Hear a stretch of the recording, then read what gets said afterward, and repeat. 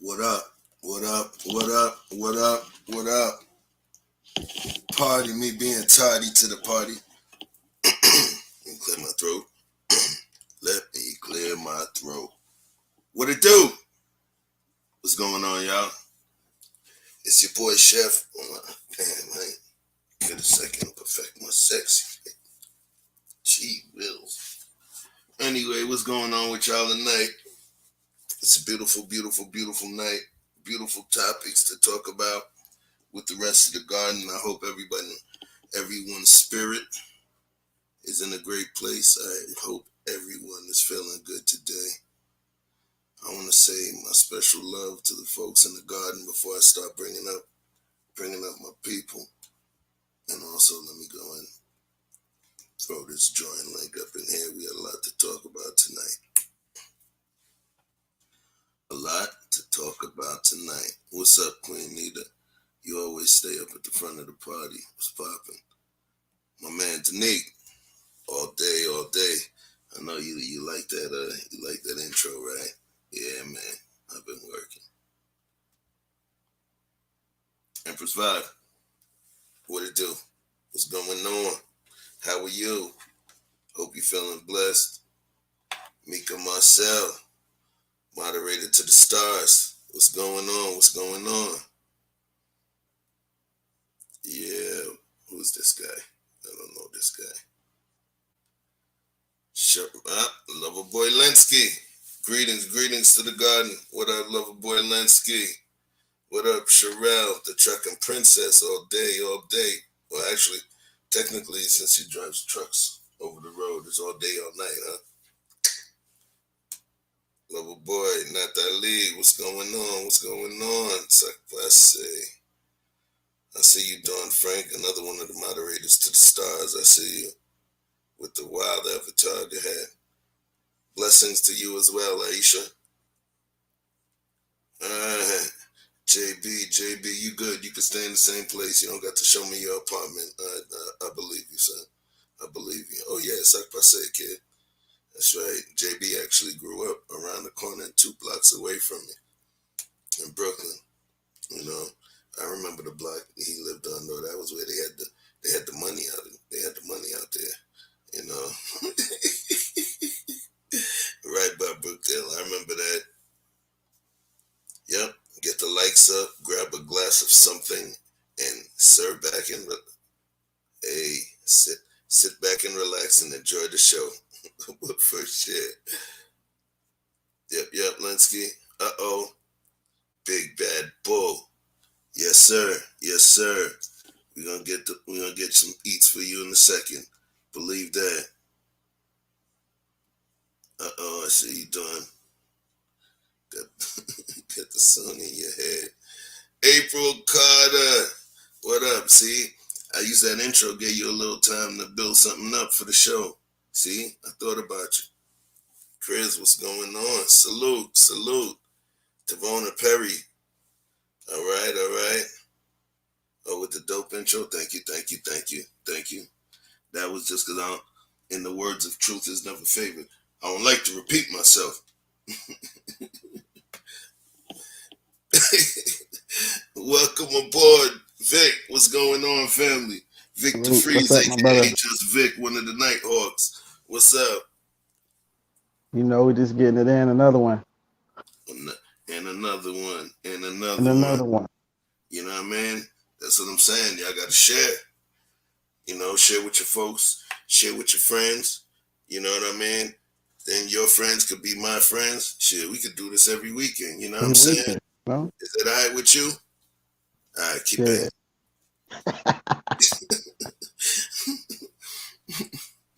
What up, the boy ZB? What's going on, family? What's going on? Yeah, man. You know, who am I? I guess I'm a glutton for punishment tonight. Somebody said that. Oh, okay, Chef. I see you want to piss people off tonight, huh? Nah, man. That's not what I want to do. I want us to have a good conversation. I want to be able to talk talk that talk in a cool way, understand, learn, figure something out. And it's as simple as that. It doesn't have to be anything negative. You get what I'm saying? Because it's a pretty interesting question that was asked. You know, colorism versus prejudice, right? So what I'm gonna do is see this thing here. 1 second. Peace to the garden. Peace to the garden. So anyway, let's talk about it. So right now we have 23 watching. I know there was some in and some out. Can we get these likes up, please? Can we get these likes up, please? You know, I don't want. I should have performed for an empty arena, right? You know, we gotta get some likes up because we're about to talk that talk. In the meantime, though, everybody that's in the chat right now, if you prefer a darker skinned person, press 1. If you prefer a more fair skinned or lighter skinned or less melanated skinned person, put 2 in the chat. And if it doesn't matter to you, and please be honest, if it really doesn't matter to you, then please place a 3 into the chat. Let's see what kind of movement we get over here. All right, I'm getting some honesty. I like that. I can appreciate honesty.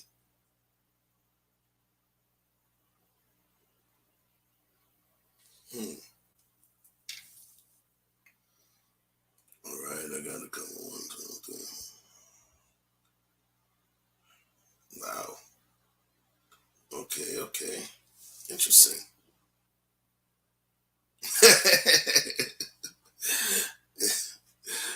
And this is the answer. No, this is the answer. So I'm gonna pull a couple of images up real quick, and we're gonna talk about it.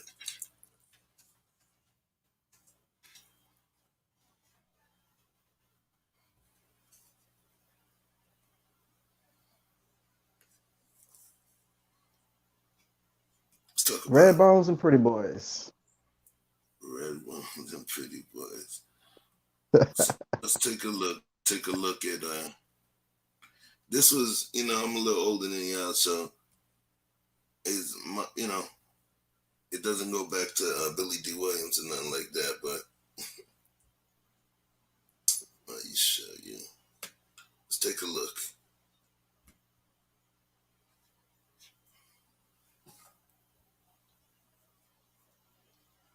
All right. We all see this person over here.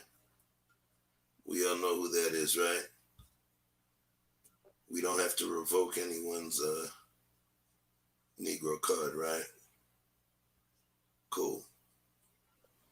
This man right here, there was a point in time it was not sexy to be a darker skinned black man. And I say within America, right? But then there was some point where things started to happen. And I believe, and this is my opinion, and I don't normally give my opinion. There's some point I think that there started to become a shift, right? A shift.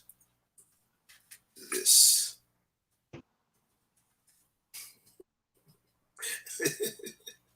Right? Shamar Moore, look at mother. Jack. Well, you remember that, right? Okay. Right? These guys, and you had the, don't say Rick anything. Fox. Don't say anything. Don't say anything. Hold on. Right? Okay. Kenneth. So now, right, let me just stop sharing that for a minute. I got a little contest. $10 Cash App goes to the first person that can tell me what those three men had in common.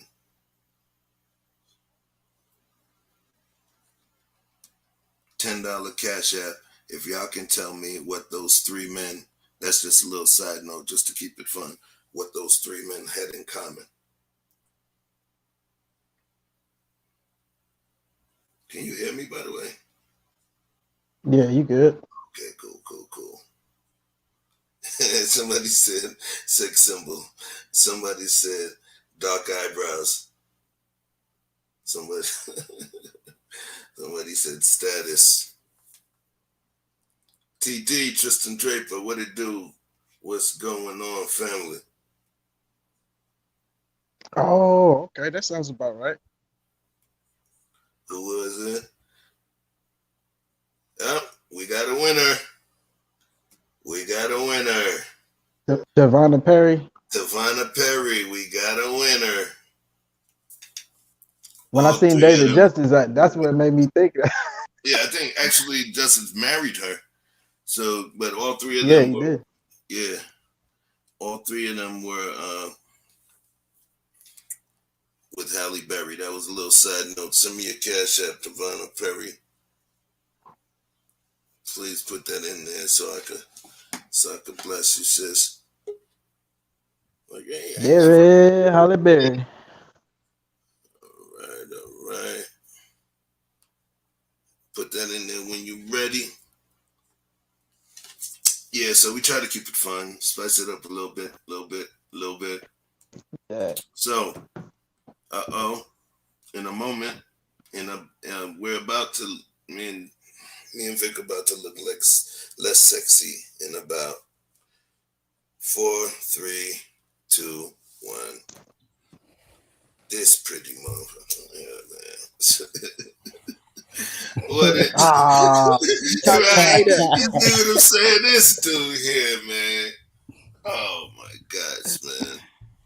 Hey man, what up, What it though? do? What's going on, fam? How are we you? just we just wrapped over there on Jen's channel, man. Did y'all see the thumbnail? Nah, the thing is, I was running around, man. King popped in before he went to that concert. He over there with Gideon, but he popped in over there. It was about Marilyn Monroe, and it Uh, went to a place I didn't even think it was gonna go, which ties into your colorism topic. We said some things about popular culture, and black women heard some things about image, and it went there tonight. So we had a deep conversation over there. oh, so you saying that you had beef in the streets and they came to my crib, so now they didn't spin the block looking for Yeah, you. no, we ended up They don't spin the block like looking for no, you over you know, here. I gave an outstanding understanding at the end of it, so there's no misunderstanding now. Everybody's good, but there were definitely some sensitive people that we had to like acknowledge that and understand where that was coming from, and then address it. Okay, Yeah, okay. it's no beef. It's no beef. It was all love. It was a good show though. Y'all should check it out if she reposted. It's good. Let me What's up, Vic? get this money movement out of my hand. Go ahead, talk What's to me, up with it, man. though? Hey, so after I left, y'all got into it. Who that? I heard you got into it with Jen when I left. Jill got into it with herself. I ain't did none of Oh. that.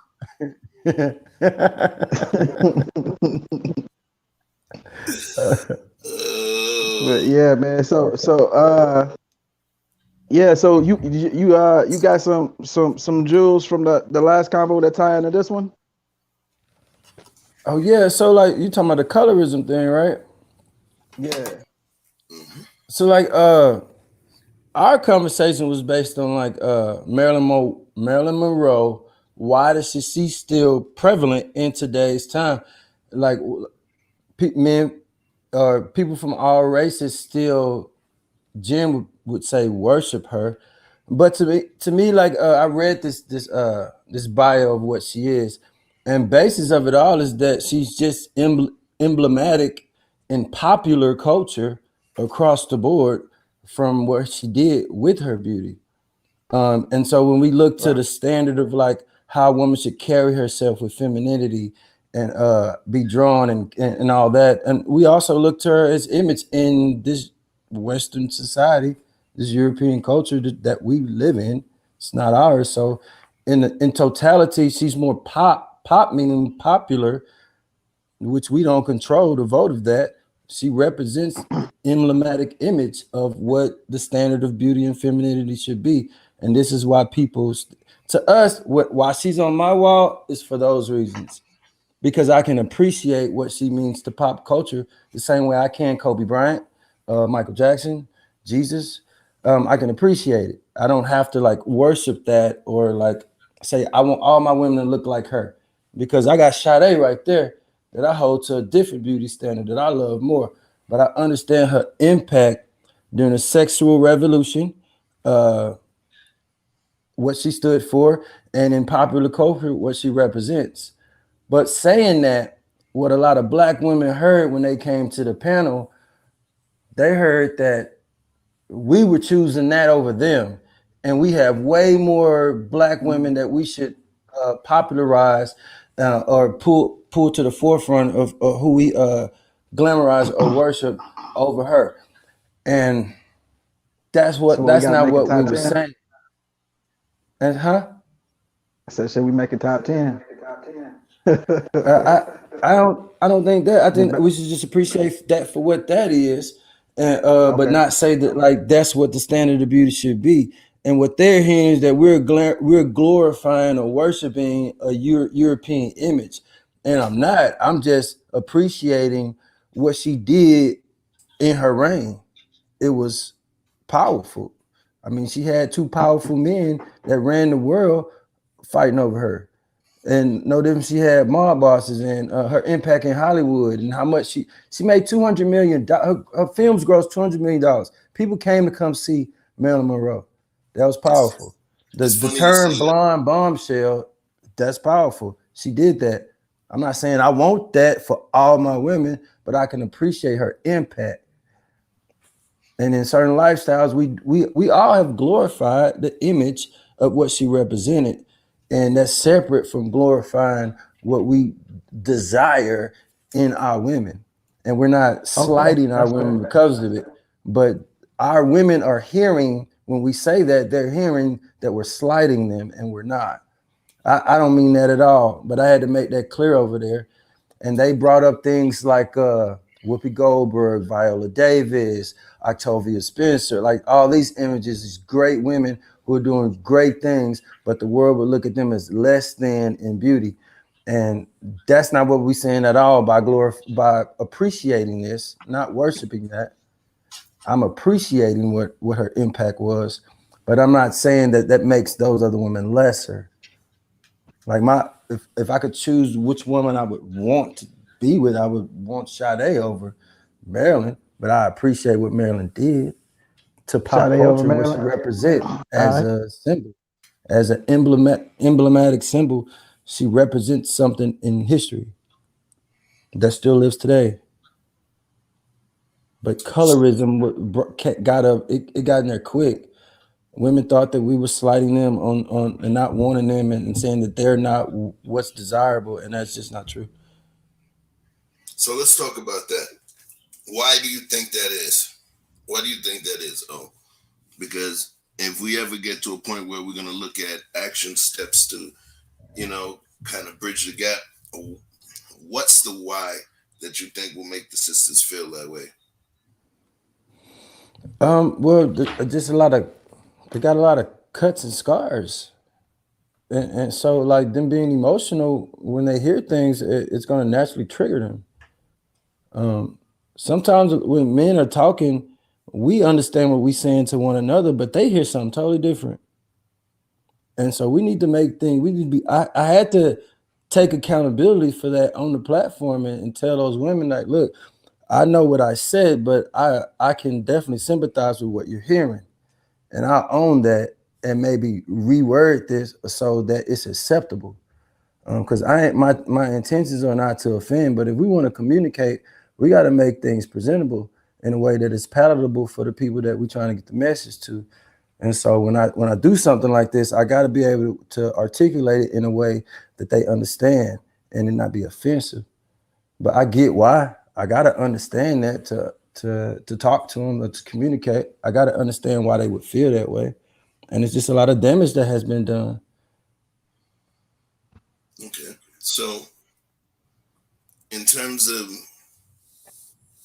because we had some question earlier. It was a it was a multiple choice question. Do you prefer dark, less melanated, or do you not have a preference? See, what I wanted to, what I kept stressing on the show is not only is she the standard of beauty, she's the standard of femininity. And what I tell people all the time, I've said this so many times, it's not about color for me than it is about culture and cooperation with what I'm trying to do. Like I want somebody that sees me for me and understands what I'm trying to do. And a lot of times you find this in other cultures because it's taught. And so I tend to go with other races of women because of their culture and how they see me and receive me and how they compliment with what I'm trying to do. It have nothing to do with color for me. But if I could if we had a video game, I hear that, I don't play video games, but they say like you could like build a character in like a basketball game or something. Like you could make your own image, like the perfect person. And if I could do that with a woman, she would definitely be black. Yeah. But because of when I speak, they hear something different and all the scarring and the damage, it's kind of hard to invest in that when we so limited on time. And so you tend to choose culture over color. All That's right. very So now that, yo, I'm gonna tell you this. I seen your hat, I seen your shirt, but I know you must be wearing hella dancing shoes because you danced around that question real nice. I'm saying, you, so, okay. Hey, he juked the hell out of me too. I was like, yo, good. That he boy talked, good. look, he talked about Madden, he hit you with the juke. Yep, Nice one. So once again, for sure. I'm not gonna you I'm not prefer I'm dark? not gonna Do go you so prefer crazy light? because I know how people gonna perceive things. Like I definitely don't want to offend nobody, man. And that's why It's like it got to be about more than just something physical that I'm looking at or choosing black because it's black. Like we even got to the point about product. Hold on. yeah, Hold but on. this is I not a want to address. I relationship want to show, address bro. that point. I'm trying to address that point you just made. Right? How can somebody? You say you don't want to offend nobody, but why should anybody be offended by your personal preference? Why I You're think not. You're that not offense speaking for comes what all black men should do. You're talking about what you like. right, and so their offense comes from their, I guess, unwillingness You to want to remember there was compete. three. Remember there It, was it's a three. There it's an was dark, unwi- light, and three was no preference. Yeah, but I think the offense just comes from the unwillingness to compete. They don't want to compete, and it's just a lot of pressure. But at the end of the day, we're gonna have what we want. I think black, it can't just be black. It got to be excellent. The product got to be excellent. The woman got to be excellent. And if I'm getting preferential treatment and a certain standard of culture from other women who were just taught that, then I got a job to do. I don't have a lot of time to undo a lot of psychological things, like the cuts and scars. I can sympathize with it, but if it's impenetrable that will prohibit me from moving forward in what I'm trying to do with my life, then I can't choose it.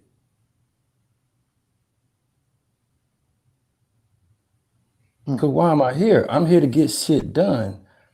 And I need a woman or women to get that done.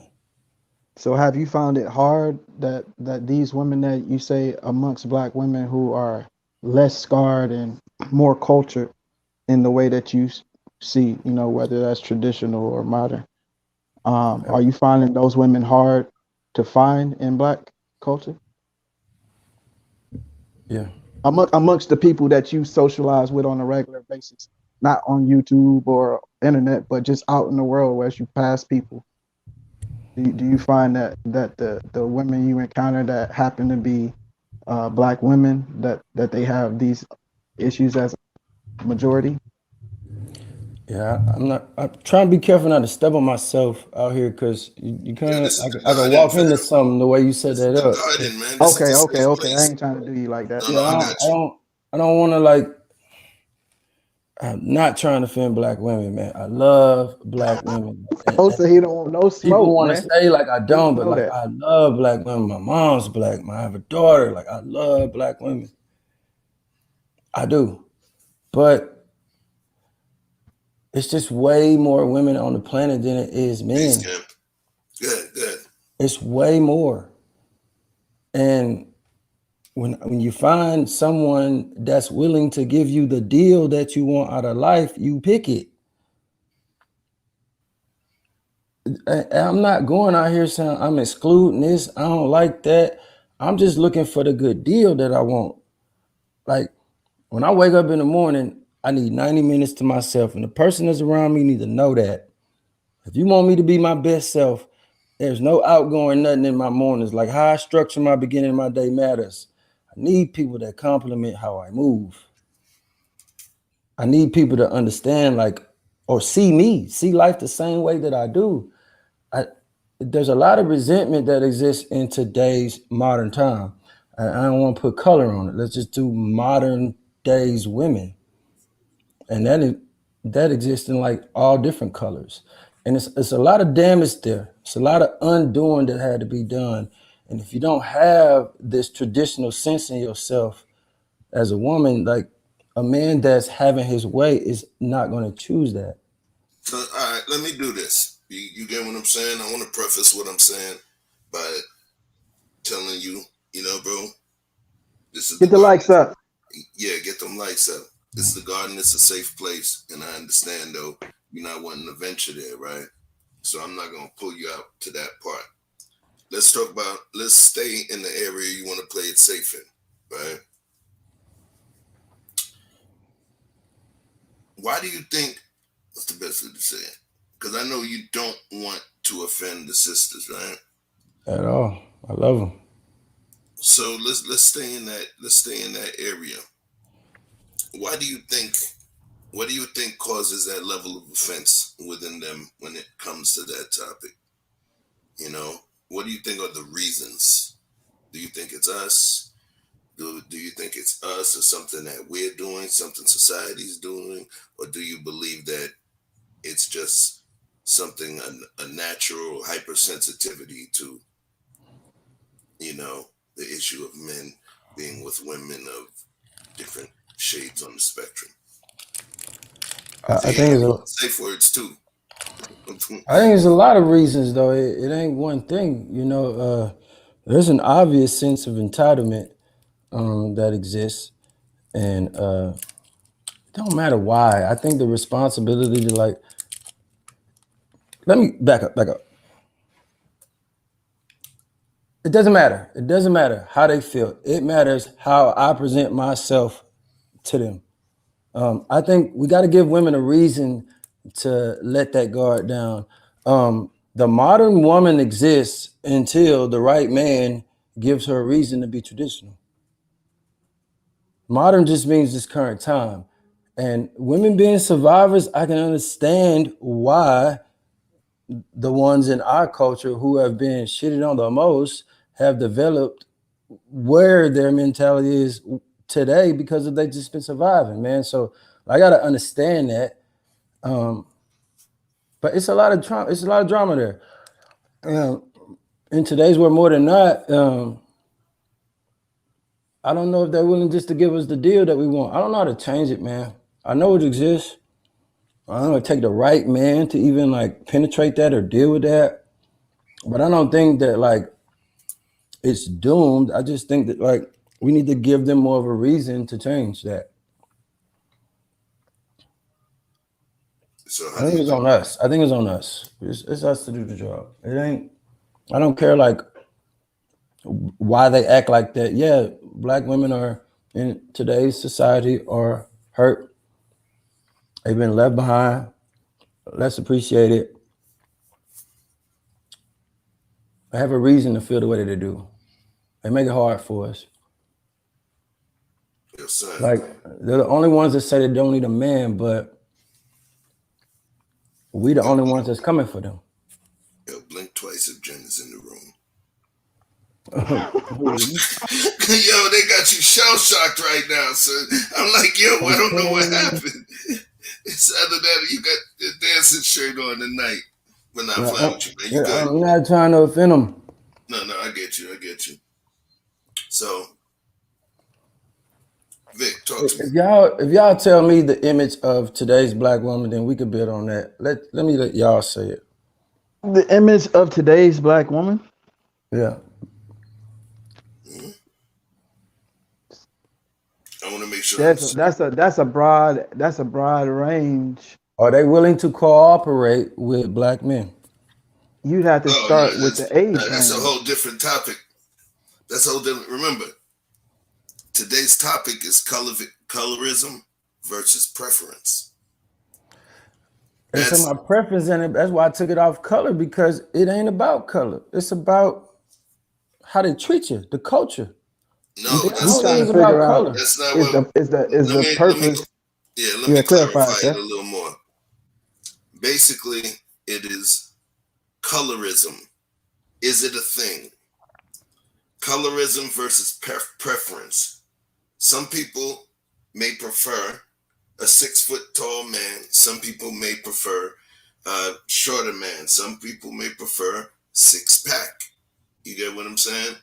They have preferences.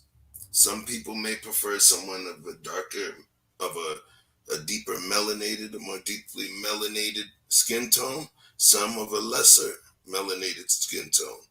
And that's created the dynamic of colorism. As a matter of fact, here's what I'm going to do. I'm going to give you another second too, because right now we're looking a little crazy. So for anybody who missed it earlier, let me give it to you real quick. It's about a minute long. Here you go.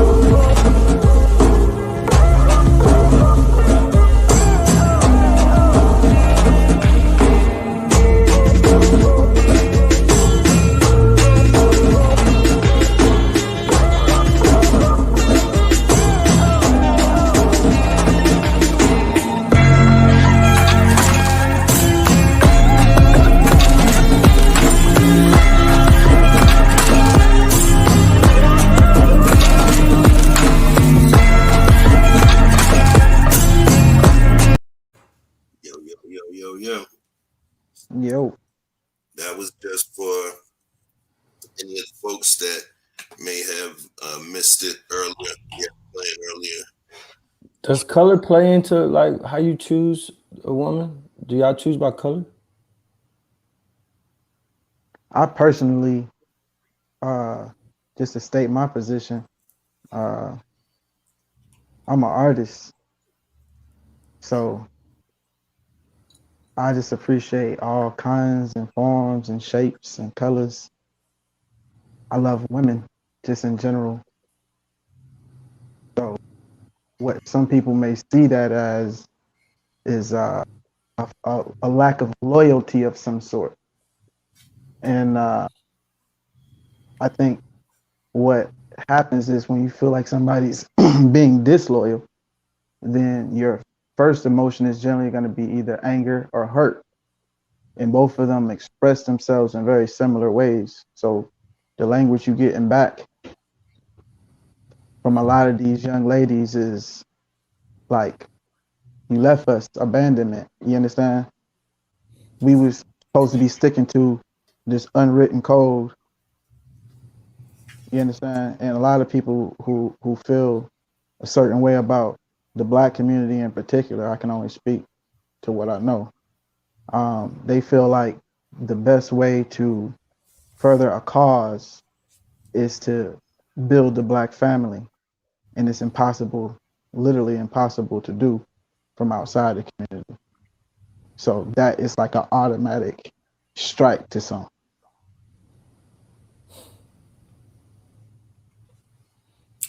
Right.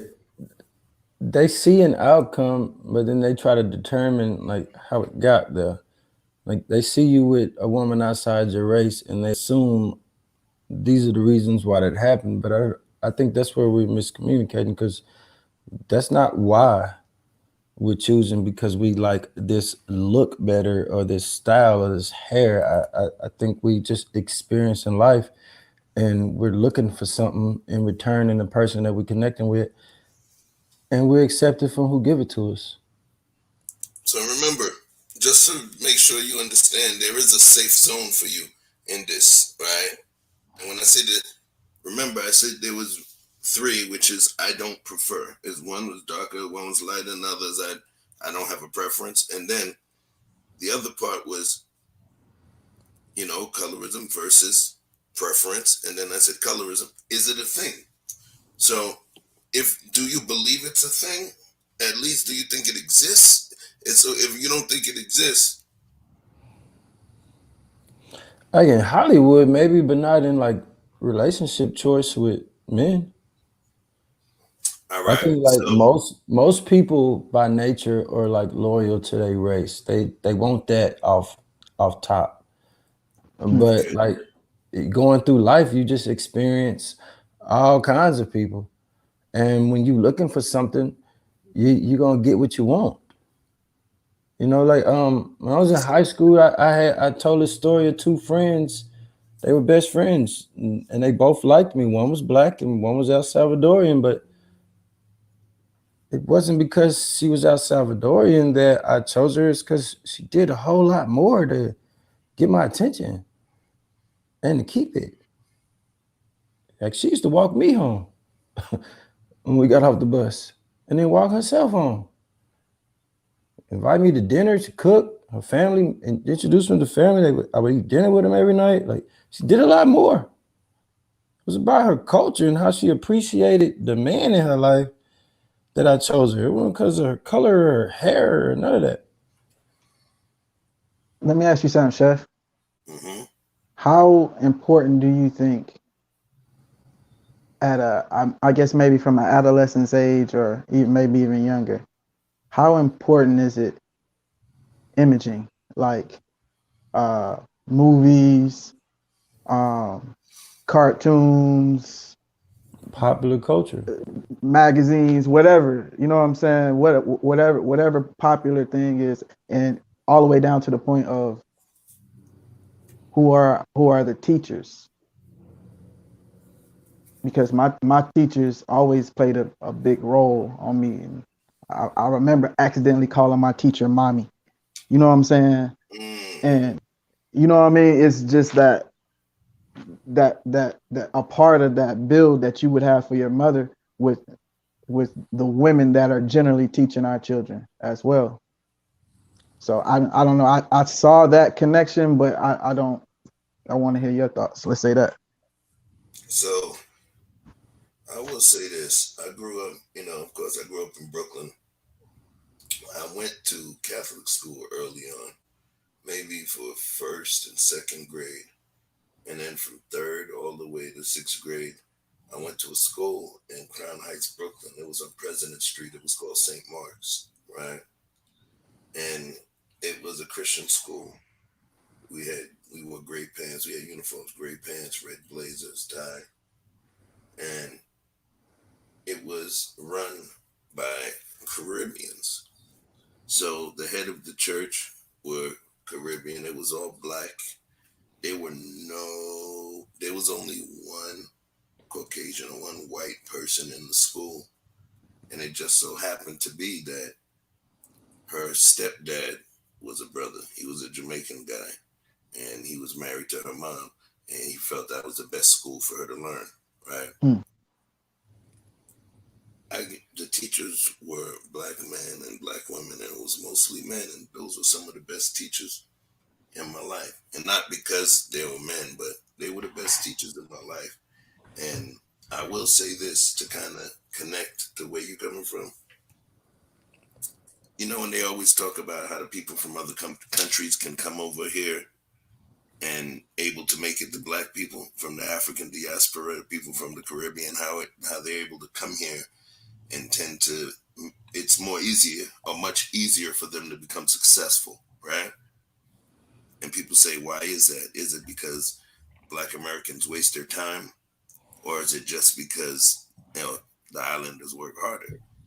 One of the dynamics, the main dynamic, was what you see.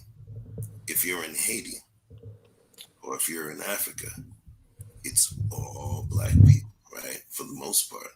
So you're seeing black cops, black doctors, black lawyers, Right. black businessmen, black president, black alderman, black preacher.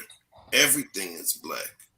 So the people from the diaspora already come over here understanding what black power looks like, or black success, or black excellence looks like, because the only thing that they had seen was black people doing those high level things, right?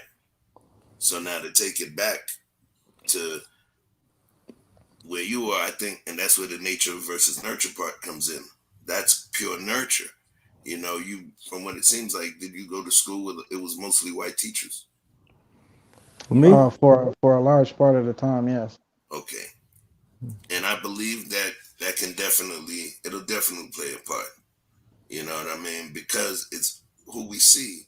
It's who we see in power that can indirectly empower us. Empower us how?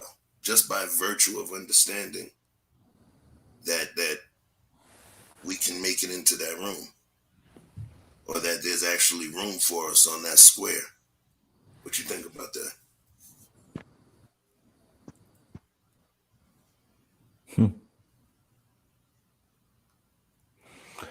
you asking me? I'm asking either one of you.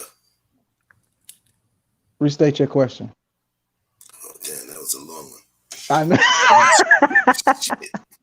Hold on. Trying to figure out which part to answer. Yeah. So the question was, given what we understand about seeing, where I gave you the example, this is actually for Vic. So now that you said, you gave me your example, and I went to school primarily with people of color, with teachers that were of color for the most part, you know, through my Mhm. formative years. Do you believe that that would have made a difference on me, like the kids that stayed in that school as opposed to the kids in your school?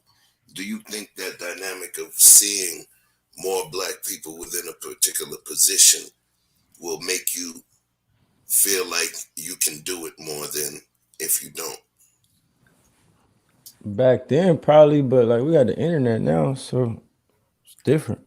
So what you mean? I mean, Yeah, kids can get examples online. They online all day. We can see what black people are doing now. Back then, when we couldn't see, it was more influential. But now, I what you don't think see it had the same.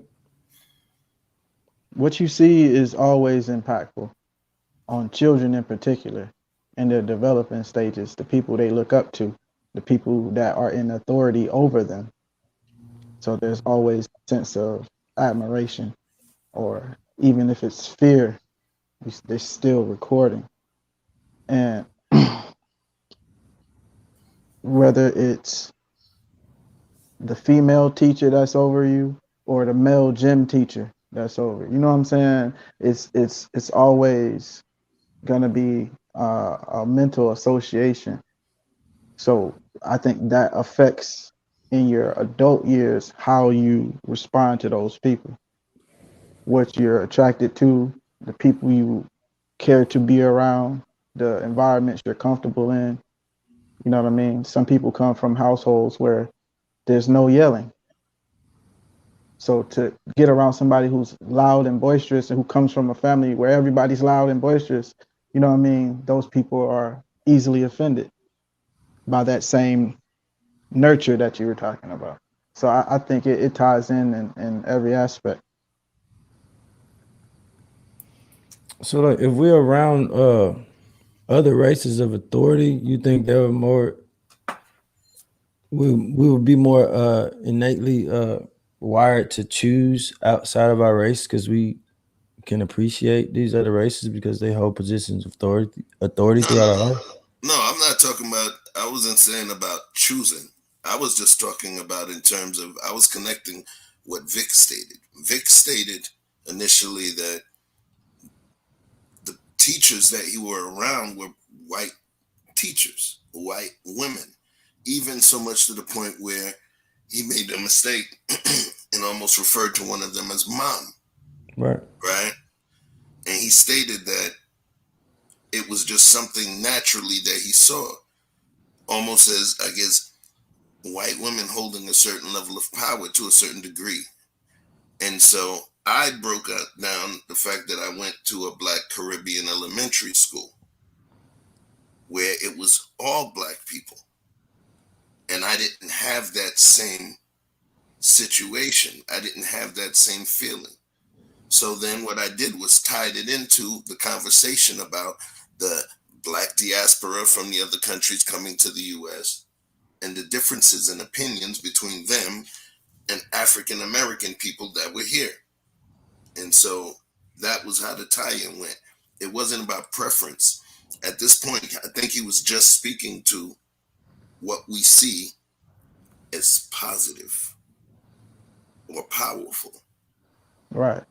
So if you never seen someone of your ilk in a position of power and you only see them in positions, in menial positions, then at some point your subconscious will make you believe that is your specified role.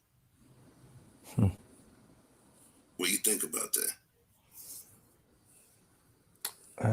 I think, and then I don't know. Like right now, I would be like, that's not true. But I think when my mind was more impressionable, yeah. So let I me don't. let me draw it back a little bit. I'm not trying to corner you. Do you believe what you see on a regular basis impacts your psyche and your understanding of possibilities? It's it's possible for certain people. I really don't live. I live in my own world, and I've never subscribed to like needing to follow something to pattern behind. But I get like how most people, if you don't know who you are, you kind of pattern behind what you see. Um, Mm.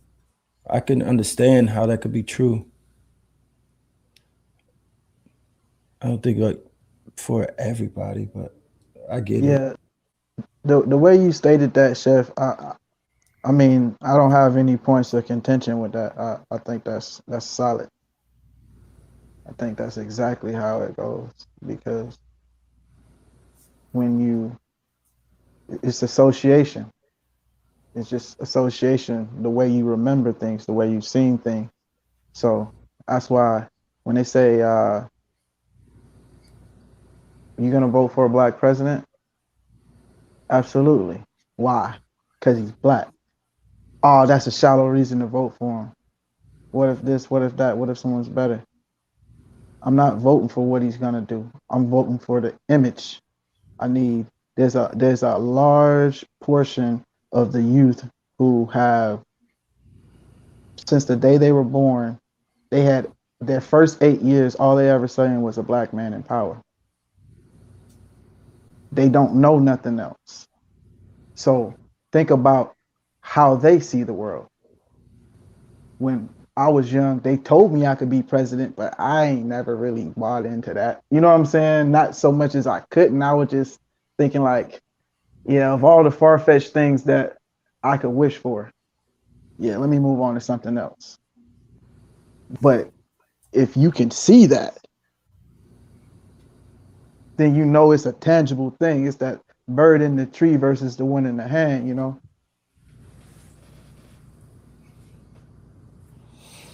So, Yeah. here's what I want to do.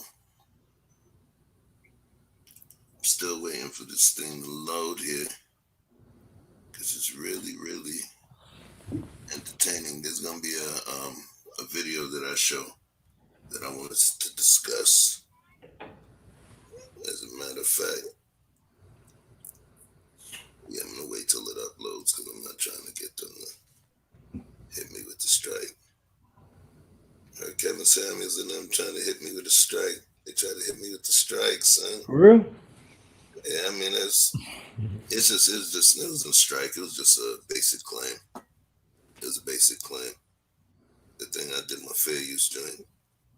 So I'm good. Because my job is to educate and entertain. Now, just letting you know now. Oh, trigger alert on this one here. Trigger alert. I don't know, you may want to drop off the camera for this one, fam.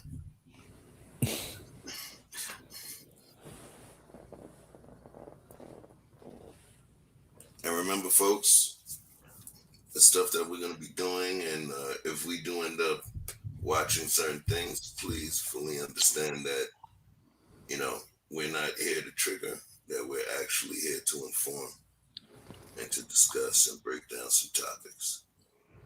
So remember, that is the key. So first thing I'm going to do is bring up this. This was within a recent debate, and I'll let you see her.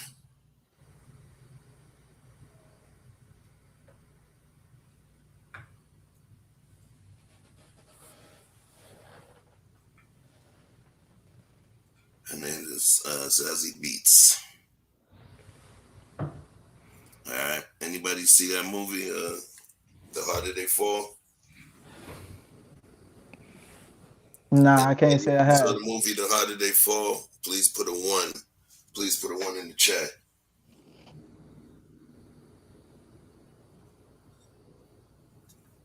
If you've seen the movie The Harder They Fall, put a 1 in the chat.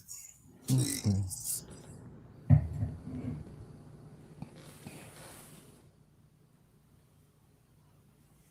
I have not. Let me see. Let me see how we got. Oh yeah, we gotta get these likes up too. Come on now. That's all. If you haven't seen it, put a 2 in the chat then. Make it easier. I gotta giving away another $10 here. I haven't seen that. All right.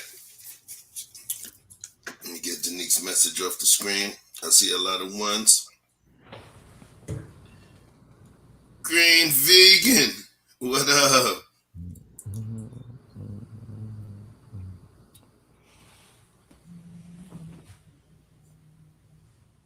I see you, Green Vegan. All right. Only for Idris. Listen, I appreciate your honesty. Hell yeah, classic. Yeah, Regina did her thing. Like I actually seen she in there? Different. What is she in there? Regina King. I mean Regina King or Regina King. Yo, she was From 227? She definitely went hard. Well, she made me see her in a different way. Bruh. What is she in the 50s now? He said for 227. Yeah, man. She moved over to the Nia Long category, bro. Yeah, You know what category that is. Yeah. yeah. So Don't want to get y'all boys in no trouble. come on, man. Bro, you don't know. Oh, you don't know. All right, I'm gonna leave it alone. So anyway, let's talk about it. Quick little history, quick little thing right now. Does anyone know the name of her character in the movie? And not for anybody on the panel. And I'll send you the first person that tells me the name of her character in the movie will get a $10 cash out. But to get the money, you got to get your mama, granny, and everybody from the Fifth Street Baptist Church to like and subscribe. Terms and conditions. Say it again. Right. Terms and conditions. The fine print. Oh, this is a recent movie. Yes. I need to get my Netflix up.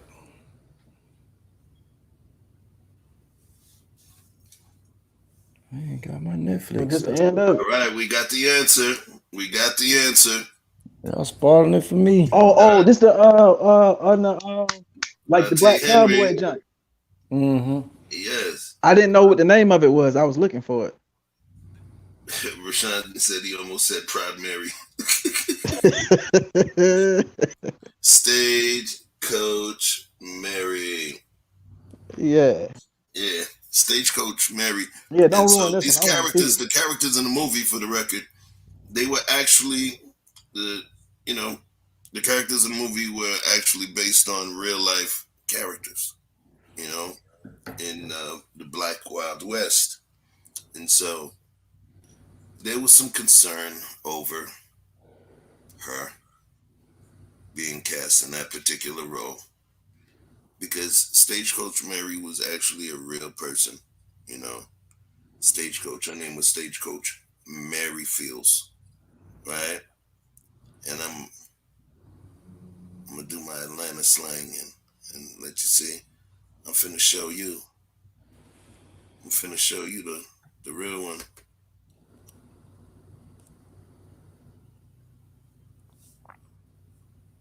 You see her?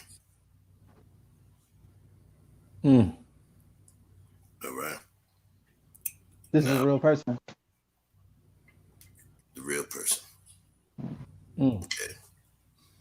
So there was some concern.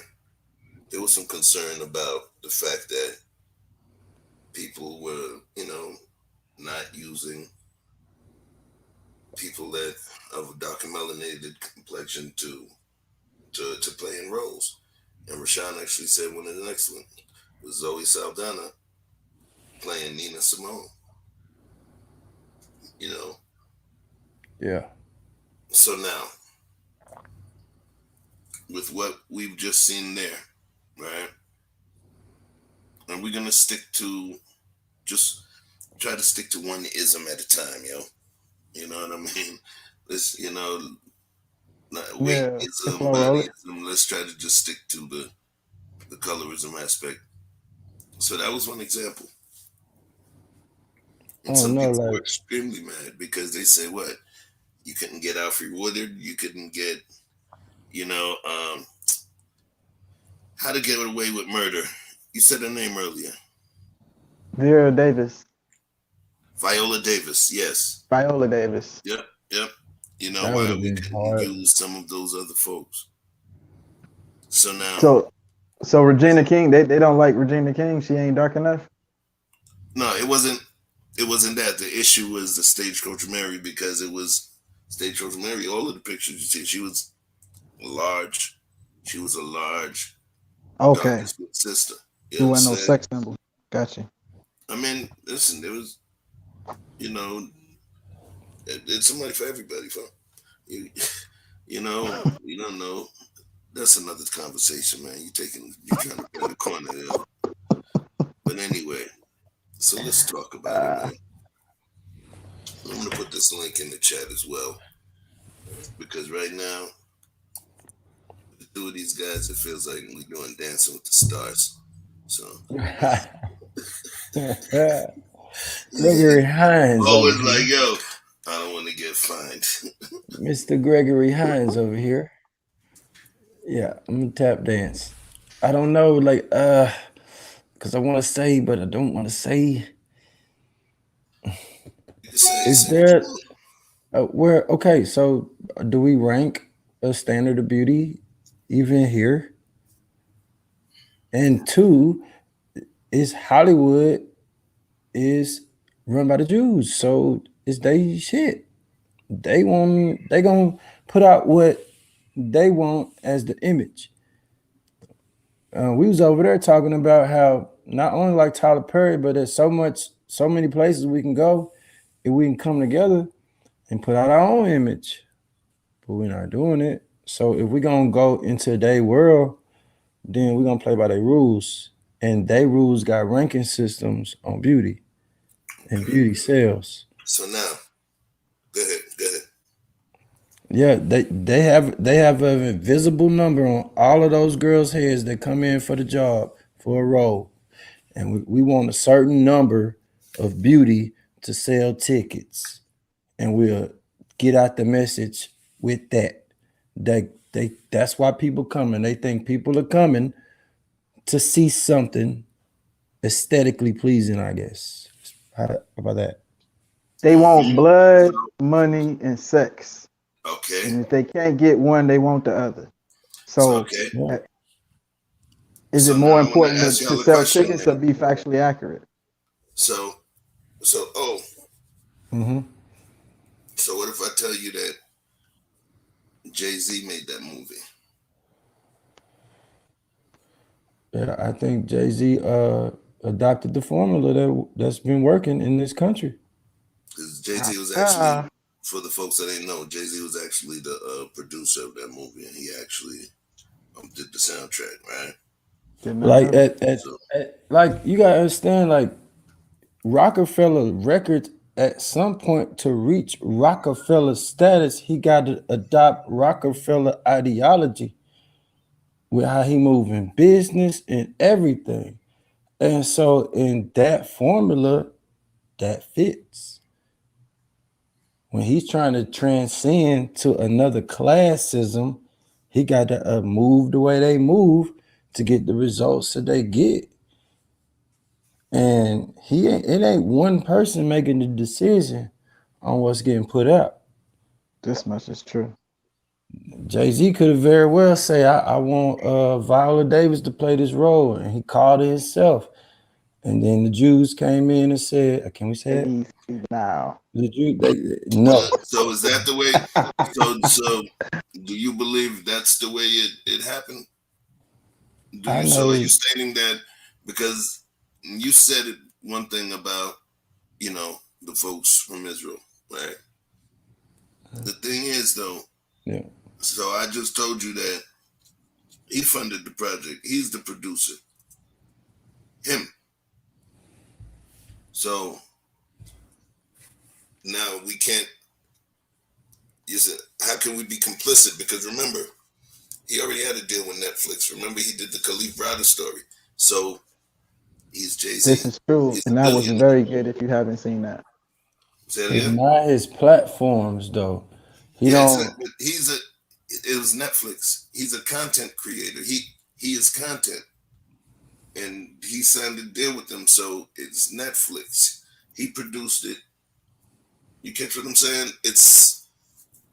Yeah, I It's. mean, Go I'm ahead. not saying that he didn't choose that outright. That could be his choice. And like I was saying, like that's the formula that exists, that works. So, That's and what they that's do what I'm over here. saying. I'm going with the whole aspect of it being his choice without us having, a specter of the man saying, pulling strings. Let's Right. make believe he is the string puller. And those were the choices he made. It's Right. not, and remember, I'm not giving my opinion. I'm just checking about a right or wrong. So now that we know he was a black man that was in charge of that decision, and he made the decision he made, right? Do Yeah. you think that it was based in bias, or do you just think it was just to make a good movie?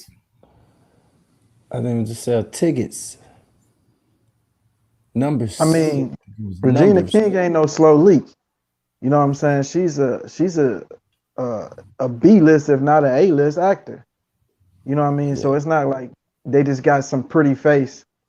They got a real top quality actress who probably had to read for the role. She probably killed it, which I heard she did. I'm pretty sure you was just saying like it made you look at her different. I've heard that multiple times. So clearly she killed it. So I'm gonna imagine she killed it in the screen test or whatever. So with that, you know what I mean, even if there was somebody who looked more the part, she probably read their ass up under the table. So it could be as simple as that. You just get pushed back because the image is not in the likeness of the original person. And this was what they may say an opportunity for someone who is of a lesser beauty standard to have an opportunity. Get No, Denzel to play me when I die, okay? Skip the rest. Okay. all right, I got I it. don't I don't need no ugly dude to play me to keep it real. Let's do this. We're gonna move on. We're gonna move on to another one real quick. Yeah. What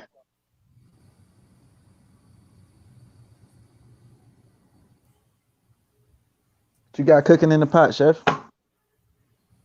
I know you doing something good over there. Yeah, bleaching.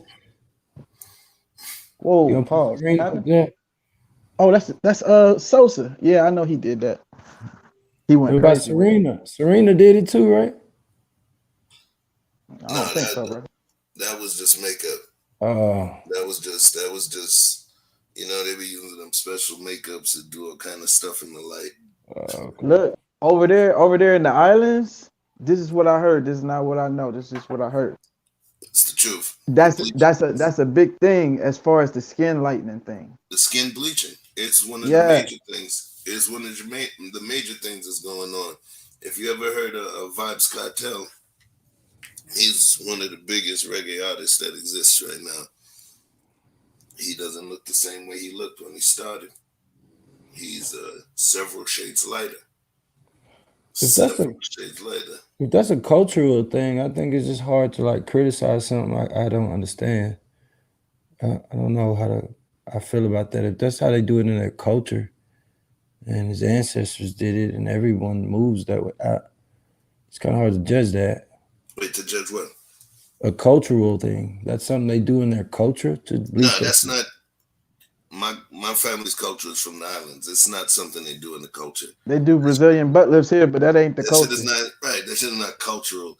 It's the same Oh, thing. They got there's a product that they sell here called Ambi, AMBI.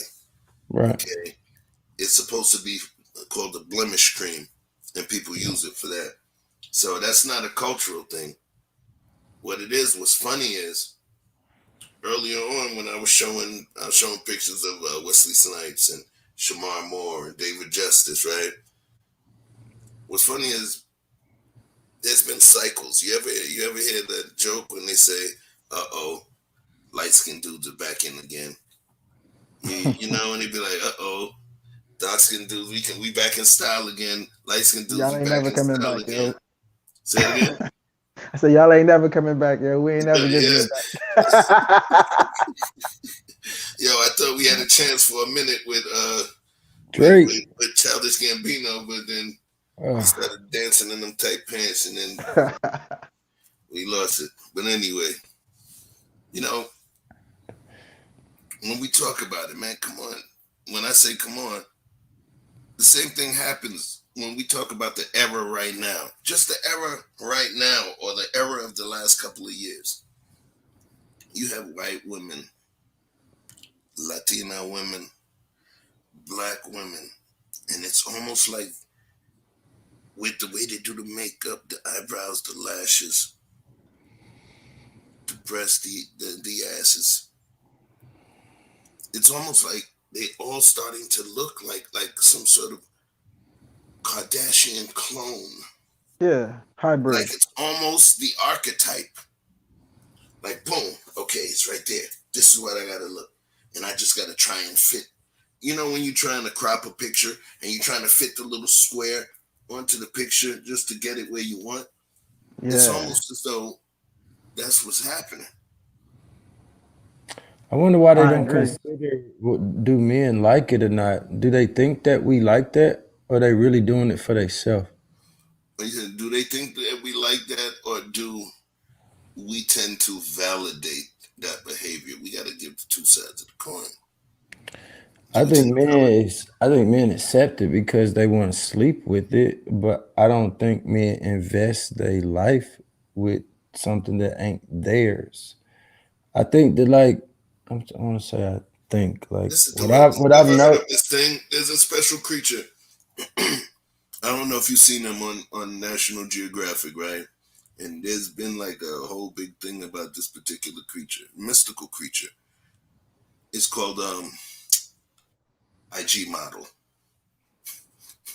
Okay, dudes blow the bank on them, fam. yeah They go, they blow the bank on them. yeah Millions of followers. right like but they get like candy money from guys who got lots of means they sleep with it, but they don't marry it and take it home to mom and invest in future and give them half they shit. Like they don't do that. See, I think women are confusing the fact that like we would sleep with that as we want that. Even like the blonde hair on black women long, like What? I don't know like why they think the long weave is something that we want. I think they look at the outcome and they try to determine how it got there. Like if we choose a woman outside our race, it isn't because she has long blonde hair down her back. It's because she has this other culture about herself that I appreciate. So they see us with something else and they try to emulate that. Like you meet a woman at a bar that has a long Brazilian down her back, and when she's facing the bar and you see her from the back, she looks like another race of woman until she turns around. And like, why would you want to look like that? Because you think that's what I want? Or are you doing it because you like that better? Because I don't want you to look like something else. I like it because it's yours. I don't like it because it looks like something else. Men want it because it's yours. If you grew it, if it looks like it could be yours, like if it looks natural, we like that. I don't. We didn't choose outside the race because how she looked. We chose outside the race because she's giving us a better deal. But we could choose you looking like you. I like natural looking women. So, so you like? I'm trying to figure out because you're saying that something's leading them Like, yeah, why to would they? want. Because now They remember, something's leading them to aspire to look like something with that they More European based features or features that are you less have like their features own. that you couldn't grow naturally. Why? I mean, there's got to be a reason. You know what I mean? Is it They think that seeing we what want success? that. Is it seeing what the norm is? Do they think they would be more desirable by men by looking like that? Who knows? Maybe they see the results. Maybe if I'm a guy that was born with one leg and I look around and I see everybody got two, and the people that are able to do all different kind of things got two, I'd be like, damn, I wish I had an extra leg. And then I go get a prosthesis, right? Mm. So the thing is it what they're seeing? You feel where I'm coming from? I mean, they see us with women that if you're trying to look like alter your shape, it's in the image of something else. Why that image? Do you see us with the ones that naturally look like that? And that's why you're looking like that? Because you think we're choosing that because of the look? See, I don't think they understand like why men choose what they choose. Then they're trying to attract men and they think we like this, but we only like that temporary look for a temporary time. Boom. All I right. think it may have started there. It may have started there. It may have originated there. But I don't think women today uh, are walking around consciously trying to be anyone else in particular. I think what they are is communal. You so in general, they're gonna follow the trend of the people that they respect or that they admire, that they think are beautiful within their circles. But it starts young. It starts at home from their mamas and their aunties, and then when they go to school to their friends, their group of friends, and the women that they think are getting and attracting the guys. I think those adolescent teenage years is where women develop that high school time, when women develop what they think their image will be. And once they kind of figure out where they sit in the pecking order amongst the women that they're around, then they say, okay, is this as high as I can go, or can I go higher by adding these things that these other women have? More so than it's trying to be like another particular culture. They want the result, like Sam, I guess. Let's talk about this. You see, remember that one from yesterday? Oh, role model. Yeah. A role model is a person whose behavior, example, or success is or can be emulated by others, especially by younger people. So now, it doesn't mean that that person is a good person, great person. It just means that that's someone that folks may want to emulate based on a certain level of success, right? So now that girl that went out and got the red weave, Brazilian down to her back, where did she see it? Maybe she's seen it somewhere. There's something that's out there that's making someone feel that this is the thing that I'm going to, what did you say, Vic? Aspire to, right? So now, there's brothers out there that's giving them the play. That's the piece that I'm trying to get at. There's some fellas out there that's actually giving the play. Oh, You know, they getting double tapped in real life. You know what I'm saying? And it's not like, oh well, because she wear weave, then she not gonna get no play because I like them all natural. Crazy.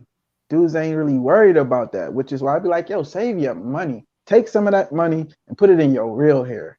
And I think once they kind of get in that cycle of wearing fake nails, fake hair, fake this, come it's on now, actually Guana. it Guana, won't you actually jump in? Go ahead, Vic. it actually destroys and deteriorates their own hair, their own nails, pulls out their own eyelashes. So now they ain't got no choice, because without this shit, you already used to the image. I can't back off of this. You know what I'm saying? I don't even feel like myself without it. You know what I mean? Like, oh, take off the glasses and the hat and the blah blah blah, whatever. You know what I'm saying? Men do it too. So you know what I mean? Ours just, you know, looks different, but everybody develops something that they feel comfortable with that represents their image. So the question is, back to Chef, when you were talking about our influences and what are you seeing as you're developing, from school to television to social media to whatever, is who's having the biggest influence. And music is a large part of it because it's affecting our young men and our young women. You know what I mean? If I hear one more young girl walking around singing that damn Cardi B song, it's gonna make me blow my top, because I understand what they see. The imagery is very likable. It's almost childlike. You know what I'm saying? Yet they're selling adult, like Adult Swim. You know what I'm saying? You presenting cartoons with adult material. And that's what's going on more so to me. I see. It's like, okay, you see the guy smoking a cigarette. Now you want to smoke. You keep driving past that sign, and now it's in there. It's in there. So now they've reset the standard of beauty, and that's why you see it through all cultures. Everybody's going for that same look, that same little eyeliner in the corner. That's more of an Asian look. They started that. But you know what I mean? When you tailor it all down, everybody would see Kim Kardashian as a sex symbol. Now it's not about the little butt, but it's about the big butt. Now it's about the big lips. Now it's about the big everything. And it goes in waves, and I think it'll change again.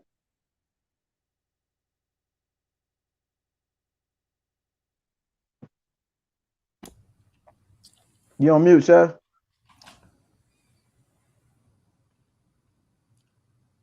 Talk Chef? about it, Chef. It can't just be just plain social media. it can't just be social media. I believe that there's a success. I believe that there's a success that women will see, and then that success, the cow's gonna want to go where the grass is. They're gonna want to graze where the grass is, plain and simple. And they see there's a certain level of success, and they believe that's what's hot. How do they believe it's hot? Because another woman says so? No, because they see women successful, living that life, exhibiting that kind of beauty, So that's one thing. Hold on, Chef. Uh, uh, my gracious, beautiful sister Hanifa says that Asians did not start the the eyeliner that would go outside the eyes to the side. Said that was started by the Egyptians. I stand corrected. Mm-hmm. I hope that you were more accurate with your information. Yeah, Cleopatra, bro. You forgot about her. I forgot. Yeah. The Asians did start the weave though. Not Right? really. Not really. Isn't that where you come I've from? seen documentaries and they call them like protective hairstyles. You know what I'm saying? But what they would do is they would like make these The first wigs to weave go on had top came of from their own Korea. hair.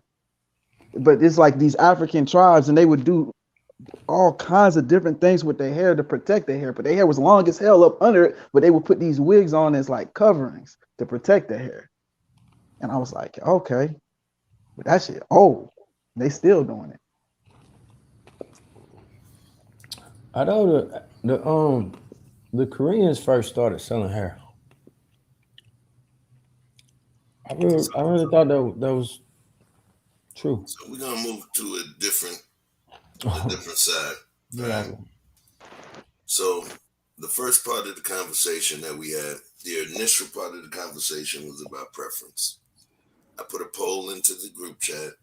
I said, do you naturally prefer a lighter skinned person, darker skinned person? That one, darker skin was 1, lighter skin was 2, and no preference was 3. I only saw one person that had put no preference. Right?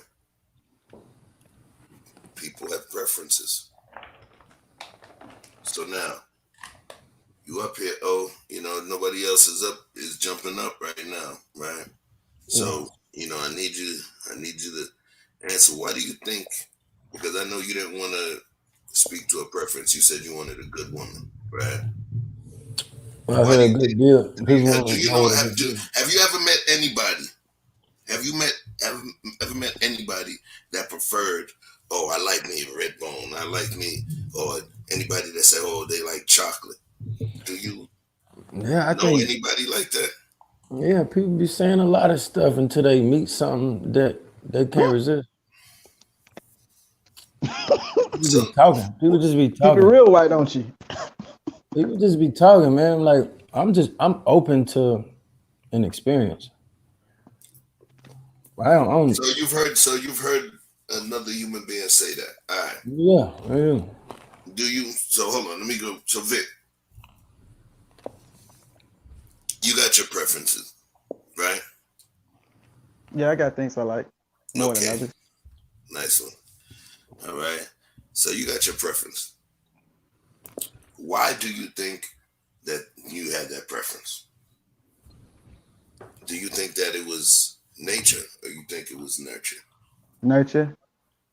It was nurture. So talk to me about it. Damn. Trying to walk me out in the middle of the road. Damn. Okay, you ain't got nobody, no crossing guard or nothing. All right. I've been out here Damn. before. It's good. Damn. No. Mm. I'll say it like this. It's simple, right? So uh I grew up in hood areas, but my mother was intent on me not going to the hood schools. So she would drive me to school for a long period of time when we couldn't afford to live in a decent area. And so for a long time, I went to predominantly white schools. And even though there were some black people there, my teachers were white women for the most part, and a lot of the girls who liked me were white girls. So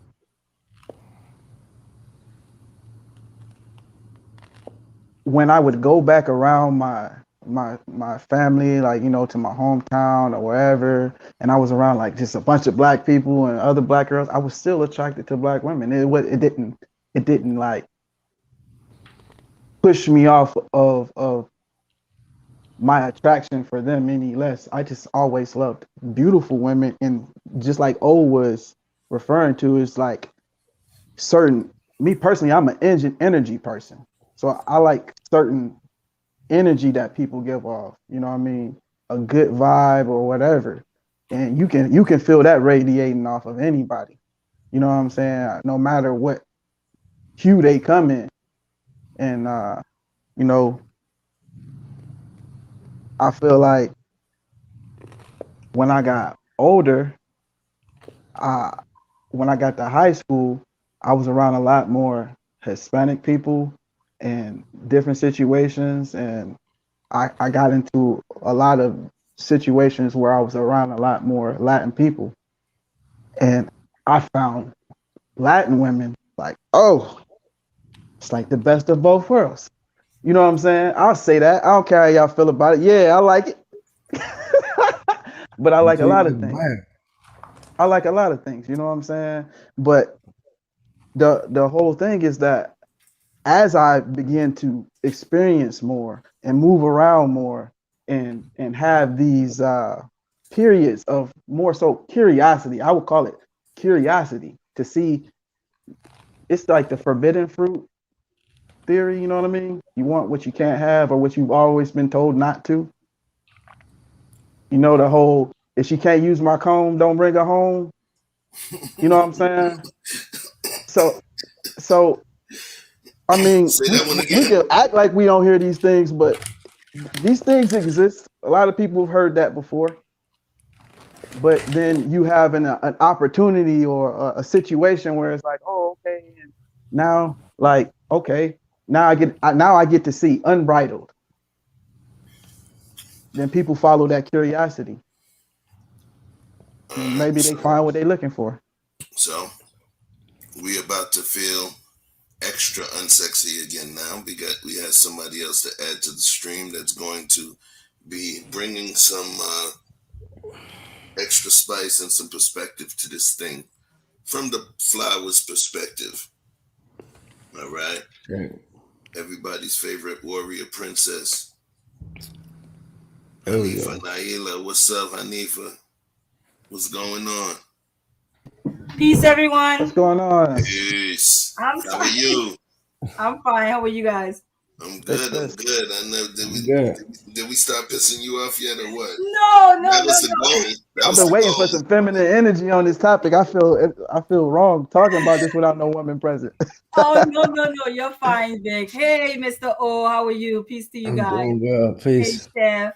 Peace. No, I was just gonna say, Victor, I'm open to the idea or the possibility of being wrong. So I was like, if you know something else, please do correct me. So you're fine in No. that sense. Okay. No, I'm just listening in on the conversation, and I kind of wanted to come in because we're talking about preference. And it's funny because I chuckle when Mr. O said, people just be talking until they experience some things. I can't disagree with him on that. Because I had to look at myself and realize that I make a conscious decision towards black men. It's deliberate, right? It's a deliberate one. So there are people who are locked in that sense to where they have on blinders because they've made a decision not to be open to anything else.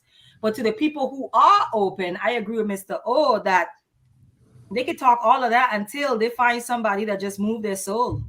It's possible. Yeah. So X. I want to talk from. I want to speak from, let's say, the diaspora dynamic, because we both come from more of a diaspora dynamic, right? Even though the Virgin Islands are U.S. Virgin Islands, but you get it. I understood that in many places, even within Africa and even in Haiti, You know, the lighter skinned kid, it was almost the flip side, where over here, some people felt that there was better treatment going to lighter skinned folks here in the US. But in the islands, it actually works different. In Africa, it actually works different, you know, where lighter skinned people were actually abused, were, cast out, were discriminated against. One of the most famous people that you guys know of dealt with that type of discrimination, dealt with colorism, right?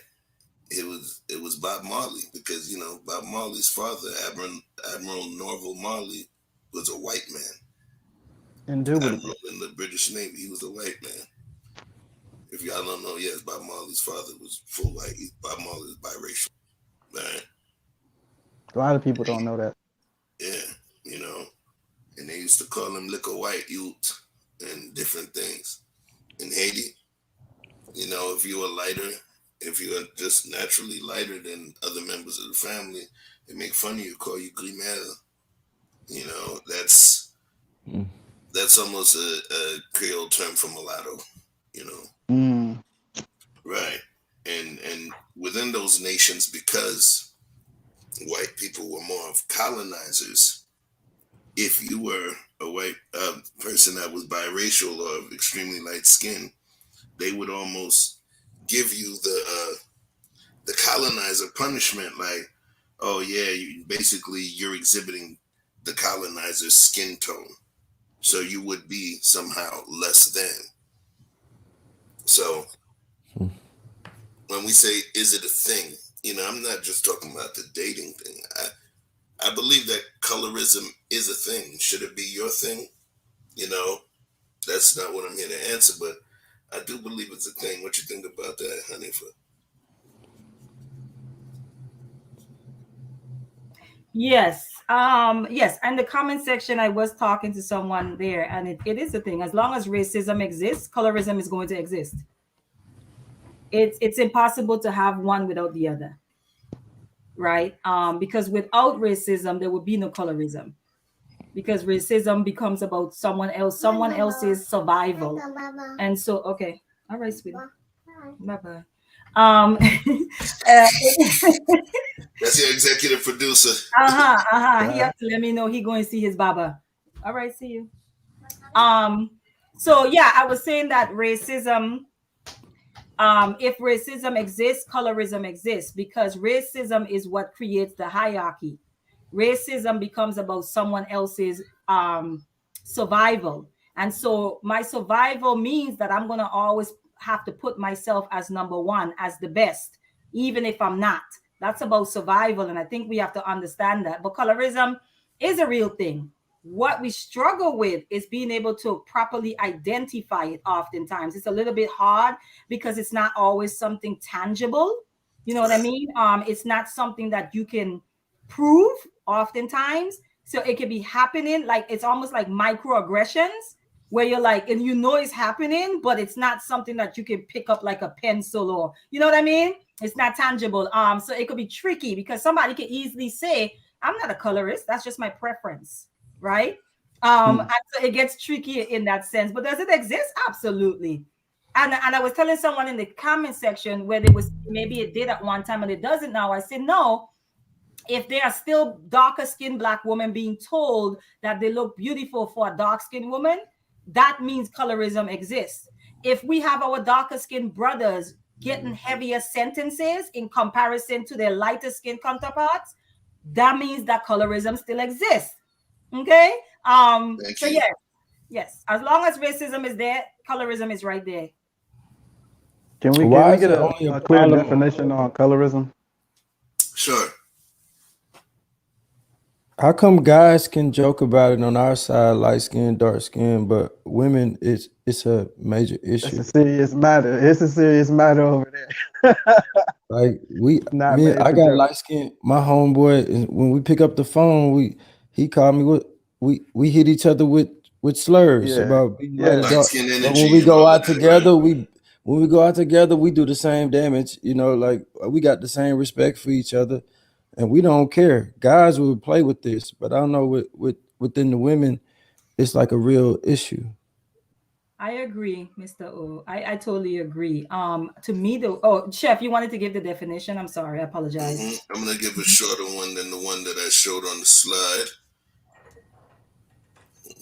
Here you go.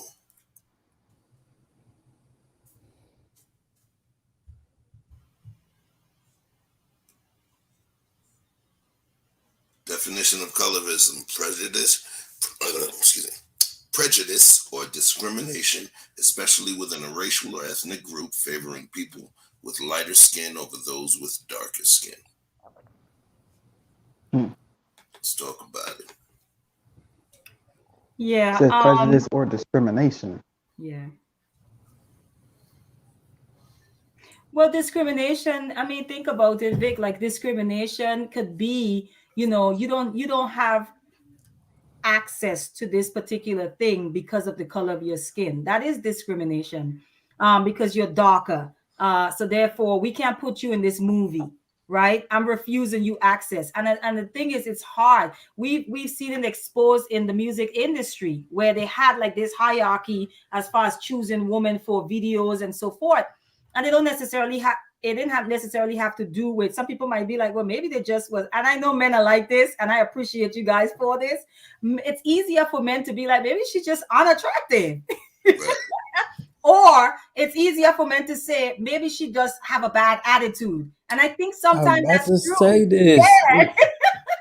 Look, man, like that's why it's not even about that. Like maybe I can't take you to the company picnic because you ghetto. Like it ain't about the color. I know a bunch of beautiful. Remember Strange? Like we glorify this. We love it, but we don't like the culture that come behind it. I guess the where they come from. I guess I'm trying to pick a better word for hood, but I can't find one right now. But that's what I mean. Like it's more about the culture they come from and how they carry themselves. Environment. I don't think it got nothing to do with like dark or light. Like, and somebody asked like what I meant by the deal. It's just a short way of saying like I want something out of the woman that I'm sharing my life with. I want her to have certain things that are automatic that I don't gotta teach. Like that's the deal that I want. And in return for that, she getting something that she want out of me. Protection, resources, network of shit. Like things. This is the deal I'm talking about. I'm just making short of it. But it's more about being what I need on a daily basis than it is about color to me. I get you. Here's the thing, though. I just want to say something real quick.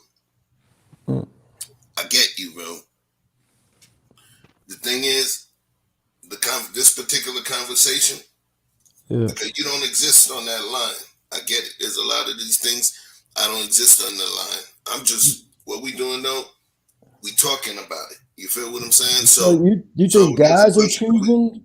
You think guys are choosing women based on colorism, or women are like being held back because of I'm not thinking anything. I'm asking about colorism and is it a thing?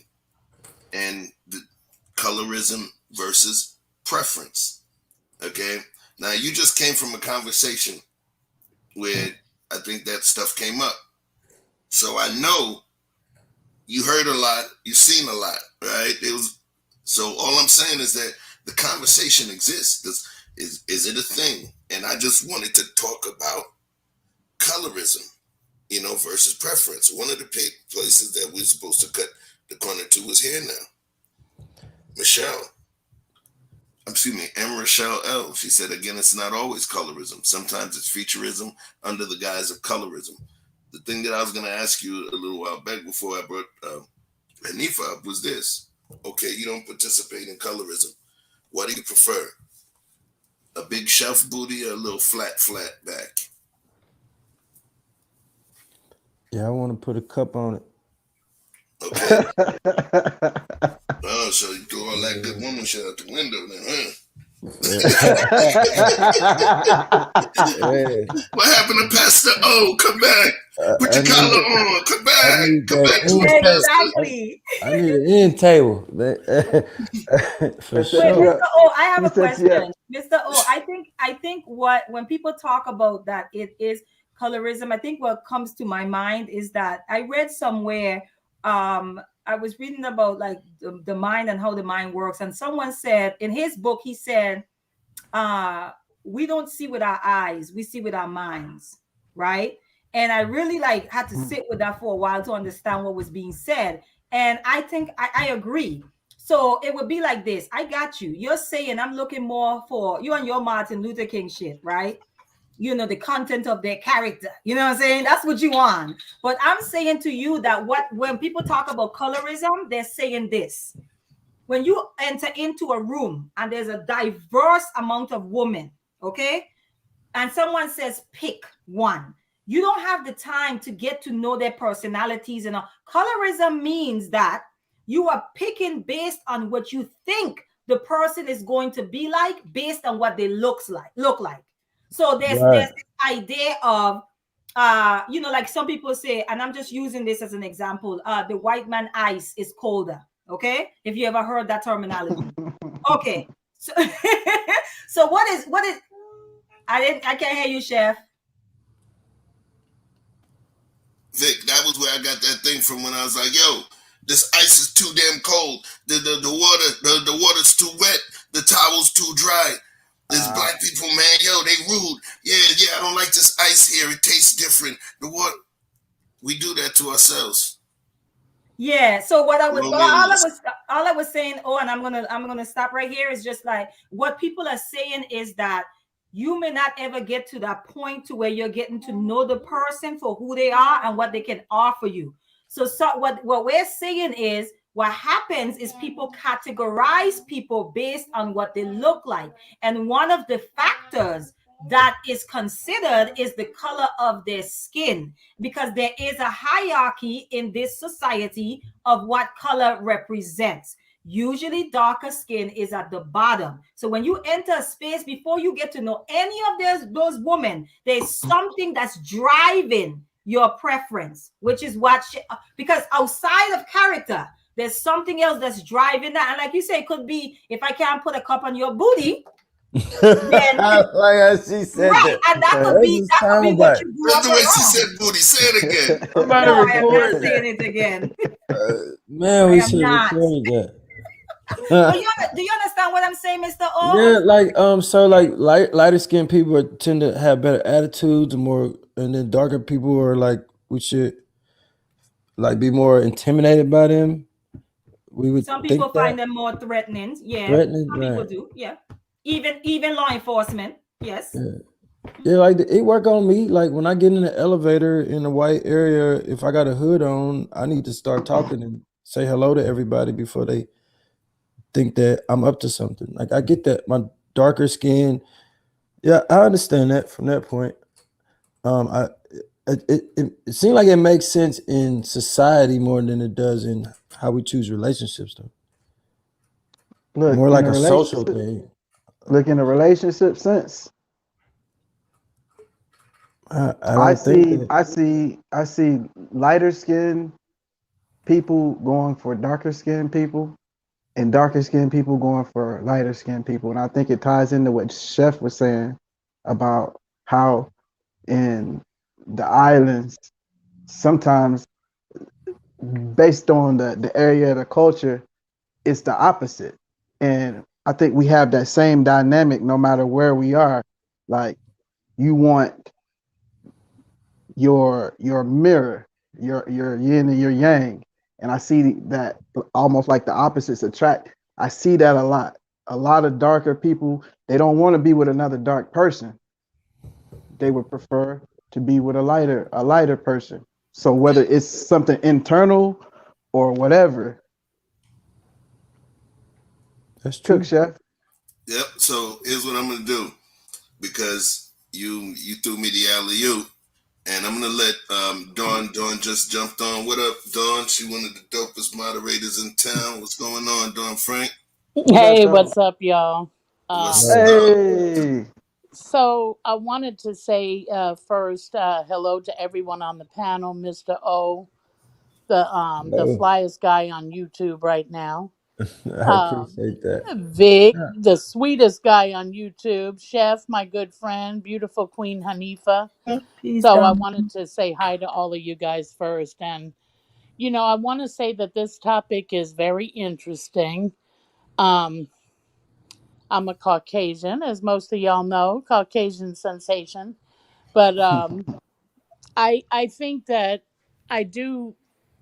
These conversations sometimes are kind of hard. It's funny because as a white woman, if you date a black or even a Latino man, sometimes you get labeled as well as a certain kind of a person, if that makes sense. For me, I would say that I have no preference. Like if somebody asked me, it's not that I would exclude anybody, white, Asian, but I will say I do go a lot by vibe. And for me, I usually do vibe well better with black or Latino, even as far as friendship and just people in general. It's just, I don't know if it's because of, like, right now I live very near to Atlanta. So maybe it's exposure to more black people, but even, when I lived in Florida and, different places, I'm from New York originally.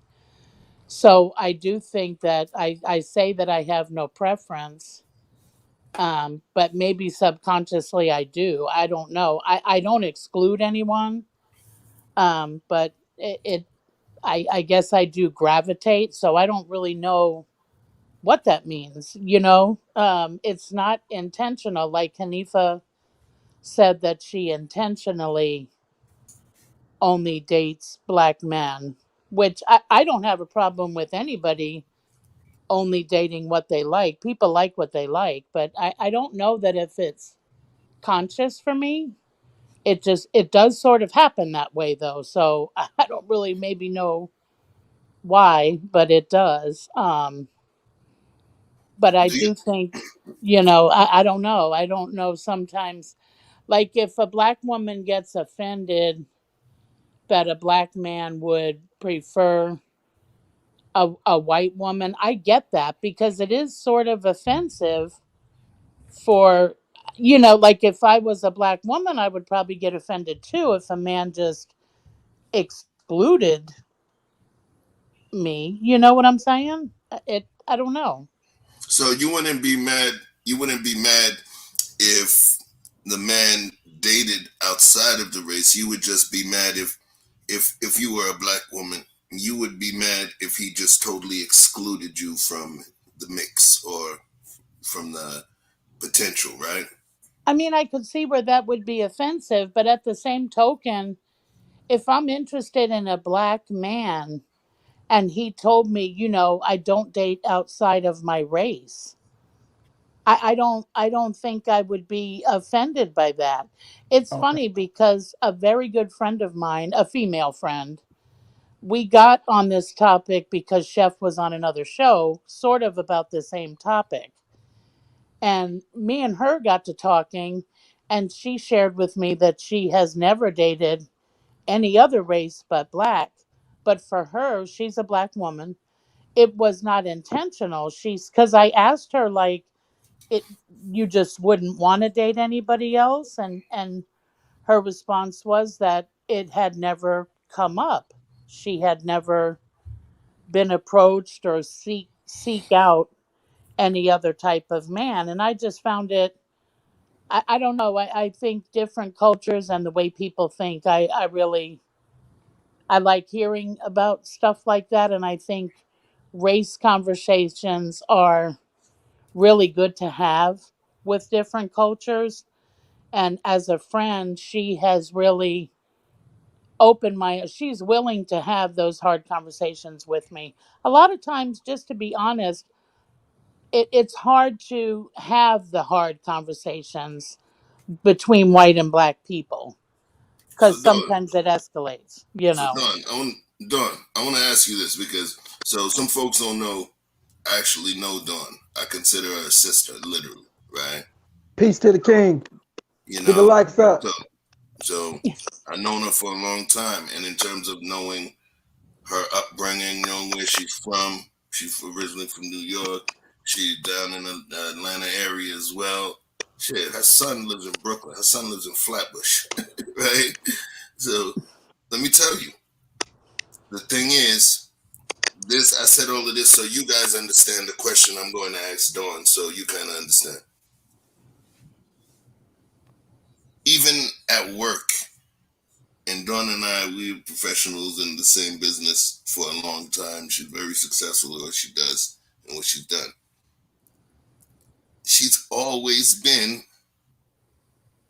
the one white person, and it's been so many of us, right?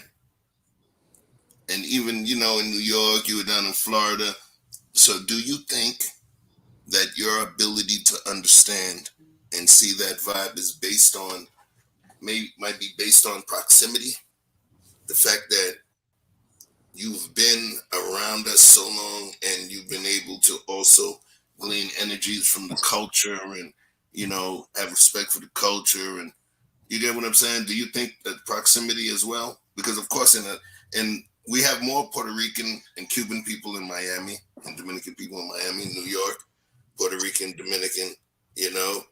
But you go to Atlanta, in the Hispanic or Latino, uh, population, it's more primarily Mexican because, of course, naturally we are closer to the Mexican-U.S. border. So, in terms of migration and all of that, this is a natural migration place. So, in terms of Black and Latino, Dawn, how much do you think proximity really played in all of this for you? I mean, that is a good point, and yeah, I do think it played a huge part of it. I'm around the culture. I do love the culture. It's funny because I always used to. I don't know if I'm sharing too much here, but like when people wear bonnets, let's say, and this is just something so silly. I always love those things. And so when we started, Somebody say, be I careful, love guys. They them. Kevin don't like you So Samuels, coming when for Kevin we the bonnet. Samuels started will come for your working, ass. Don't come for the bonnets. when we started working from home and we had to get on camera, my hair is a hot mess in the morning. My hair is a hot mess right now. That's why I didn't cam up. So we had to go on camera. We had no choice. So I bought a whole bunch of bonnets and I was wearing them every day. And I was wearing them like, I think they are just the absolute shit. I love them. You But wear them I've outside seen the house? some people, no, I don't. I'm not brave enough. I'll tell you why. I'll tell you why. Because some people, honestly, I get what I've gotten a lot, like for people, from people that don't know me, hmm I've gotten that want to be black or I try to be black. And I just don't feel that I do. I'm not black. I don't have a desire to change my race, but I do like maybe the style or it's funny, we had a pajama day at work and Guy told me, "Oh, you wore your African Oh, you pajamas." gave His my you his gave my cat, government. You gave my government. You gave my chef. oh, chef. So, it's funny that but I just thought those pajamas again, I just thought they were just absolutely great. So I am very attracted to the culture. I am. And I think that chef, you brought up a good point. Like maybe it is because I'm, just around the culture all the time, so I just love it. But people that know me, they love me and they know that I'm not trying to, I don't mean anything by it, but I did get a little bit of slack with the bonnet thing. My friends kind of made fun of it, but other people took it as like an offense. And it made me feel bad because it was not offense. When I tell y'all I love those bonnets. I still every every morning because I think it's great. They're fashionable. They keep your hair out of the way. Sometimes I wear it all day long, and even the scarves that you tie up and wrap around.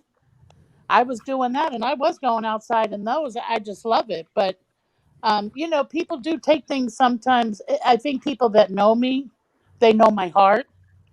But sometimes you do kind of get a label, and that's hard too. It is.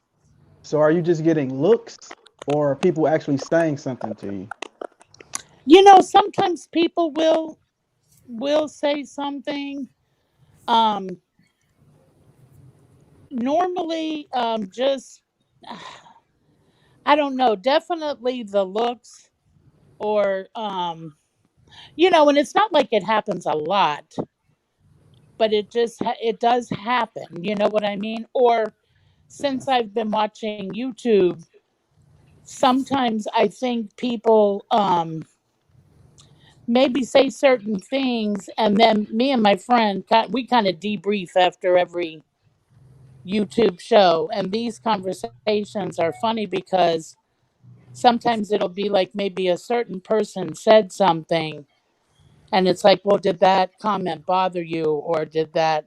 And it doesn't, because I get where black people are coming from. I don't know if I'm saying that right, but I do. Like, I get where black people are coming from. It's hard. There is a difference in the way that black people are treated by the police, by the it's a difference, and we have to understand. I wish more white people understood the struggle. I remember when George Floyd, the trial went on, and after the trial was over, and this is totally off topic, but I just want to say it to prove my point.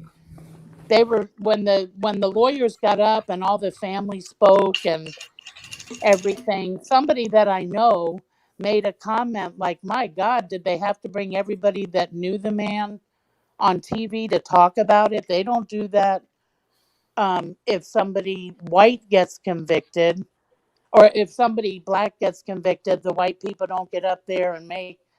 And I'm like, it's a shame that it has to be done.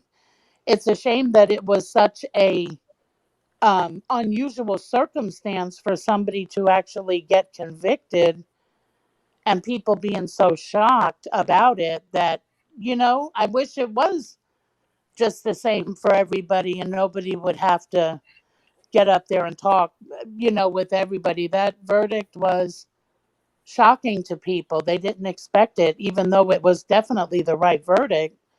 People don't expect stuff like that. So I don't know. Maybe I just understand again due to proximity. Maybe that's it. Okay, okay. Thank you, thank you. Guys, what y'all think? What do you guys believe about proximity? Because, well, let me say this first. I agree with what Dawn said in terms of her agreement of proximity. But going back to what Vic said, so I talked about that school that I had gone to in Brooklyn called St. Mark's. I went there from third grade to sixth grade. One of the best experiences. You know, after that, I went to a military school for 2 years. It was a boarding school, and then I went to a prep school in the Bronx for a couple of years before I came back to Brooklyn. And so for I would say about 4 years straight, I was around a significant amount of white people. And then even before I went to that black school, first kiss that I ever got was a white girl. The first crush that I ever had was a white girl. I was in Catholic school. It was the first grade, and girl called me cutie pie, and that was the first time a girl ever called me cutie pie. And I got all excited. I went home. I told my mom, she called me cutie pie. Her name was Robin Moreno. Robin Marino. I always remember, right? Called me Italian. cutie pie. I remember that. First girl I kissed was an Italian girl because where we moved to an area called Canarsie, which is right out of Flatbush in Brooklyn. And that's where the Caribbean and then the Italian areas actually met up. First girl I kissed was a white girl. You get what I'm saying? Southern racism and the impacts of the Southern racial experience are much different than the Northern racial experience. I definitely believe it. Somebody who was one of my proteges, who's actually like, a high level executive at the company now. We talked. I had to give him pep talks because he's from Boston. But now he's down here. And it's like nobody would trust him but me. And I had to explain to him the Northern black racial experience and the Southern black racial experience are different. We grew up in a place of promise. We grew up in the place that was technically the paradise during slavery time. We grew up in the place which was the end of the Underground Railroad. It was the destination. We were the shores of paradise.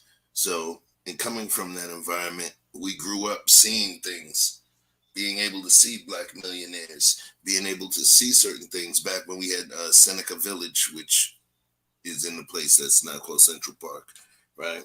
There were so many things that were going on. So we see it different. But then I said, in the South, you're in Atlanta. More than likely, you're going to have people whose grandmothers, great-grandmothers, thank you, mothers, great-grandmothers, who happen to have been slaves, great-grandmothers and grandmothers that may have been slaves or had a direct connection to Jim Crow and the atrocities that took place. So, it's different. And that's where the proximity piece comes in.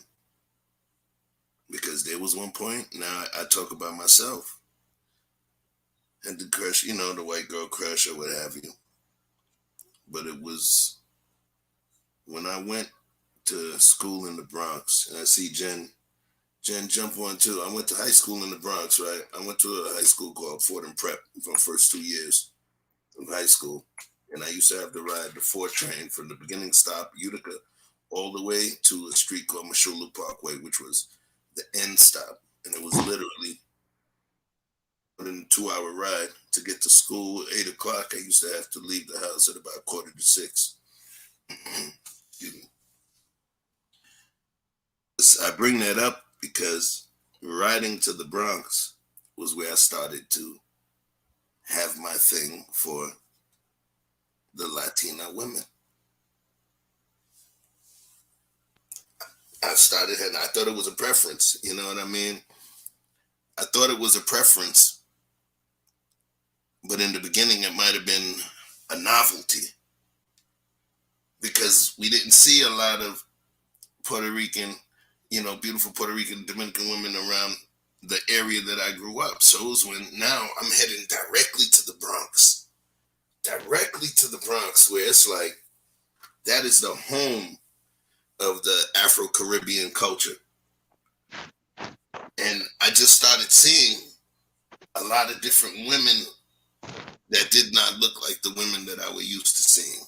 You understand what I mean? Do I believe it was because of skin complexion? Do I believe it was because of hair texture? Not necessarily. Okay? No, I don't think it was that. I spent a year, literally a few months within a year, traveling and staying in Boise, Idaho. I felt like I was exotic. I was not treated negatively in any racial way. I felt as though I was exotic because I was something that was not common to that area. And that's where I believe that the proximity comes in, because when I started going to the Bronx and I was seeing, the Puerto Rican girls there, and what was so cool about it with the culture was, when you would see them, and I was in a prep school, it was all boys, right? Fordham Prep. And then we had a sister school, all girls school called Mount St. Ursula, right? So we would always end up passing them on school, on the bus. And what was so dope about the Puerto Rican girls, right? The Hispanic girls, you didn't just see them and be like, hey, what's up? Nah, they want to give you a kiss on the cheek. Yo, I was falling in love with that shit. I was like, damn, I'm getting like these beautiful girls kissing me. it was a thing. I don't want to call it fetish. I believe that I saw something I had not seen before, and it enthralled me. You know what I mean? I saw. Remember, we tell you about the diamond. You see a diamond when you're looking at it. You see the least amount of facets on there, but you turn it around, and it was like. And I had not been to Puerto Rico yet at that time, so it's like you turn it around, and I was just like, wow, wow. Like you know, the first time you ever go and eat sushi, you're like, wow, I didn't know this existed. And that's what it was for me. But was it a coloristic thing? What I'm hunting watch, you know, was What? it a coloristic thing for me? Nah, it wasn't colorism at all. I just got to see more, man. I got to see more. If you look, the mothers of my children, right? So I did black, I have dark skin. Like the mother of my daughter is Indian. All right, Indian. Them call them coolie gal from Crujan gal from St. Croix, right? But her parents, they're Indian. Both of them are straight Indian. Yeah, I didn't know that was a big thing over there. I don't see colorism. I know colorism exists. Yes, it exists. My aunt, one of my aunts, she was the lightest one. There was a little picking and teasing that folks would do. You know, within the culture, Caribbean culture, they make fun of the lighter child. African culture, they make fun of the lighter child. It happens. Is it something that I subscribe to? Not at all. So can we say that colorism exists? Because I think this is kind of what Mr. O is trying to say as well. Can we say maybe colorism does exist, but it doesn't exist in every single situation where you see an interracial couple, if you get what I'm saying? It's not always the case. Like Mr. O said, like maybe it was just, I think his focus is more so culture than anything else. What that person, how that person makes him feel, because sometimes we might see interracial couple and people automatically assume that there's some sort of fetish in there. And I think that's where we go wrong, because now we're projecting, right? And that's what I say. People say that the book I was reading talks about seeing with the mind. It means that your mind then projects that image into that situation, right? So sometimes you might have someone that's talking about something and it has nothing to do with race, and they can't do anything else but introduce the concept of race, because that's what's on the forefront of their mind all the time. So I think it's, for me, what I'm listening to is more so like, yes, colorism exists. I would be crazy to deny it, but it doesn't mean that it applies to every single situation where there is like a mixture of culture, ethnicity, or race. I guess that's what I would say. All right. So, 100 watts. You get a plate? Talk to me. What do you think about colorism? First of all, do you think colorism is a thing? And if you do think it's a thing, do you do you think that it's a fair assumption or it's just preference? I kinda in listening to this conversation here tonight, um, what I'm honestly thinking right now is colorism sometimes is a lot of projection, right? It's a lot Mhm. of um someone's personal opinion or traumas with a particular group, which is why that comes to play, right? Because You're cheating. like when we're talking about interracial relationships, there are some people who, like Mr. O was saying, like, yo, like she's literally just giving me what I asked for. Like, it's not about color, it's not about what her hair looks like, it's not about where she came from or nothing. Like, she's literally just giving me what I asked her for, right? So that, like, you can't that's not colorism. There's no way for that. However, I do understand that there are some people that are in interracial relationships. There was one gentleman that I had on my show, as a matter of fact, and what he was saying was that his experience, in particular, from between high school and college age, his experience with black women was, "Oh, you're corny. You know, you're a nerd. You know, they don't want nothing to do with him." So then, when he does get that attention from someone who is fairer skinned, now they're looking at him crazy, but they're not trying to acknowledge the pain that they pushed on him. You feel me? They're not trying to accept That's the the Dennis Rodman trauma. story. Huh? That was the literal story Dennis Rodman gave when he was doing the interview, and they asked people, there's controversy about you dating white women and spending so much time dating white women, and he almost came to tears. He got choked up because, remember, he moved to go to a white family. He started with his family, and then he was adopted by a white family. And he literally said, the black girls in school, they didn't want me. He got choked up. They would call me this, call me goofy. They didn't want me. And then now all of a sudden it's an issue because they see me with a white woman, and they never wanted me in the first place. They don't like me. I mean, honestly, at the end of the day, like, when you're doing what you're happy with doing, just do that, because people can find a reason to be mad about anybody's relationship. Like, oh, Jay-Z shouldn't be with Beyonce. She too cute to be with him. Like, those are two powerful black people. Why are we, you know what I'm saying? Why you're pushing your own energy on that, right? Like, oh, he shouldn't be with that white girl. He should be with a black woman. Like you're pushing your own thing on people. Like the colorism thing, I just feel like it's an eternal how can I say it and it makes sense? It's like when you look at yourself, it's like you're unhappy with your reflection, right? You're unhappy with what you're seeing, so because of that, you might start pushing that off on other people. That's just what I've been thinking about this conversation here tonight so far. All right. So what's funny is you kind of bent the corner and unrabbit the rabbit hole for one of them. So I always like to go point you guys back to previous discussions we had, and you'll see it on the Chef Shapino page. We had two conversations. One conversation, and it was a lead-in. One conversation was simping versus love. And then the next conversation was, can a woman simp or can women simp, right? And then so it leads in to this piece. And the general consensus, even with this one, was I believe that simp and pick me, right? Because that was the women's simp.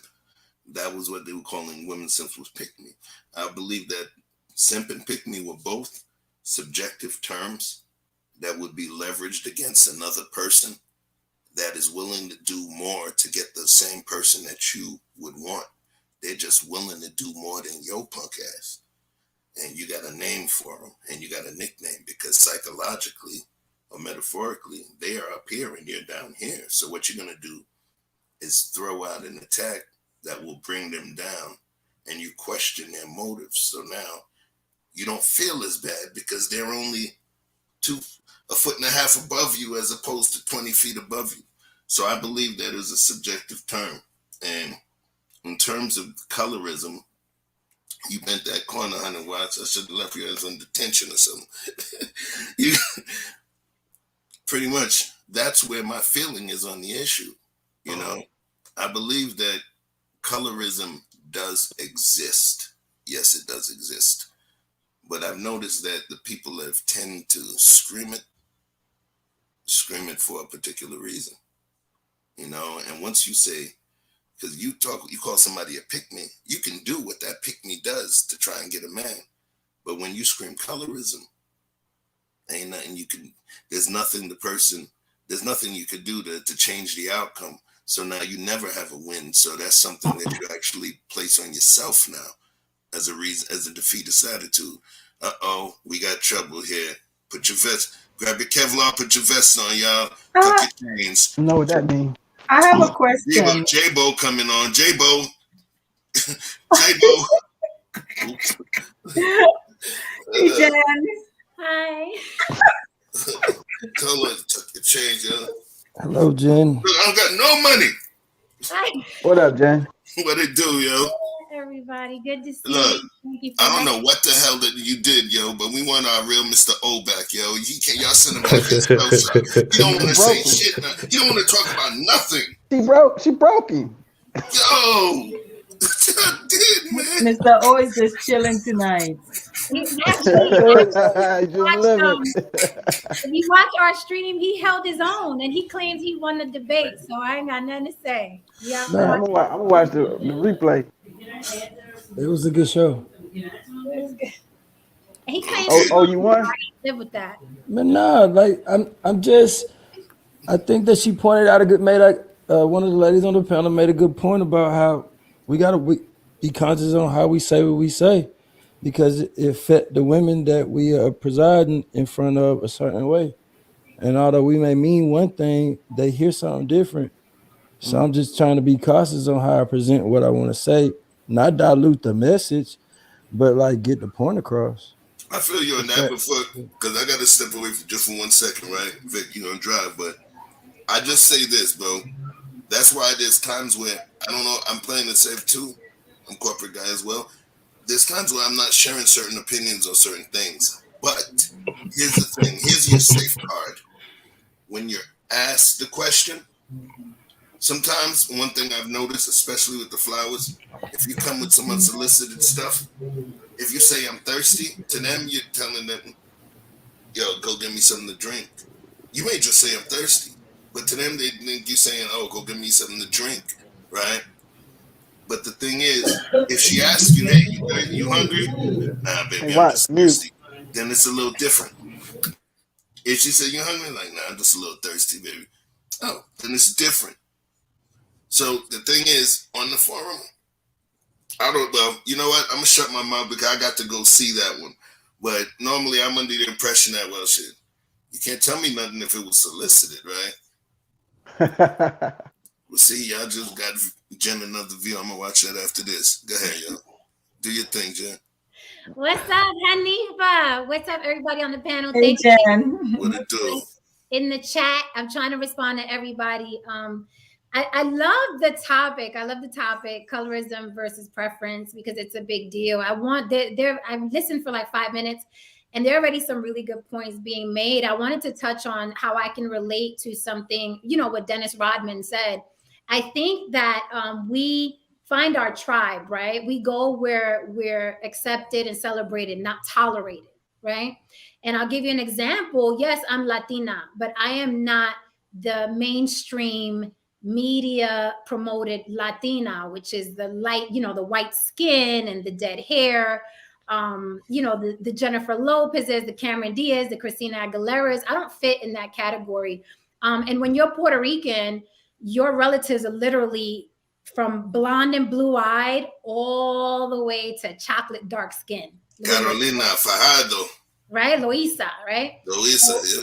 My dad is a brown-skinned man with an afro. He would look just regular black man if he walked past you. My mother was the stark opposite. So we have relatives of all shades, of all eye colors and everything. Now, even within that tribe, something similar to what Dennis Rodman said, I didn't feel comfortable in certain circles on my mother's side because I feel like we couldn't relate to each other, right? I mean, we don't even have the same hair products. We don't even use the same brushes, right? Like my mother did not know what to do with my hair. So what you do is you gravitate towards your tribe, people with similar interests, right? And it doesn't mean that you're denying, you know what I mean, the other side of you or any side of you, but human nature causes you to go towards your tribe and people that you relate to. I'm a hip hop kid, born and raised in the Bronx, New York. My girlfriends were listening to freestyle. I didn't like freestyle. I'm a Bronx kid, right? And my mother had a lot of R&B and Motown in the living room. So you gravitate to where you're accepted and celebrated, and where you feel you're most strong. So I get the Dennis Rodman thing.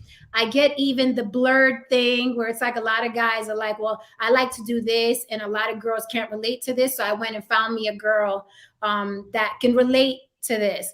It doesn't mean that you're turning your back on your tribe. It's human nature to go where you're accepted and celebrated.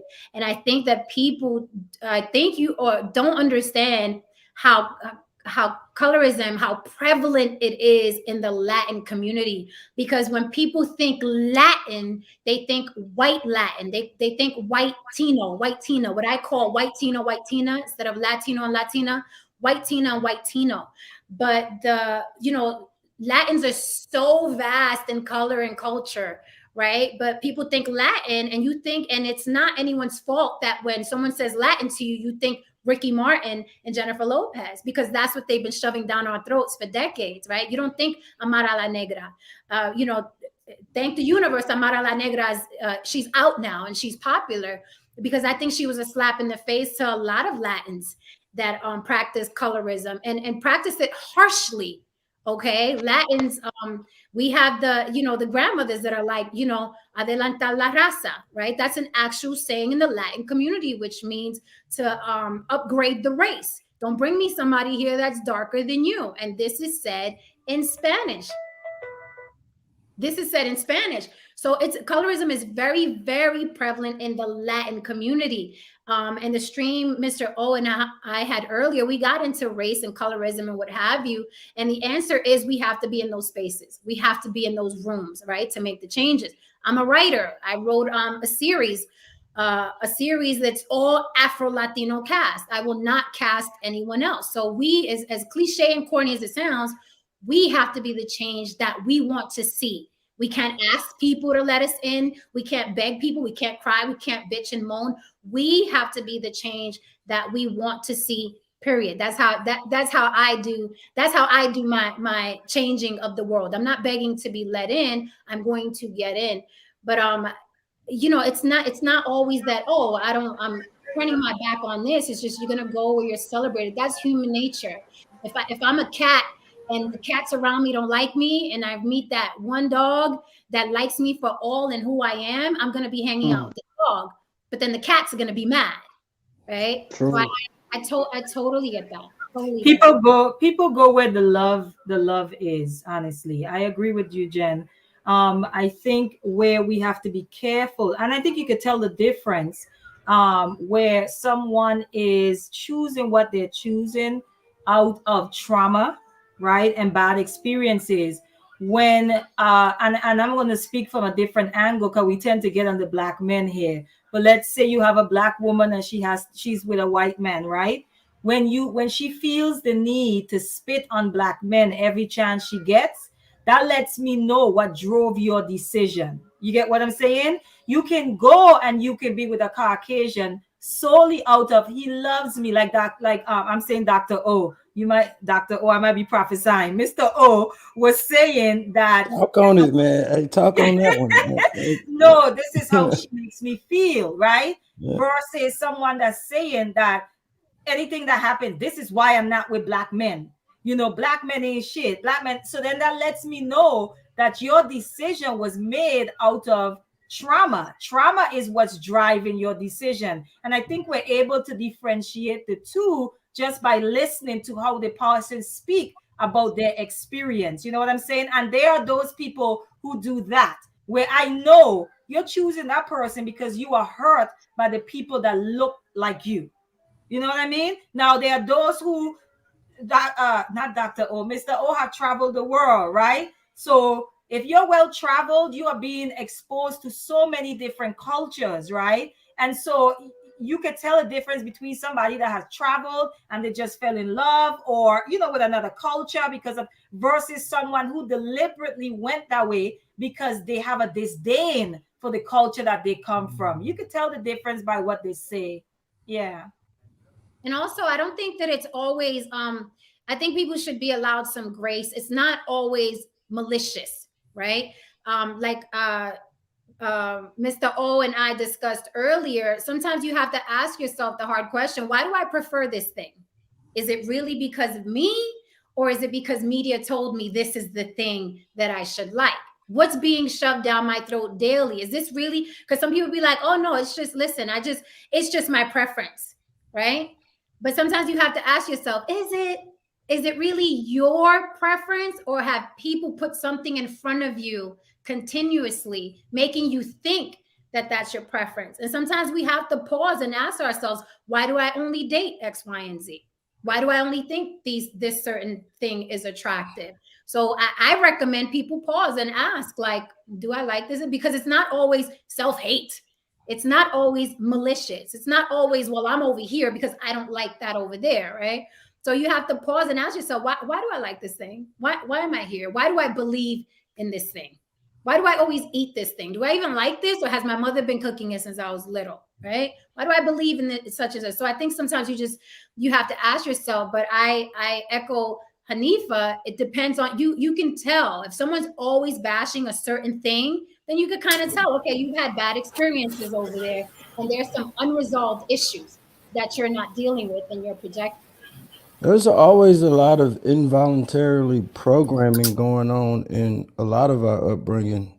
You got commercials at gas stations now in elevators. Like I know girls that don't watch sports will tell you the score because on their way to the bathroom in the morning the TV was on and they heard the Rockets beat the 76ers 119 to 108. Like she don't watch basketball, but you just know things. And when you see the depiction of something and you buy a Red Bull and it's standing next to Marilyn Monroe, right? We tend to want to idolize that. So it's kind of like human nature. You know, I guess you just got to be smarter than that and make cut out as much static as possible to really find out who you are. I don't know. And I wanted to also clarify one thing for the record and the win. Mr. O held his own on the block with Jen for sure. I Just won saying. over there because it's coming off like I got defeated and she changed me. No, I definitely won that debate for the record. See, watch it for yourself. That's all I'm gonna For the say. record, and the I'm in. chat agreed. I had chat members agreed, so I had more points. So It was I fun just though. I just wanted to kind of address because there was a couple of things that was in the chat. What's up, Juan? I appreciate you. Um, I know I noticed you had mentioned a few times you were saying you were so frustrated by the conversation. Why so called people black so obsessed with race? There's only one race. So here's the thing. In this situation, the conversation is about colorism. Even though it's something we may not ascribe to or subscribe to, it's something that exists. So we're about solutions. We're about solutions about good topics, but more important, solutions about the sticky topics because the good stuff doesn't need solutions. We just want to figure out how it happened. So we're just here talking about different things, different conundrums that exist within our people or within the community. So that's one of the reasons that we're talking about it. It's kind of like cancer. Don't nobody like or want that shit. But a lot of people spend a lot of money trying to figure it out and try to figure out a way to stamp it out. So, this is just our metaphorical cancer research to see what it is that caused it, why does it happen. It doesn't mean that we all subscribe to it, but the thing is, So it like exists. where it's like effective that we didn't talk about was like with the kids too. Like I remember like my That's when coming my next daughter, week. yeah, like the kids that grew up in one neighborhood and then my daughter she transferred to a more suburban area and she was now around white kids and she felt it was like two white kids per classroom in where she went to versus all black kids and she felt lesser than those white kids. They wouldn't even play with her at recess, and she would think that something was wrong with her hair because of the image. I I do agree with it on that side. We never touched on that, but I've seen that. So I want to speak to something because it exists, right? And I Yeah. want to touch on something that Jen said a moment ago about in terms of having children. Having children. Does colorism exist? I don't know how many people you know that have told you or have done it themselves, where they go and they check the back of a baby's ears. You ever heard of that? Yeah. Yeah. Can anyone speak to that phenomenon? Is that where you get your color first, right? Yeah. I said it in on the last show when we had the panel, and I think it was Monique and Jen, and somebody else was looking like, huh? And then Tawana and I was like, oh, that's a thing. Yeah, checking the back of the baby's ear to kind of have an idea of how dark they're going to get. It is a real thing. Grandmothers are still doing it to this day. And so that's why I keep saying you don't have to believe in something for it to exist. It's going to exist without your belief, period. And colorism is a real thing. So when we talk about this phenomena that Chef is talking about, it is because now colorism exists within people. People brings the colorism with them wherever they go. Don't get me wrong. So when you enter the hospital and that baby is of a lighter complexion because they were just born, and you're waiting and you're constantly checking the air, that's you projecting your colorist, right, idea onto that baby or into that situation. So yes, that's a real thing. What does anybody else think about that? Because I've known a lot of women that said they want their baby to have that. They wanted to have them to have that what? That good hair. That good hair. Good hair. I never heard that from a Yeah. dude. I heard I that. think Yeah. I think it's the obvious, although people hate talking about slavery and the plantation and diaspora, and that's where it began. So, for anyone who's like, why do these conversations keep happening? Why are we discussing this? It's because we're still afflicted by it. It's because it still determines whether or not we get jobs. It's because it determines whether or not we're accepted in certain spaces. That's why it's still an issue. That's why people still talk about it. But it started on the plantation. That is where it began. Again, in the Latin community, I know for a fact, women, I've heard conversations and they're watching how curly a child's hair is. Because when the child comes out, it's always straight and slick. And then they're literally discussing, oh, it looks like it's getting curly, or check the back of her head and check the back of his head and see how curly it's going to get. So these things are still happening and they're still being passed down today. There was an Instagram video where a girl had a baby and she was pissed off, literally holding the baby. You can Google it. It's on YouTube. She has the baby in her hands and she's pissed off because the baby doesn't have green eyes. This is a newborn. So this is still happening today. So are we the ones perpetuating it with these little things that we do? Like Hanifa said, we bring the colorism with us. And sometimes we do it subconsciously. Sometimes we do it consciously. Sometimes we do it because it's tradition in our family to check the texture of a child's hair or check how light their eyes are. Because why? Because the closer you are in proximity to whiteness, the further you're going to get in life, supposedly, allegedly, right? In life. So that's why it exists and we still do it. Some of us do it in tiny ways. Some of us do it in big ways. And it's the things not only that we bash, but when you look at it, it's the things that we celebrate. Like when a person of color, Black or Latin, has green eyes or blue eyes, it is celebrated like someone won a gold medal. Do you notice that? And they literally put green eyes. They literally put green eyes as their nickname, or blue eyes. Who you talking about? Green eyes? Like it's some sort of accomplishment.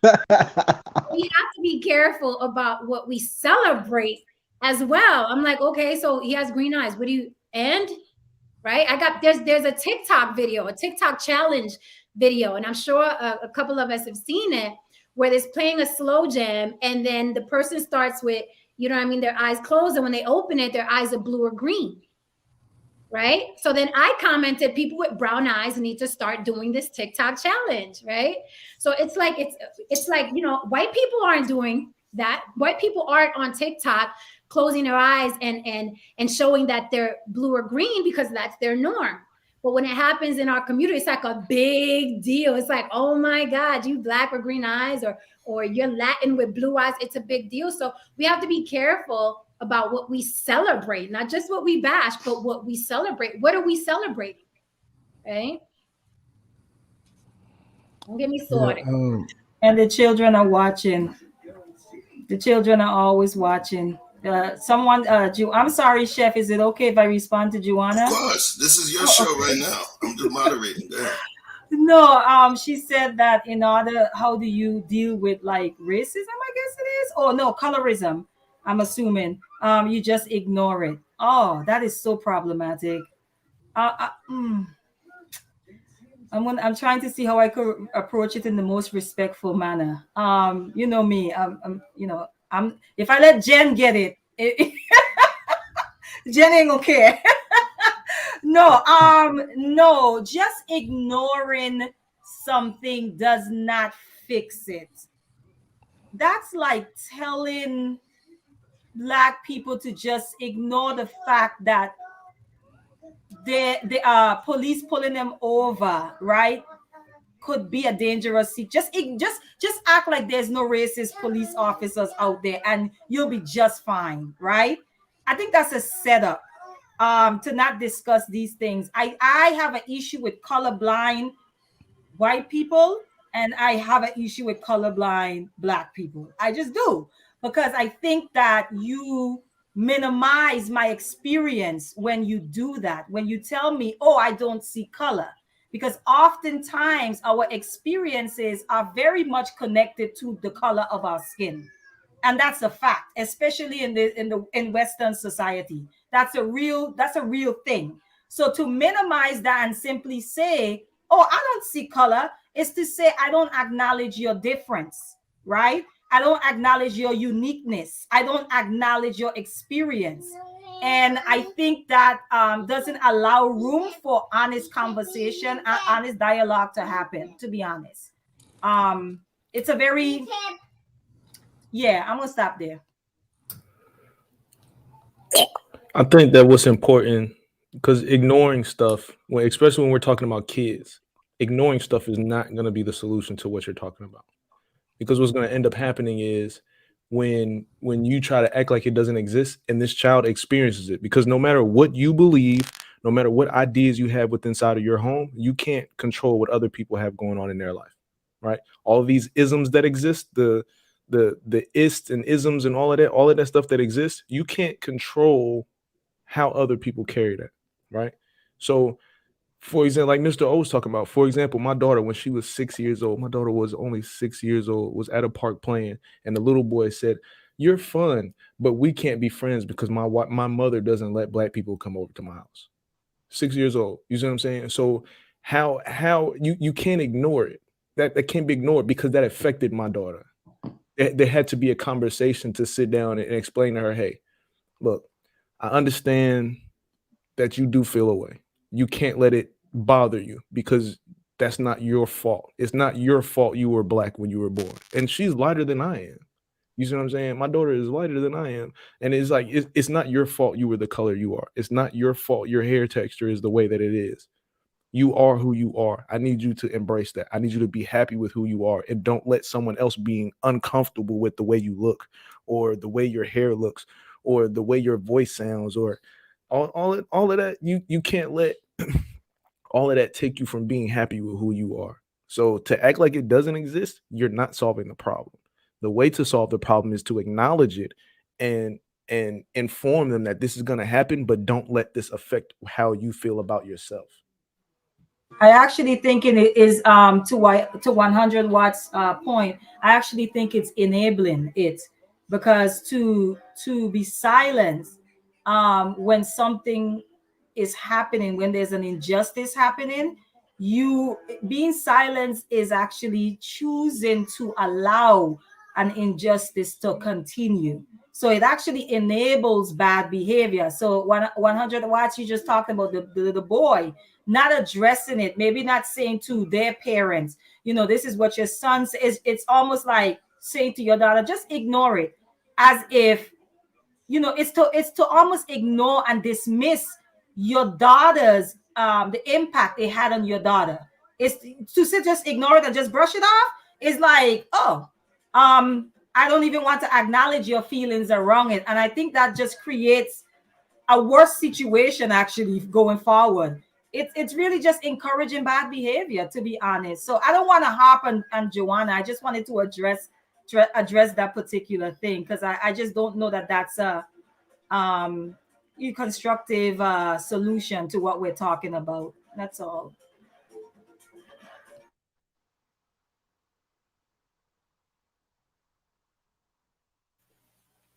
I'm about to play something. I'm about to play something I want you guys to take a look at and just give me your opinion on it.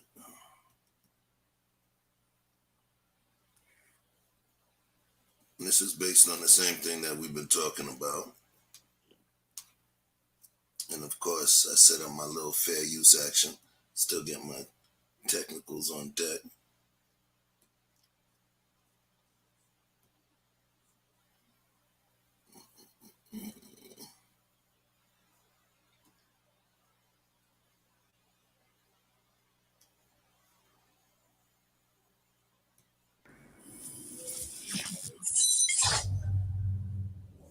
I was listening to some of the lyrics, and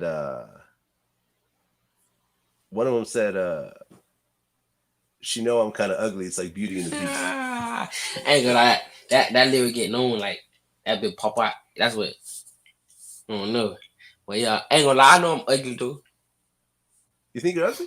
Love peace. I still get hope. True. I still be on my fly man shit though. Well, you know, money makes you handsome. Yeah. And fame makes you handsome too. I know. That's why they be talking about he ugly, but I still, yeah, I already know. But I ain't fuck these hoes. I got a wife. Yeah? Yeah. You wifed up? Yeah. Yeah, I don't know though, man. Are you in? Remember there was a whole Kodak thing about how he prefers light skin girls? Because I broke up with he was saying how light skin girls are easier to control, I guess. Something like that. Are you on that? I ain't gonna lie. What he say? I'm already black. I don't need no black bitch. Right, that's what he said. So yeah, I ain't gonna lie. I can't have no cut. Like, I know if I'm fucking with you, I'm black as fuck, right? I'm black as shit. Yeah, black is beautiful though, man. So I know if I fuck with a black bitch, we gonna have a black ass baby. So? I ain't with that. Why?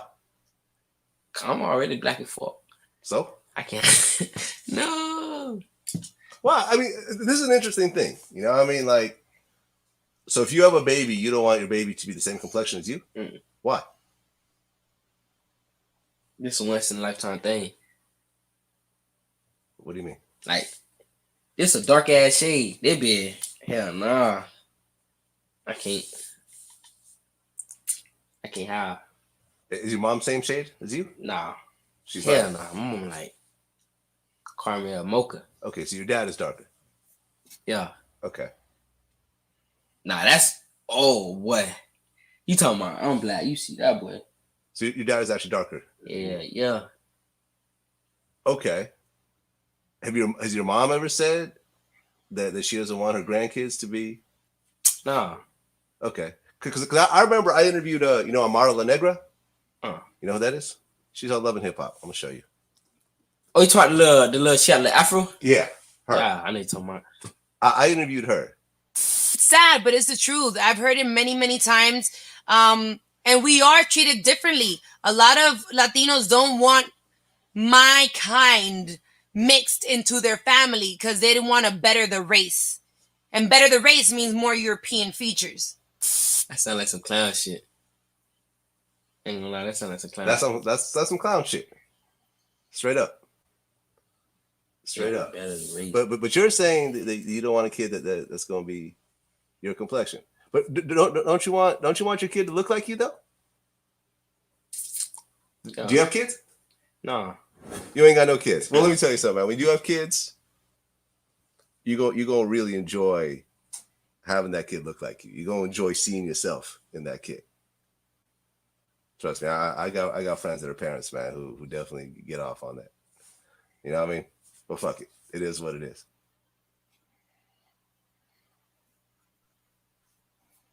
Woo! Spicy topic. Boy, boy, boy.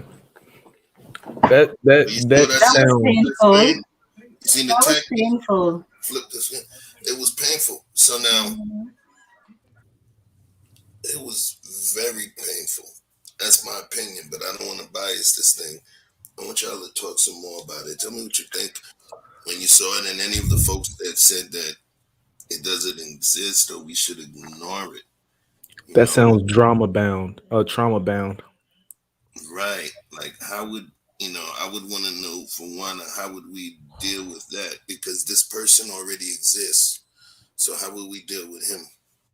But let's talk about it, man. I'm gonna let y'all speak on this one. Go ahead. Look, when we let's just be honest about it. A lot of this comes from how we treat each other from an elementary school age, and that comes from how our parents treat us. And you know what I mean?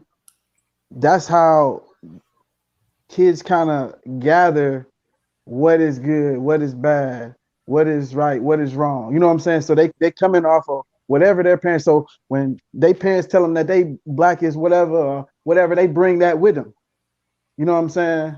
You sit your little black, you know what I'm saying? And all of that transfers. So when we go to school, you talking about, oh, he blue black.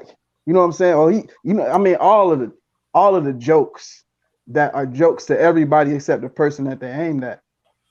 And that's your result. That man is feel away inside about his own skin tone. He feel away.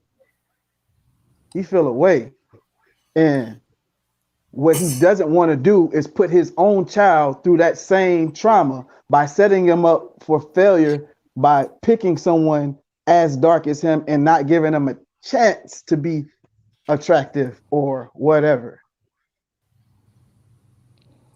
So That's I don't funny. think it's like self-hate as opposed to the protection of someone else coming behind them.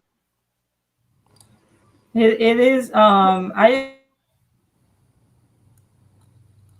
hear you. Oh, sorry. I was saying that I agree to a certain extent. I think there is. What's up, Nifa? Oh, can you hear me? Sorry. Yeah, it went off again. No, I was saying it looked like I keep pressing it. I was saying that I agree with you up until that it may not be self-hate. There is a level of self-hate there, whether it's conscious or subconscious, it's still there. Yeah, Um, I get that. Yeah, because when you don't want to see yourself replicated, there's a level of hate that's there. But Malcolm X comes to mind when he gave that speech and he asked, "Who taught you to hate yourself?" You know what I mean? So yes, we do it to ourselves. I don't disagree with that. Um, I am big on taking personal responsibility and accountability. I think we need to do more of that. If we could start addressing it amongst ourselves, then we could start to address it on the macro, because the macro is going to exist, and it influences the micro. So when we talk about our community, we're talking about the micro. And can we address the micro without addressing the macro? If the macro is actually trickling down to the micro, I don't know, but we could at least try, right? But yes, there is a level of self-hate there, and I agree with you completely. He actually don't want his son to go through what he went through. That's really what's happening. It's sort of like, I don't want you to go through, but Vic, that also includes the self-hate. Okay, You see what I'm saying? He don't I want his understand. son to hate himself either, and he Two also don't things want. can be true, right? Yeah, all it's all included in my opinion. But it was sad to hear, but that's real. That's real, because people talk a lot about like people diluting races and stuff like that.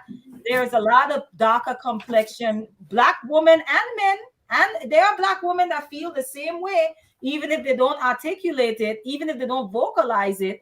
And so they choose partners based on, I don't ever want my child to have to go through what I go through and went through. So therefore, I'm going to choose someone that's going to help me bring a child into this world that might be possibly lighter than I am. You know what I mean? So yeah, I think it's a combination, but I definitely believe there's some self-hate there as well. I don't know if he would own that, but I think it's there. Let me pose this question. I'm not going to take the floor. I just want to pose a question to whoever wants to talk next. Is black beautiful to black people? And at what shade does it stop being beautiful? This is what I want to say, man. Like, first of all, Vlad is not qualified to even be asking those type of questions or having those.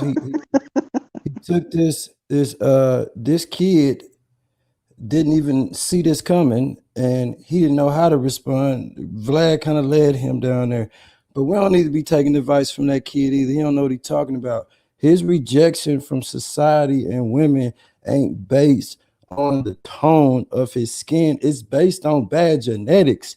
He is unattractive, and it's his genetics. You could be purple and have good genetics and still be attractive and carry yourself a certain way.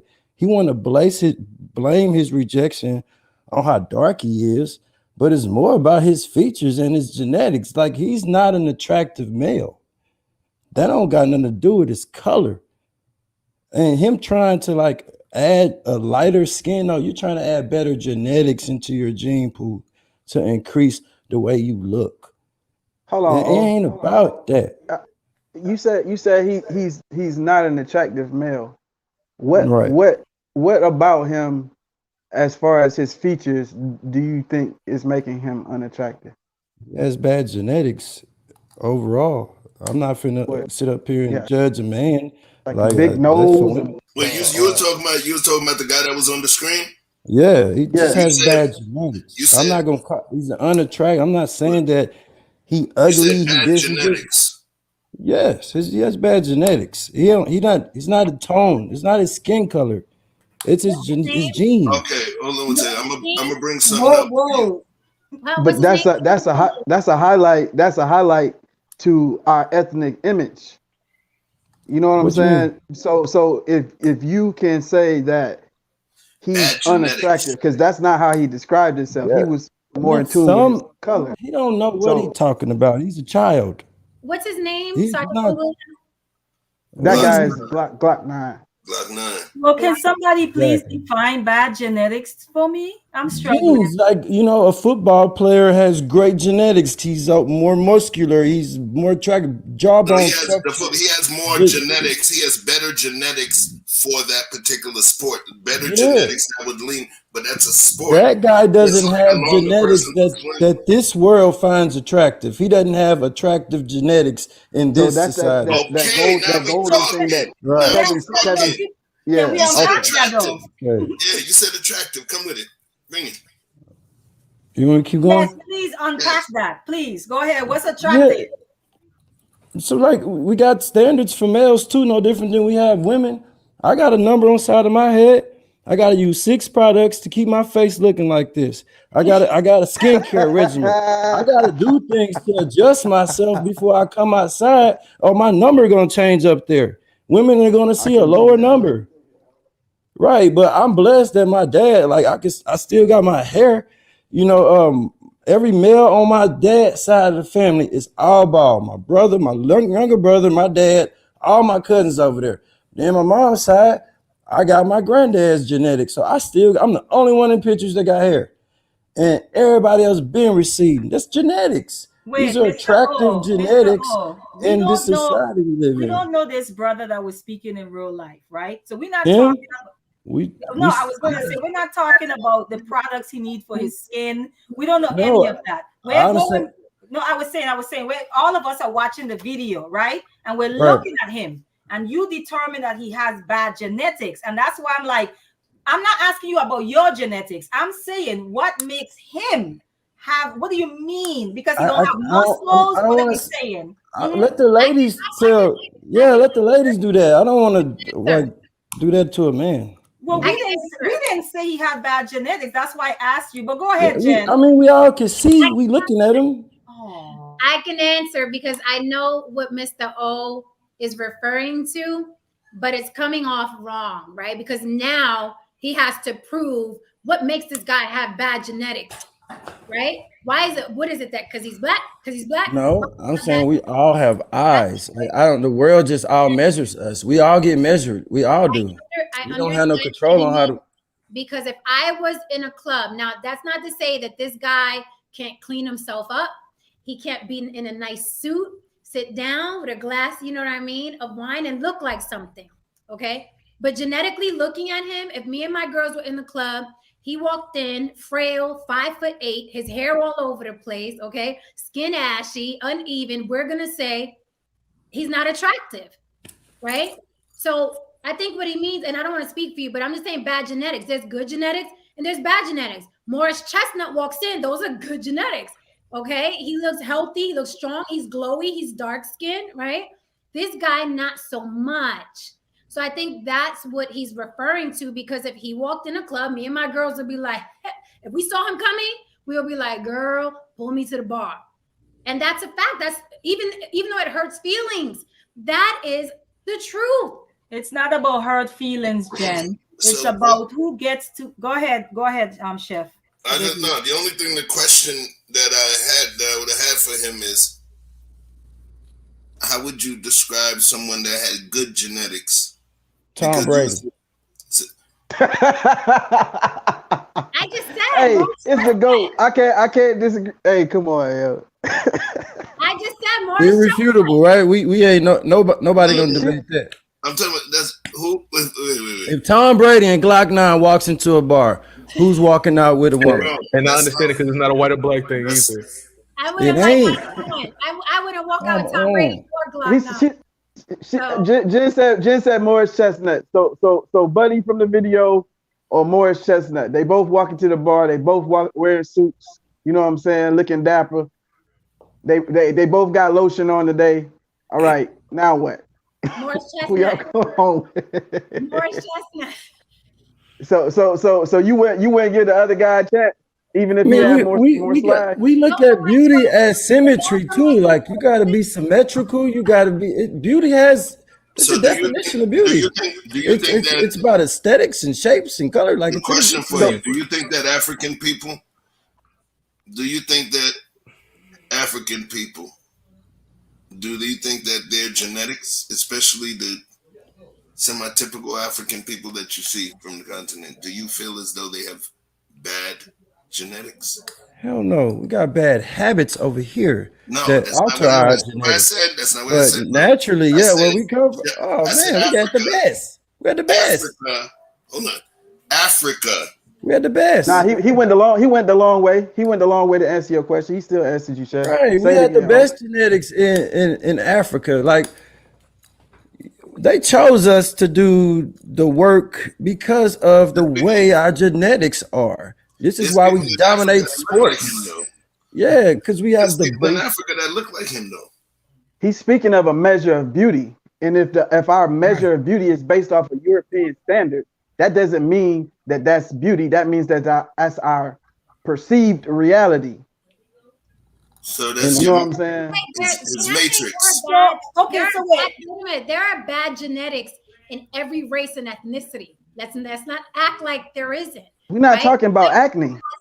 Africa has the best genes, right, on the planet. But that doesn't mean that you can't go to Africa and find an ugly person or an unattractive person. No, Jen. You see, no, what's happening is that we've made it into, and that's why I asked for clarity. What do you mean by genetics? Because I think the assumption is that we're saying that because he's dark skinned, that he has bad genetics. And that's not what he said here. Because they are dark-skinned people who some people would say, like you're talking about, that has good symmetry, that has good proportion, right? So I'm clear on that. I was simply saying, when we say bad genetics, you keep talking about sports. And I'm like, outside of that, are we talking about acne? Are we talking about a crooked eye? Like, what are we? I answered it, though. I answered it. He's a man. He's 5'7", 5'8". He's very skinny. So even if a woman's go down to your instincts. We're cave people.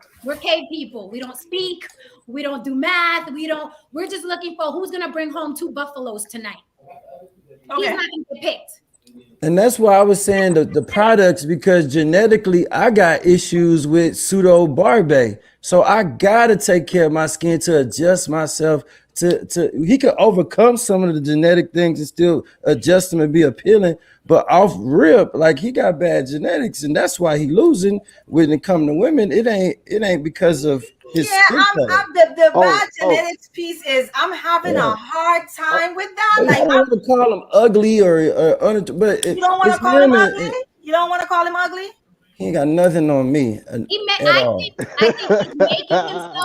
I think he's making himself look ugly.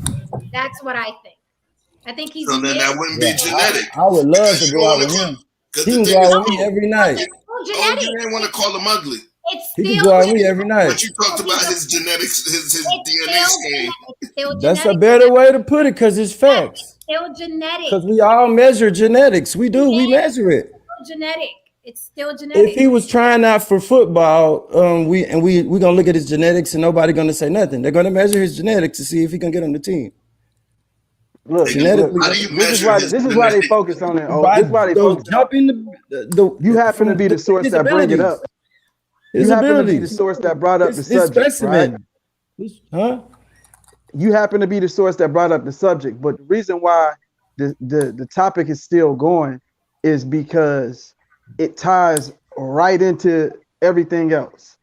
And when you're saying colorism, a lot of times we associating a lot of these other things with it as well. These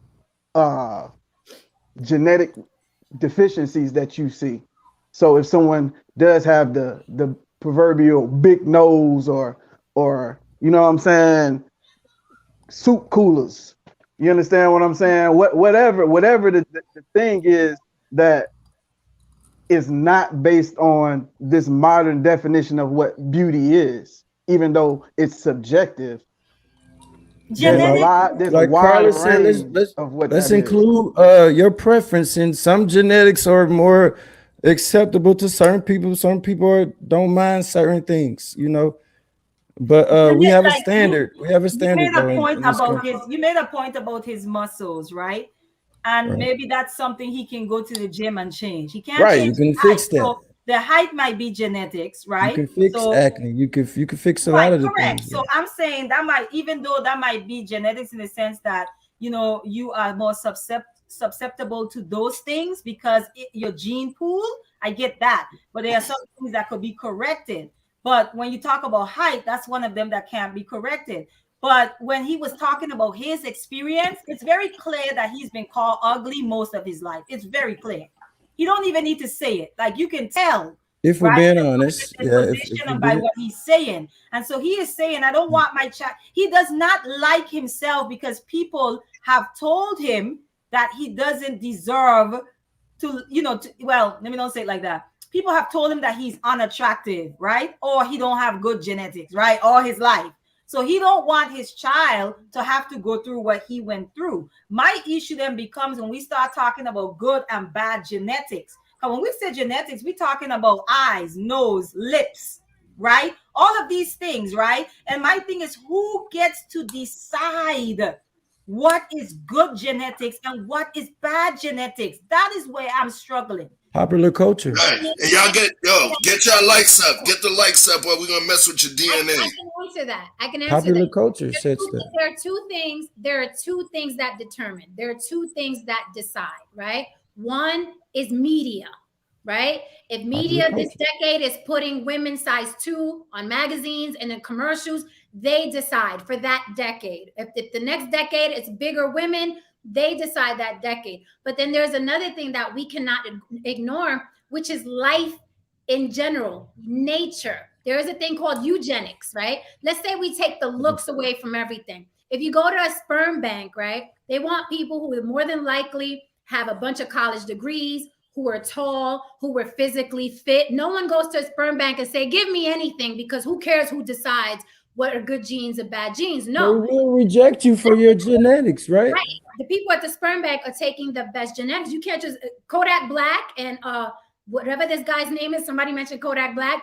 They can't go in there and deposit sperm and think that people are going to be clamoring for their children to look, be 5'5", skinny, okay, malnourished. Nobody wants those genetics.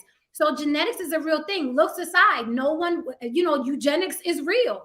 People are looking how to breed, better. And I don't think that that's necessarily a race thing, because by nature, women want men that look strong, that appear tall, that appear like they can provide and protect. That's nature. But yes, there is the other side where it's media deciding by what they shove down our throats. This is attractive. This isn't attractive. This is attractive. Looking at that boy, I can say those are bad genetics. He's a tiny, petite man. I wouldn't feel protected around him. Right? But do we have to participate in what the dominant culture says is right or wrong, or do we? I mean, I'm just asking. I'm literally just challenging this because I'm free to date that guy all you want to. You could date him. The Glock 9s out. Oh, come on, Mr. O. I'm not even. You don't want those guys. Like it's like you're trying to. Maybe we're trying to get an understanding, but I don't think any woman found him attractive. I know. It wasn't because here's a question I want to ask. Here's a question I want to ask. Okay, wait. Can I finish my thought? Can I finish my thought first, Mr. O? I'm just pushing back so that we can have a deeper conversation around it, because it's very easy to say, well, this is what the dominant culture, so we just gonna rock with it, right? But the reality is that the dominant culture has set some standards that have been detrimental to people that look like you and I for a very long time, right? And so for us to just then now participate and go along because it sits well with us, because we are not on the receiving end of it, that's where I want us to really begin to challenge those things within ourselves. Because it's like, do we have to participate? Because just last week, and of course it's not literally last week, just last week, okay, segregation was okay. Just last week, discrimination against people that look like us was okay. And that was the dominant culture. There was laws on the books that protected that, right? Protected those things, right? And so the rest of the society is like, okay, we're going along. So when we talk about dominant culture, I know who dominant culture is. We know who dominant culture is, right? We could dance around it, but we know. And I'm very clear on that. So now me as a person who has, and I say this as my ancestors, as a person who has been on the receiving end of it, now I participate in it and I go along with it simply because I am not on the receiving end, because I don't have what dominant culture calls bad genetics. That's what I'm challenging, because today is bad genetics. Tomorrow is, people with broad noses. The next day is people with big lips. My thing is, where do we draw the line to say, whoa, I have to really begin to dismantle this within me and challenge it whenever I come, into spaces like this where some things are being said that I think we just need to dive a little deeper in. That's all I'm doing. I do not want to date him, Mr. O. Okay, I was about to say, I might know somebody that might know how to get in touch with him. I understand what Hanifa is saying, and it is a valid point. But I don't think anybody here is going along with what the dominant culture is saying or doing. I know I certainly don't. I'm a huge rebel. I will not know the blonde hair. I don't care about the blonde hair or the size 2 model or the blue. I don't care. This is what's beautiful to me. This is what I think is superior to me. So I don't think anybody's going along with it. I've never been one to go along with it. But yes, innately, I'm going for the taller person or the darker person, the person with the soup cooler somebody mentioned earlier, because that's what's the epitome of superiority to me, right? So, but it's a great thing that you're challenging it, because it is true. How much, again, like the stream Mr. O and I had earlier, how much of it is preference, and how much of it is dominant culture telling you this is what you're supposed to like.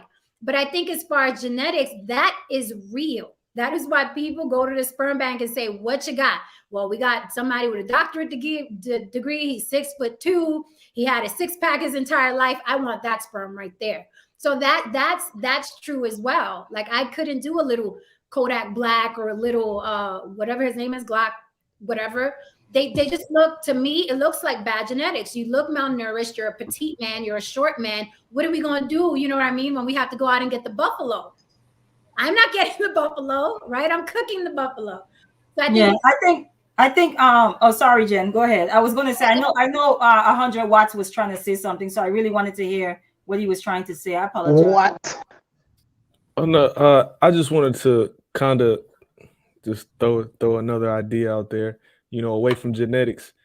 Sometimes attractiveness does have to do with like how you carry yourself, right? Because whether we talking about genetics or how you take care of yourself or whatever, or who has an opinion, ain't nobody gonna tell me I'm ugly, bro. You know what I'm saying? Okay. Like and they No, should. like I mean, and men, if you feel men. like I am, that's cool. That's your perspective. But I mean, I know I But see, look like good. men don't have no problem being told that we underachieve, we underdevelop. Like a short guy know he gotta make a lot of money, man. A fat guy know he gotta lose some weight. Like we know we'll take that and we'll adjust ourselves and still get out there and compete. I don't think it's gonna hurt our feelings to tell me where I stand when it comes to ranking in this society. If I'm gonna be out here and try to compete with the women in this society, then it's rules. I They mean, already honestly, exist. I think it's more important on a man's side. This whatever idea of physical attractiveness. When I talk to women that I do know, they and I say, "What's your type? What do you like?" They always have a hard time defining what their type is physically, but it's very, very easy for them to define what they like about said man that or this ideal man. He carries himself like this. He smells good. He's got this much confidence. He stands like this, and I think those are a bigger set of attractive factors for uh, the ladies. Would you agree, ladies? Since y'all here. Say again. I'm sorry. The last question, I was distracted. I was saying that for ladies, attractiveness generally, I find that ladies say that their descriptors about the things they're attracted to is based more on how a man carries himself, how he smells, how he stands, his confidence, more so than them being able to easily define a set of physical uh, features that are attractive to them, light, dark, tall. I Okay, mean, anything other than just tall. absolutely, Well, you're absolutely correct. That is how, the quote unquote average guy ends up with a beautiful woman, because yes, aesthetically we like certain things. Oh, he got to be tall. Oh, he got to have a six pack. Oh, he got to have nice full lips. Right? That's all well and good, but you're absolutely right. At the end of the day, we're going to go for that guy that's attractive intellectually, that stimulates us intellectually, the way he stands, the way he smells, the way he laughs, the way he addresses issues. So you're absolutely right. That is true. it's an initial attraction Yeah, that's initial. visual, Mhm. but Yeah. then to sustain her attention for a long period of time, you got to have other tools that make up for your shortcomings, whether it be in genetics or money or height or whatever you lacking. You got to come up with some other tools to keep her engaged, and guys figure out how to make what they got work for them. I Like agree, we gonna Mr. figure it O. out. And I that's what agree, he Mr. doing O. right now. The Glock 9 dude. He say, shoot, I'm tired of losing. Let me start rapping. And I'm gonna get some girls. And he did. He getting girls because he rapping famous, got some money now. He on TV. I agree. Yes. The initial attraction is Yeah. is what kind of draws us in, but that drawing or that attraction then has to be maintained. Because I know when I was in the dating world, I'm off the market. I've been off the market for some years. For me personally, I'm 5'9", and so if I talk to someone who is like maybe 5'10", maybe closer in height, okay, I might say, okay, that's fine. But then it goes to, can you hold a conversation, right? Can we have, and I'm not talking about surface level conversation. How deep are we willing to go, right? So that matters tremendously to me. So, but because I'm 5'9", I don't get caught up in height, but I'm not going to pretend that it didn't factor in me choosing who I'm with. You get what I'm saying? Right. It sort of Because you did. can't even get to the conversation if the catch hand ain't right, man. Like Yeah, I agree there's with that. Oh, Yeah. I got a question for you. right. I'm not as well traveled as some. Do you think that that's only true, or that it's true in more places than just America about this beauty standard? Because I know a lot of people in the military and they go to other places and they're like, oh man, over here we're treated like gods. They love us. They can't get enough of us. A lot of them don't even Yeah, come home. yeah, because the culture over there. That's why I want to say again. It's the culture over there that's why they stay. It ain't the beauty standard is set like everybody looking at America. The whole world. Like you even got Europeans looking at America and trying to like, maybe I'm missing something. Let me be more like them. Then they find out they not. They had it better where they come from. Like, but we're influencing the entire world. They all watching America. And so as a result of that, the standards that are set here, they set the majority standards. Every little girl want to be like a Kardashian, like because it's popular culture. It exists. It's gonna always exist. And we're not in control of our media, so they are in control of what's the masses what's put out. Which is why we're here right now. It's the media right here, brother. Word of Right. money. So,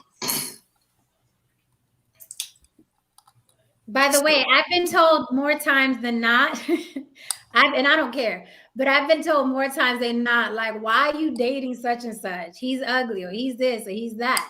But there's a certain swag, and maybe the swag is emphasized because, like Mr. O said, when you look a certain way, when you're not mainstream attractive, you have to, you know what I mean, cultivate the other things about your personality or your sex game or your X, Y, and Z, whatever it is, right? Or the way you tell a joke or the way you relate to women. But I've been told that more than once, like someone I'm dating or, you know, oh, why you with him? Or I'm like, because I like him. So Jen, you like ugly dudes? According to my friends. Yeah, he might have a chance then. He might have a chance. Vic, My man. Hey, look. She out here fronting, Vic. She like them guys with the bad genetics. Hey, okay. Listen, like them thugs. Them thugs don't come pretty. I like abstract faces. I like art. That was an abstract face for sure. But he's tiny. Let me tell you. Cut it out. Did you say abstract faces? Yeah, you taking shots at my man. That's what you're doing. I like Picasso's, but let me tell you something. That little boy, the what is the name? Glock 9? That little Glock 9. You know, you like Glock, like a couple of the joints you got. Gotcha. Yeah. Thanks for listening. Okay, so look, I will say this: Glock 9. If that dude was 6'2" and muscular, and he walked in the gym, he's gonna catch my eye with that face that he had. Because to me, genetics Crack his back, baby. business. He looked like he could move furniture on his own, and that's what I'm attracted to. So okay, and Mr. O gonna be over there clean as fuck, mad as hell. But man, what do he got? Let me see him. No, I don't like his face. He looks like a grandma. Oh my God, is that basketball dude? What do you think about his genetics? No, his face kind of looks like a grandma, like an auntie. Like no. Who that, Manute Bowl? Yeah. No, is he Sudanese? Yeah. Okay. Excellent. So let me tell you about Manute Bowl, right? This is, we were talking about the genetics thing. Oh, he was considered a sex symbol in Africa. Right. How many wives did he have, bro? He had many. Okay. And even without playing basketball, he was that dude. Now, is that tradition out there where it's not genetics? And I mean, it's not necessarily about tradition. You get what I'm saying? Watch this. Talk about a man having many wives, because I know Akon is the same. Oh, I mean, yeah, they have the ability to have multiple wives, but the point that I'm making is that his look, he was that dude. That was their Denzel, right? Rest in peace. Okay, as crazy as it sounds, So when we look at it, you know, what do you think that they would look at Tom Brady? The same way I look at him. That's some shitty genetics. Okay. It'd be the opposite. It's like, yo, What what does is that this smell? guy? What does that smell? You know what I'm It saying? from culture to culture. It does differ. I remember when I went to Uganda, my complexion scared a little baby. She ran to her mom and said, "Muzungu, Muzungu, Muzungu," right? And She thought you were Muzungu too is what light. they call Muzungu is what they call white people in Uganda. And I was in the village when that happened. I was just like, "Oh my God, I am not that light." But she was extremely dark, and most of the people around her was. So from culture to culture, it depends. How is that? I need to stop saying cracker and whitey. What's that word? Muzungu, Muzungu. Muzungu. Bro, or Manuk Bowl was like just the best option in the market. Oh, stop it, Mr. O. You stop it. Oh man, like Uh-oh. like he tall. Uh-oh. He tall. Why you act like got a lot Project of Pat height. don't get no bitch? You traveled the world, bro. Everybody got some, You traveled the but world, bro. it's levels to it though, man. Like But it you is traveled levels. the world, bro. You're not gonna put Glock 9 and Manute Bowl at my table. It's not gonna happen. It's Project different. Pat, No, take you your traveled girl the Different, world, man. bro. It's But you different. traveled with the no world. money. You know culture. Yeah, and it take me over there when Nuke Bowl was having my way and see if I'll put him on the bench. That's crazy. That's crazy. Oh my Like, come God. on. Hey, I can appreciate Do your you? confidence. Okay, so wait. So let me just say this now. Okay, I just want to make sure. So at least we get. I'm trying to catch a baseline with you right now, right? So no, hold on. I'm trying to catch a baseline. So, do you believe somebody's echoing in the background? By the way, do you believe that everywhere in the world, the same exact standard for beauty that you see is what they see? I believe Yes. I believe one thing, if men can't agree on nothing, every one of them, whether they tell you or not, will have sex with Kim Kardashian. Bro, all right, Everyone. okay, so let me do this. Hold on. Can Everyone. you give me another answer? But at least somewhere in there'll be a yes or a no in there, right? Because I'm asking you, do you believe, and you traveled the world, right? You were in the military, you traveled the world. So what I'm asking you is, do you really believe that everywhere around the world they have the same exact beauty standards? I don't think it's required everywhere in the world. Do you think it's a yes? Yeah, I think they'll look at something that we all can see beautiful, and they would all say, yes, that's beautiful, but it's not for me. Some people would say it's not for me. But I don't think that I'm beautiful here, but I'm ugly somewhere else. Like I'm beautiful here. Can I ask this question? He said he's beautiful everywhere. Can I ask the question like this? Beautiful, yeah. Multi-universal. Maybe your answer.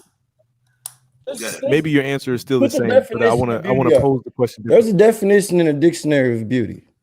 Throw that up there. Vehemently. Go ahead, Watts.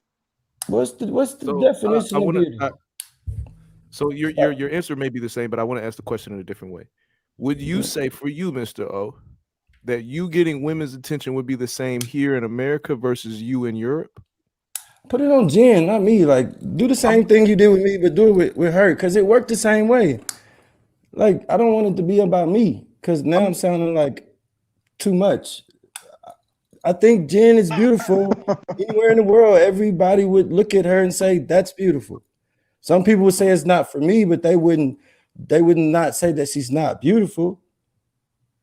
I mean, in a lot of countries I went to, like a lot of people, they end up marrying in their village or in their community, and they choose the best option that they have, and they look at it like it's just something I need done, and I'm gonna grow to like love this person, but it ain't based on it got to be the most beautiful person or I'm not doing nothing.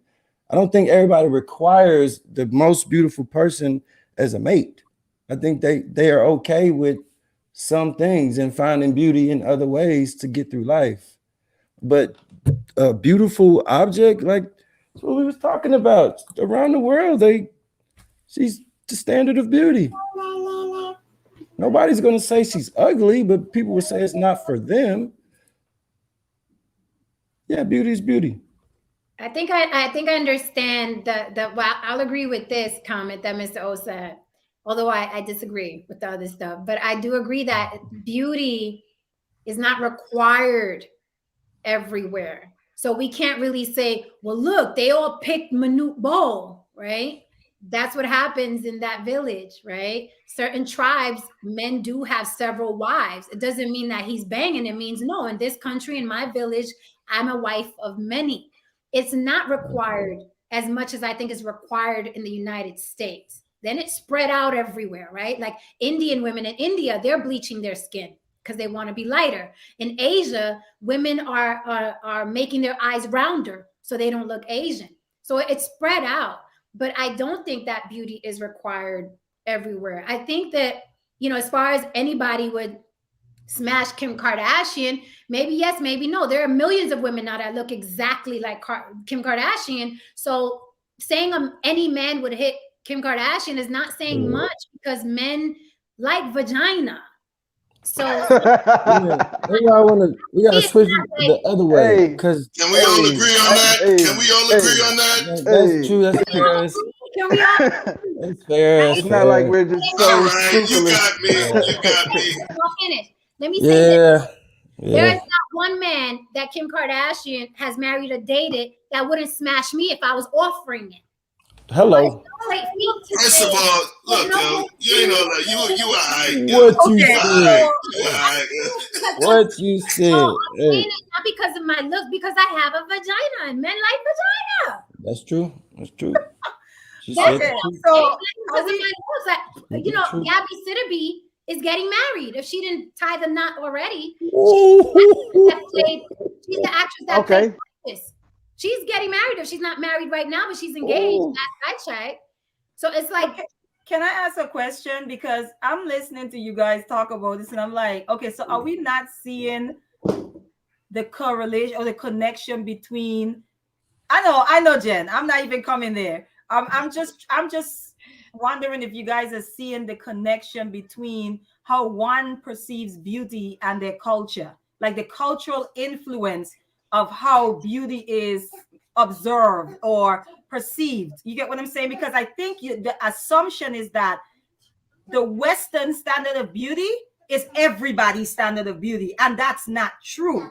And I think that's what, like, I'm not speaking for Chef, but it's like when he showed that, it's almost like that's what he's alluding to. But I think in our Western minds, we think, because this is just Western way of thinking, we just think we rule the entire world. Okay, when I say we, no, I'm saying when I say we, it's almost like, okay, Western thinking is that our way of doing, our way of thinking, our way of seeing is superior, and so we assume that everyone else way of seeing things is in alignment with ours. And again, I think it depends on the cultural influences. There are some of us who grew up in environments where the standard of beauty just looked different. The things that people went after, the woman that got the men, just looked different. And so if you want to say that Kim Kardashian is beautiful everywhere to you, let me be clear, to you, then make it very specific to you. No, I mean with finish, you might be surprised that she might show up somewhere in somebody's village somewhere. And they're like, ew, why you look like that? I got the perfect example for you. You said you want to take it off of you, right? You said you take it off of you, right? All right. Yeah. Jen, if they took you over to Japan, right, where one of their beauty standards is small feet, and they seen you wore a 9 in boys, they might diss you regardless of how you look. I'm a diss over here. A 9? Man, you don't want a 9? You want a 9? I wear 7.5. Come on, man. That's a big foot now. But he's right. That's a big quote. That's a big I don't wear quote. 9. I wear 7.5. Come on, man. Why you do that? Oh, why you do that? Oh? It's 11 in girls. No, 7.5. I'm short. Just 7.5. What's wrong with Come that? on, man. A lot That of ain't just a Chinese. That's not a Japanese thing, man. That's not just a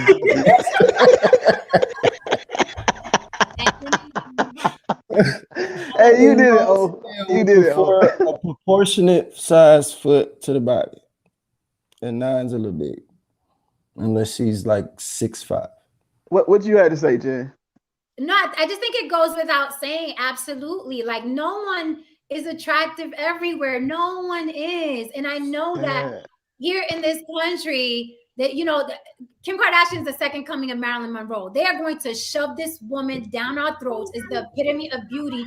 Yet she is refigured, remastered, and resurgeried head to toe. You are not the epitome of beauty to me. You look weird from the waist down. She looks tough. Build a baby the waist down. Jen, sometimes you just gotta let people have it, because look, King, he said he universally handsome. Put King comment up there. He said I'm universally handsome. And that's okay. And that's okay for someone to feel that way about themselves. All I'm saying is that we have to understand that not because for ourselves first, that we might think we're the bomb anywhere, right? And that you should. But you also have to accept that you or anyone that you find attractive is not going to be attractive everywhere that you go. That's just reality. Okay, that's fair. Nothing's absolute. That's fair. Oh my God. Yeah, but the majority was standing your ground. Oh my God, I love it.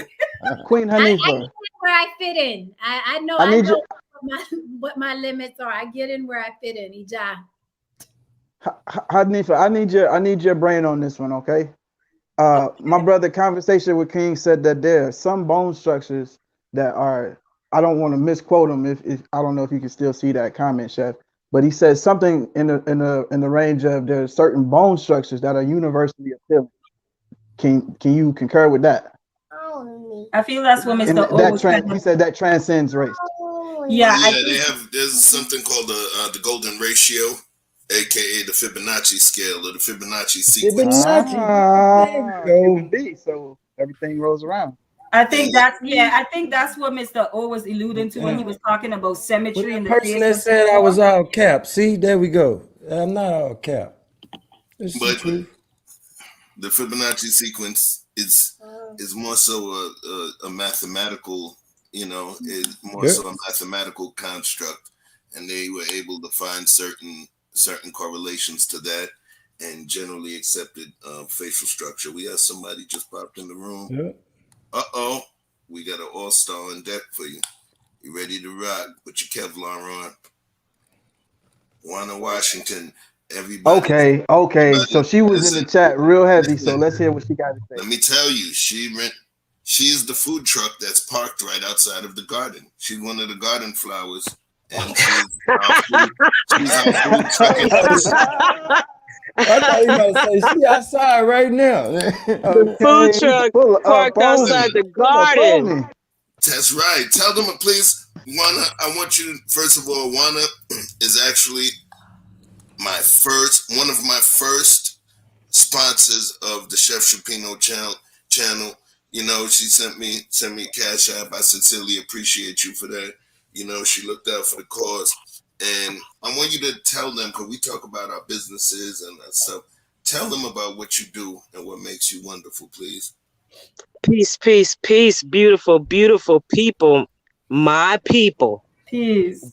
Just because I do not feel or believe or think or know that I am Black does not mean that I am not of you. I'm over here in Arkansas. I'm hanging out in these streets. Thank you, Chef, for that shout out. You're a very gracious person. I do have a very humble food trailer that I began about 3 weeks when the state shut down for COVID. Can I say COVID, Chef? Yeah, you do your thing. Might as well.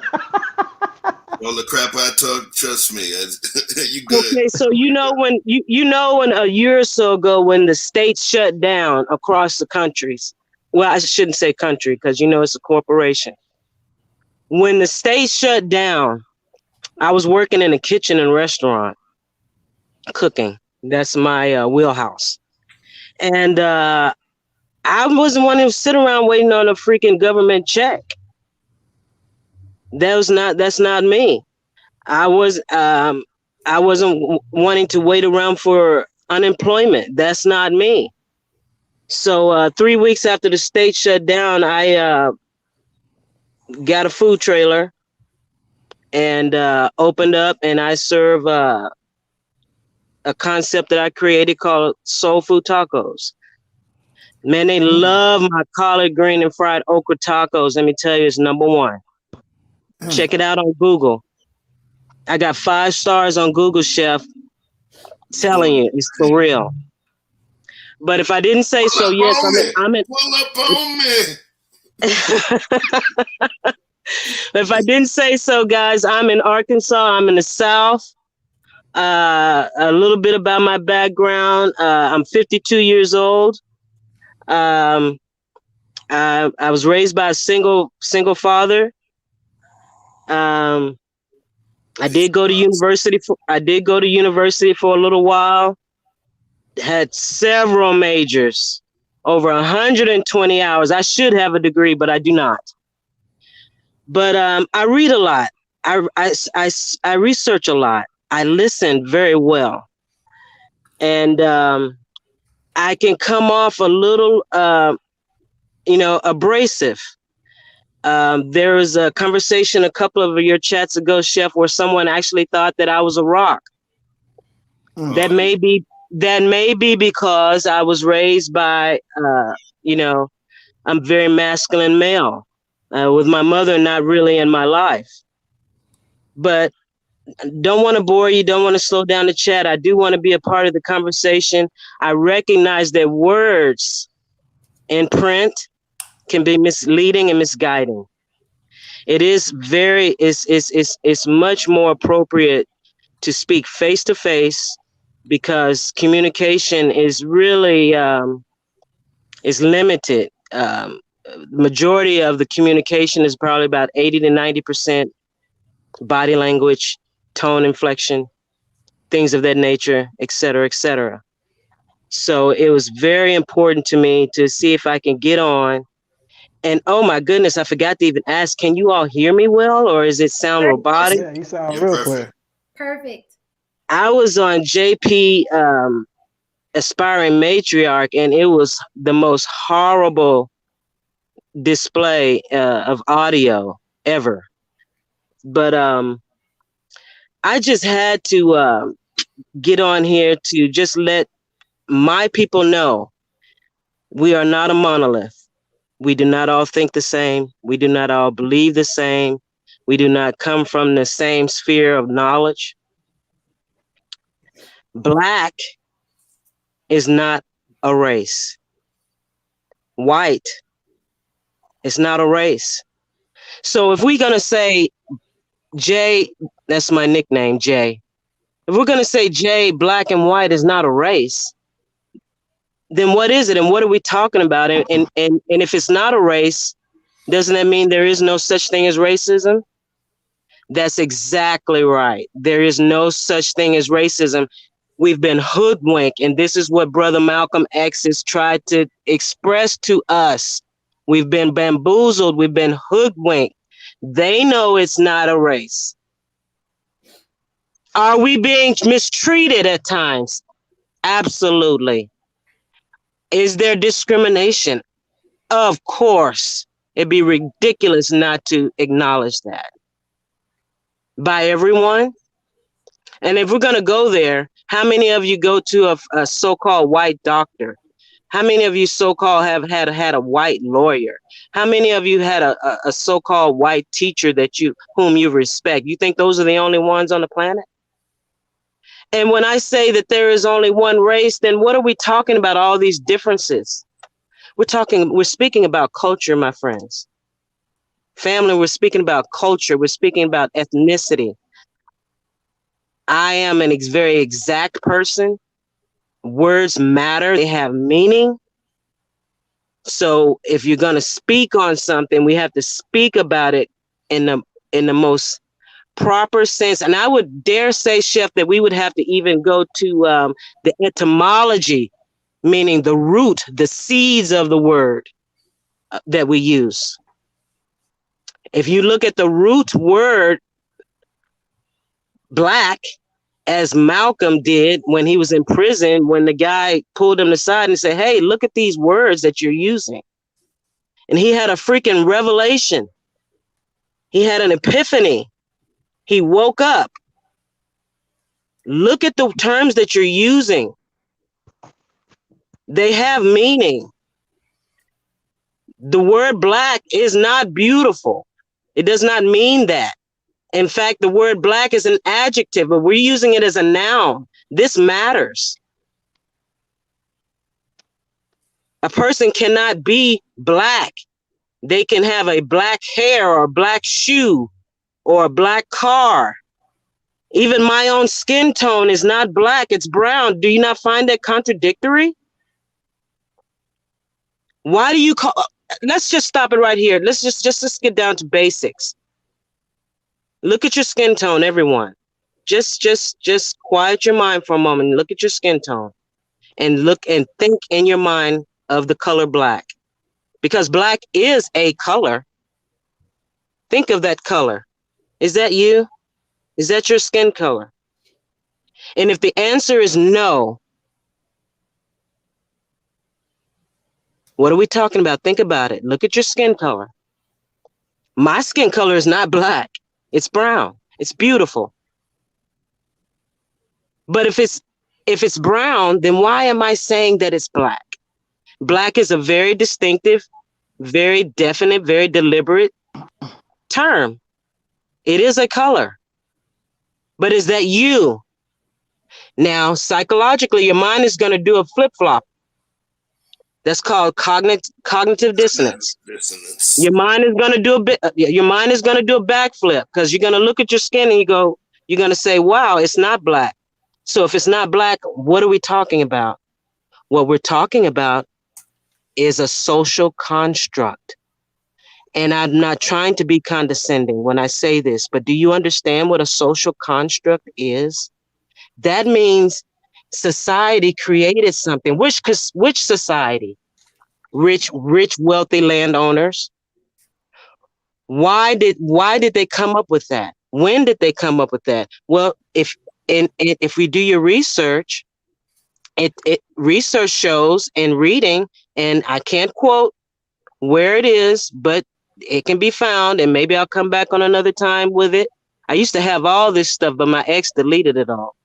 But anyway, yes, someone in the chat said, or on the panel said, well, it started on the plantations. That's exactly correct. It started on the plantations in what we call North America. And I say North America because Canada is America, and so is South America is America. Central America is America. These are the Americas. Where we are in the United States is not the only America. So I have to be very distinctive and precise about where I'm talking about. In the Americas, in the landmass of North America, plantation owners, because different people who had different pigmentations, some of them were Irish, some of them were from Kenya or from the west parts of the continent of Africa, different places, different countries, and they were all homies. They were all buddies. They were all in bondage. And I use the term in bondage for a very definite reason, because when you say slave, the etymology of the word slave is Slav, which means Slavic peoples. We were not enslaved. We were in bondage together. We were in bondage with people who look what we would call white. We were on the same side, and at those times, There were many rebellions between people whom we would consider white and people who we would consider Africans. Well, that wasn't going to work. That wasn't going to work for wealthy landowners. So what did they do? We're all familiar with the tactic of divide and conquer. So they used a mechanism, and they created a mechanism, a device, a social construct to divide us. And how did they do that? Well, when you want one person to be on your side, you'll give them special privileges or special favors. Willie Lynch letter. Well, I love that damn Willie Lynch letter, but I'm not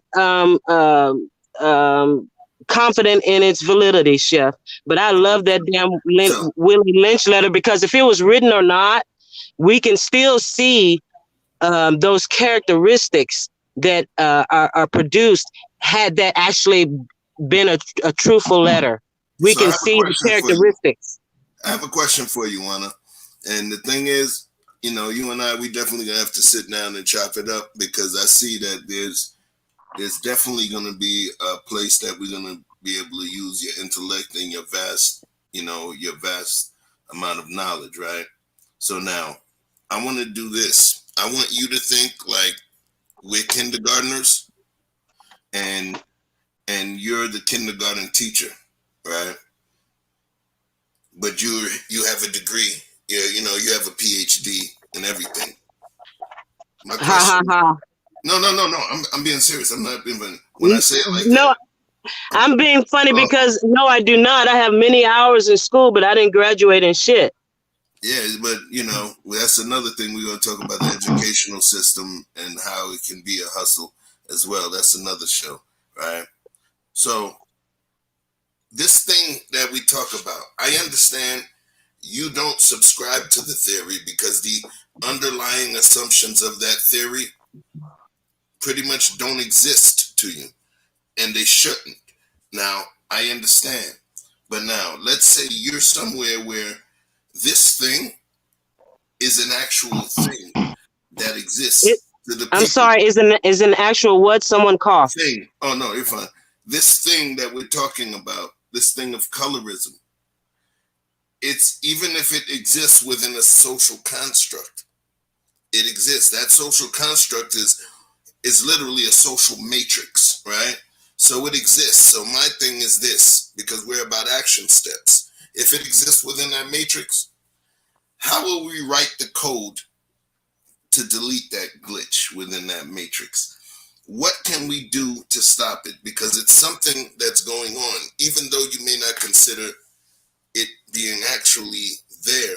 There's people that are, that are going through it. So how can we cure their psychosis?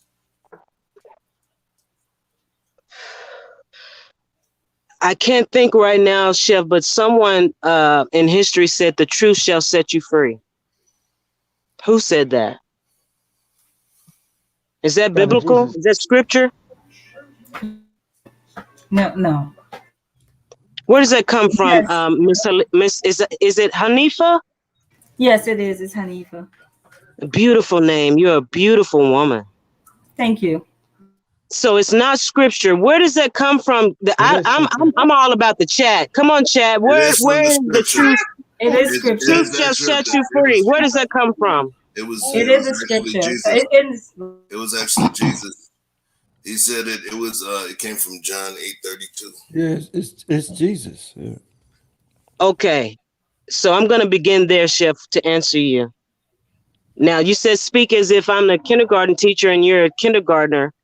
I'm not sure if that's if I'm able to do that, but I'll say if I was speaking to a 4-year-old and I begin with the truth shall set you free.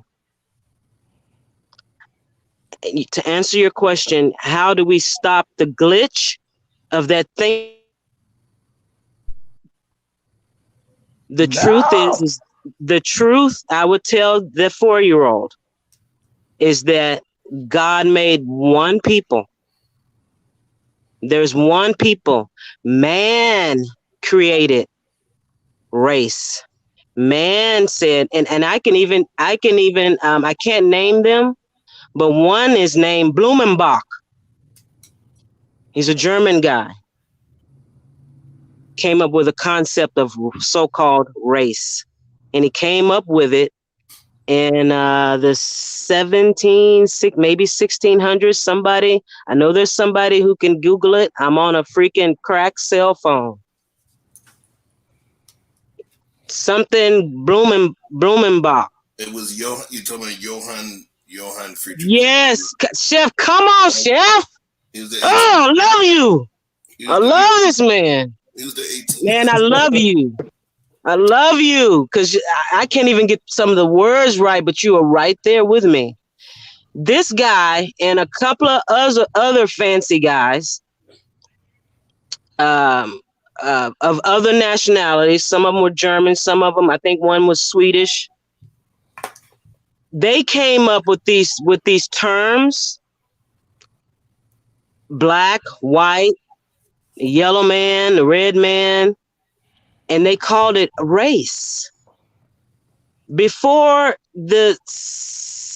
I said in the chat before the 1400s because I was being generous. But before the 1600s, this concept did not even exist. Do you understand how long ago that was?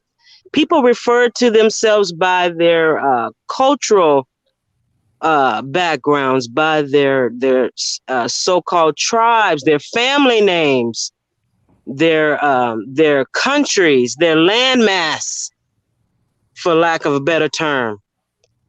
These people on these slave plantations, they were from places that people can point to. They were Irish, they were Kenyans, they were from all these other countries, and they held on to that. They knew who they were, and they were intermingled. They married, they had sex, they had children together. They ate together, they slept together, they worked together, they toiled together, they cried together, they joyed together. This was not good for the business of bondage. It is historically written and categorized that the wealthy landowners instituted a concept to separate them. Now, you just can't go around and say, okay, no, you're not Irish and you're not from Kenya and you're not from blah, blah, blah. And that just separates people. To the people whose pigmentation is of what we would call white, they gave more privileges. So for the folks that don't know Johann Friedrich Blumenbach, he was the guy. What he pretty much did, he did a lot of studies. Him and his folks, they were pretty sick, man. They're very sick. They were, when I say sick in today's, there's like the movie Get Out, kind of sick. Okay, one of the things that they did was measured the craniums of different people. This guy, when you hear the term Caucasian, you hear the term Mongolian, Ethiopian, American, they literally, what they did, him and his crazy friends, they were the ones that came up with the term. He was the father of the term Caucasian. You know what I'm saying? They were some crazy people. The thing is, what I'm saying is, this part, like, this is a different show. This is deep. Like, I wouldn't even do it live. I would sit down and, like, where we would talk and do a video where we show clips and reference materials, right?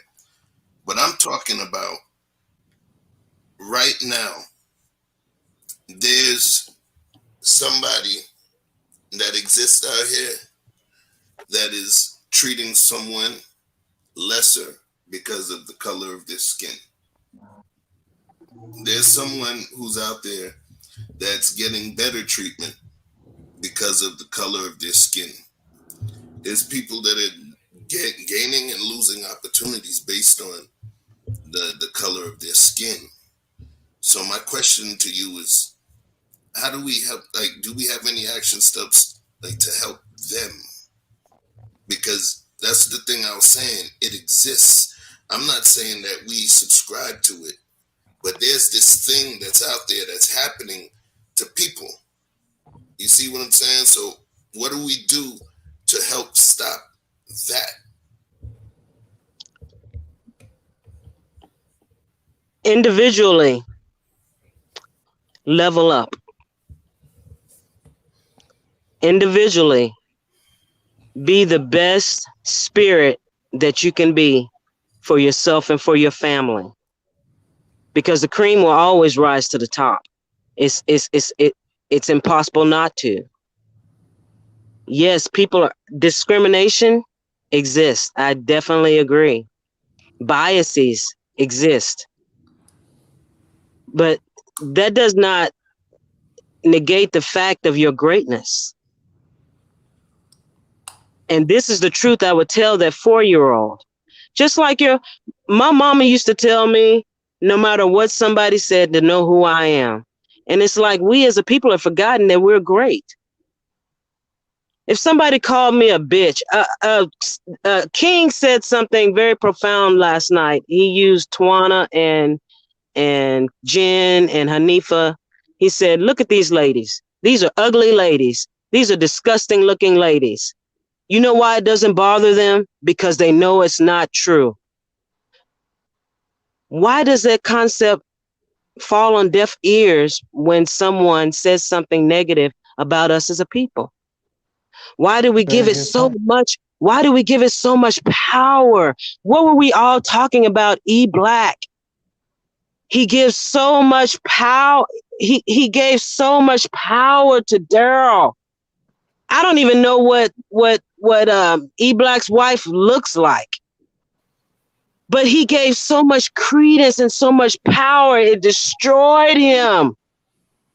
And it's destroying us as a people to constantly, when I say ignore it, I know it sounds simplistic, my loves. Beloveds, I know it sounds simplistic. Hanifa, I hear you. I hear you, my sister. I want them to ask you a question. I hear you. You're like, how can you not, Mr. O, I hear you. How can you ignore this?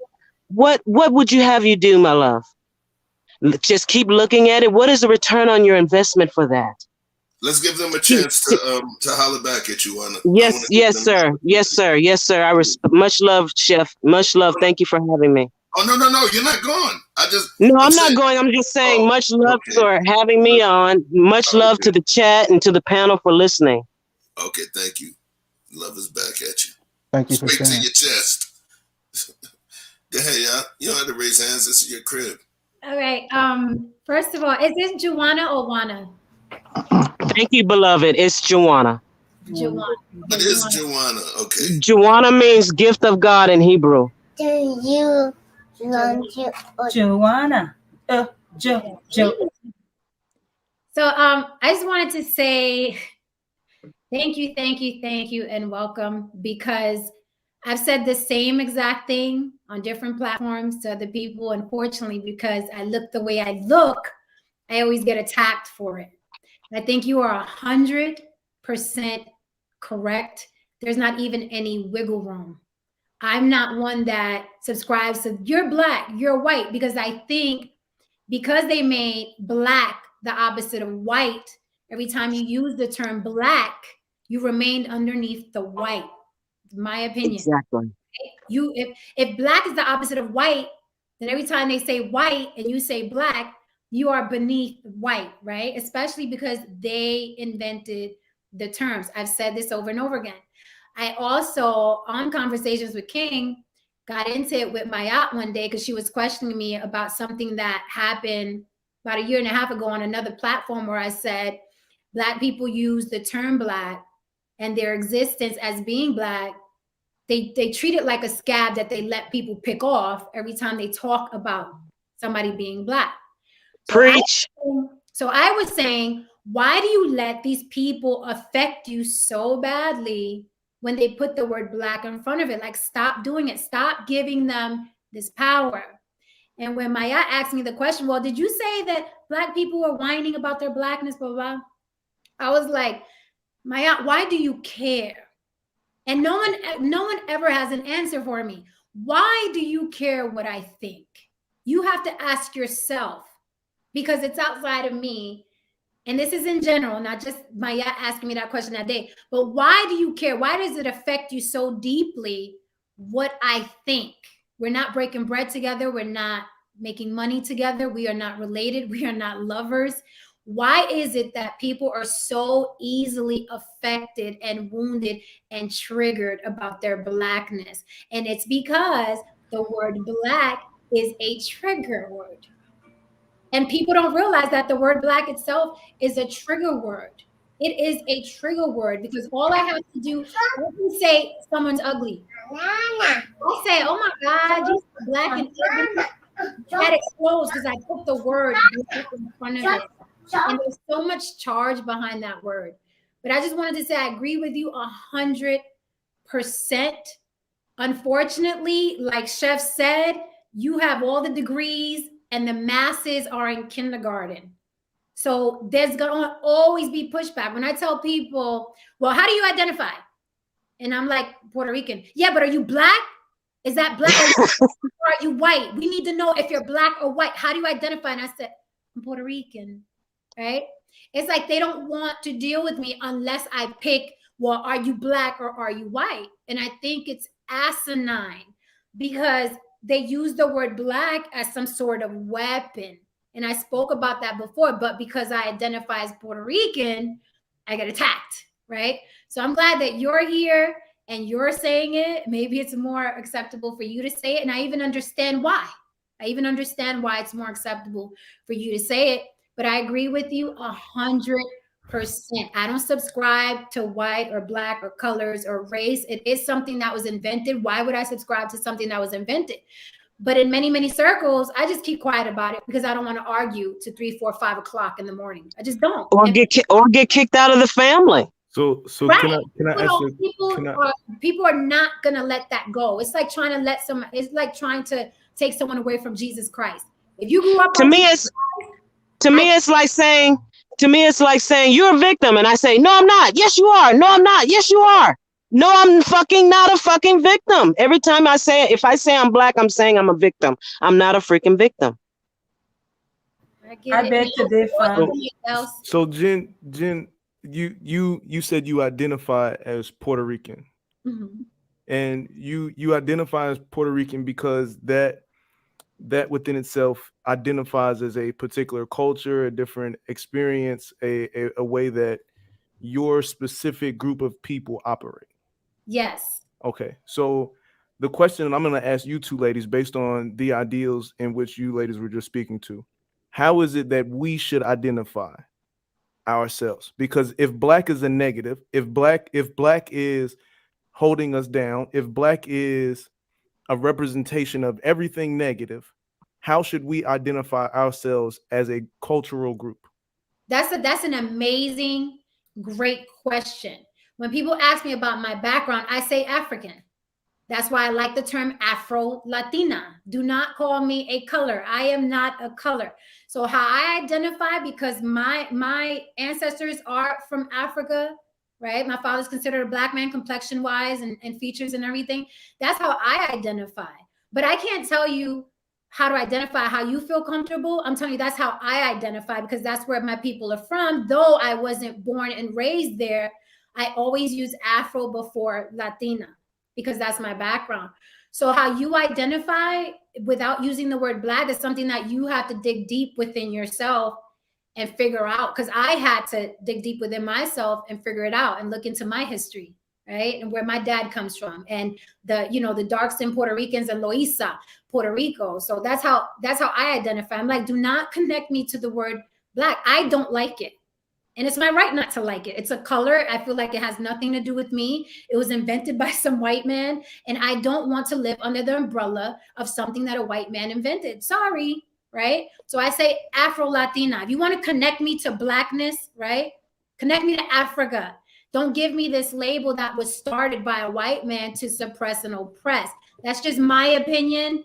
I know we have Black girl magic and Black girls rock, and Black is beautiful and Black is powerful. I know those things mean a lot to a lot of people, I'm just saying that they don't mean anything to me because the word black is an invention. It's a social experiment. It's a political stance, right? Thank you. Oh my gosh. Thank you. May I respond, sir, to your question? Yes, ma'am. Oh, you don't have to say yes, ma'am. You're making me feel old. Oh no, Even though I am older than Chef. no. For the record, that it doesn't matter what your age is. If my mother was aware of I how I acknowledge address your people, she respect. would kick me in my head. You know. So. I acknowledge your respect, and I absolutely adore your question. Now, a lot of people aren't gonna appreciate this answer, but there's many different levels to this shit. So, uh, as Jim would say, I would never deny that my lineage possibly comes from the continent of Africa. I would never deny that. Although I would never deny that my lineage also is a progenitor of people who are already on this landmass.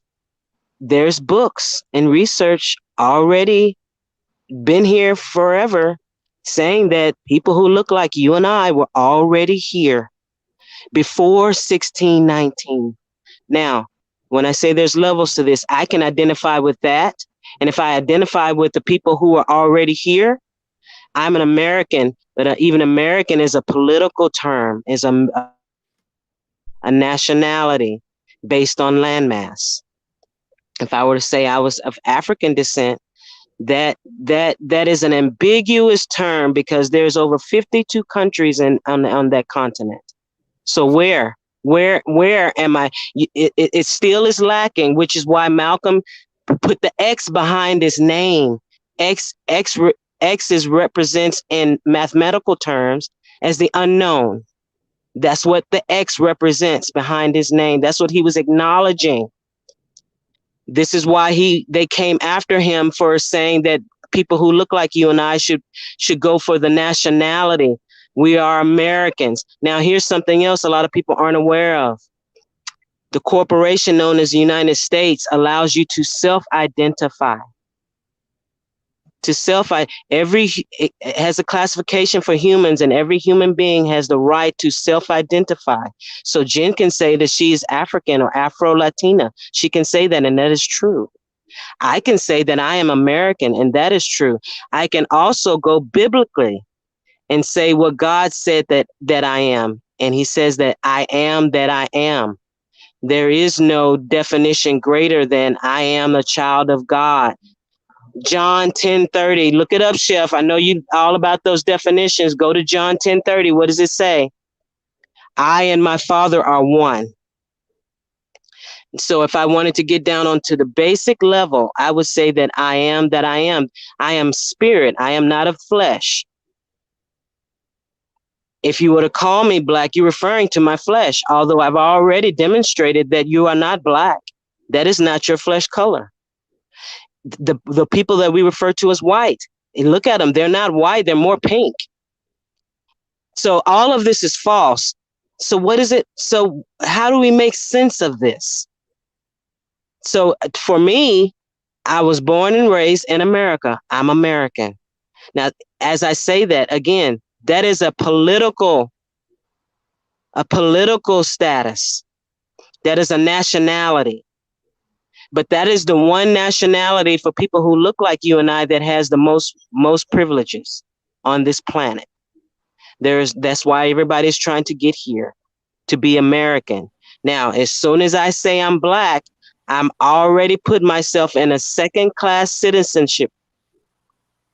There's such thing as called a caste system. You all are aware of the caste system in India? That's what white and black is, beloveds. It's a caste system. You don't have to agree with it. So you don't have to agree with it. So there's some folks that they're asking tactical questions like, what will you put on the application? Well, go ahead, Hanifa. Was that Hanifa or Jen? That was me. Okay.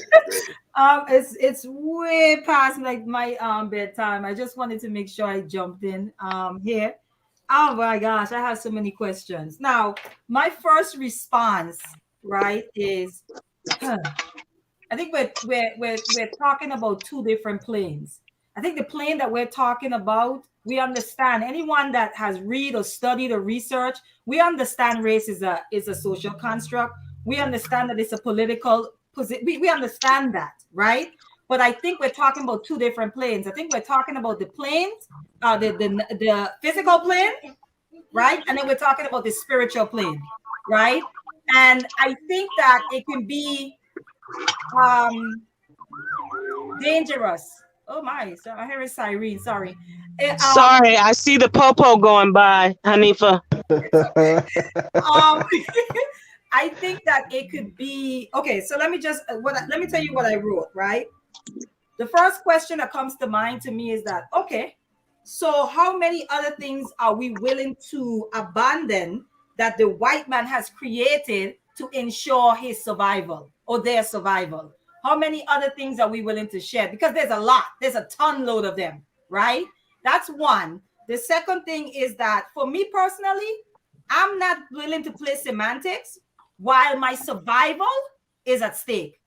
Because we exist in a, whether you think it's a glitch, a download, whatever, programming, whatever it is, it's still, even if it's someone else's reality, it is someone else's reality that we are existing in. Okay? So for me personally, even though I am aware of everything Joanna is saying, I am also aware of the fact that when we talk about the physical plane, the body that I exist in happens to look like this. And the systems that are in place, right, has actually labeled bodies that look like this. Now, whether you participate or not in that, it does not erase it. It does not make it less real. It does not mean that when I get focused on for the color of my skin, that I could say I'm a spiritual being. Anybody want to hear that shit? You know what I'm saying? I'm just being real. No, ain't nobody going for that, and we know that, right? So it's like, okay, so then what do we do? I understand. The other thing I had a question about the race piece, because when you talked about how they were able to decide or how to separate, and I know the history as far as America, and it's like a divide and conquer tactic. The people were getting along, and then it's like, you know what, we can't have this, right? And so we need to divide them up. When it comes to the concept of race, to me, I feel like race had to happen before slavery happened. Otherwise, slavery could not be justified. And when I say that, I mean that there's a propaganda machine that went to work big time, right? In saying that these people, because they have smaller brains, right? Because, they have certain body parts, and the way their body parts are on their bodies, this makes them subhuman. This makes them less than human. They did that. And I agree with Joanna. They did that because their agenda was, okay, we're going to use these particular people for labor, for profit, whatever. In order to get everyone on board, you have to first make those people less than human, so that anyone that's involved in it can say, well, they don't even have souls, because this is written. This is science, the science that we love so much. And I appreciate science, but even that has been weaponized against us. So for me, as I'm listening to this conversation, Joanna, I love your contribution here. There's just my pushback to that. And I've been in conversations just like this before. My thing is that I'm not willing to play semantics while my children's lives are at stake. I'm not doing that, right? I could be aware of race being a social construct and also be aware of it matters in the systems that we are existing in. So I feel like we're talking about two different planes. There's the natural, there's the physical. I keep saying the natural. There's the physical, the carnal, because we exist in these bodies. And then there's the spiritual, where we are spiritual beings. And you're right, there is no color on that plane. It doesn't matter. But where do we live? Where are we existing? What bodies are we occupying? And what does that mean? So within myself, I could say, yes, I don't believe that. I believe race is a social construct, right? But at the same time, I still exist in this body. So what does that mean? That means that first, I talk about systems that exist within us. That's what I was talking about when we were talking about attractiveness and symmetry and all of these other things. My question is always, do you have to participate in it? Which is what I think Joanna is saying. You can say race doesn't matter. But if you coming at me with a gun in your hand because of the race that I identify with, guess what's going to happen? I am going to be protective of that and everyone else that looks like me, whether I think it's a racial construct or not. So that's what we're having. That's what's happening now. I'm not saying that okay. I am saying two things can exist in the same space. I can actually agree that it's a racial construct, right? I can agree to that. I could agree that on the spiritual plane, race don't exist, but I could also agree, right, and say that if you come for my people, I'm going to come at you as a Black woman, period, because you're coming at me as a Black woman. So now I have to defend the body that the spirit you guys are talking about existing. We're not spiritual beings. We exist in bodies. And someone has decided that this body is less than that body. And we have to do something about that. And you know something? We're going to have to fight it on the physical and the spiritual plane. But we want to abandon the physical and focus on the spiritual. And I'm saying you're going to have your heads in the clouds while somebody's stamping your Black body out. And I can't subscribe to that. Can I respond, Hanifa? No. I would like to respond as well after you, Jen, please. Okay. No. Hey, real quick, before all you ladies go, I'm gonna let you go, Jen. I just want to say something to my brother Rashawn Dave in the chat. You turning up the chat with some real good points down there, but we need you up here, brother. That's a lot of points you're making. Come up here, let's talk about it, even if you don't care. You already know you already a part of this, fam. Come on. Yeah, I wish I could see the chat. I love the freaking chat.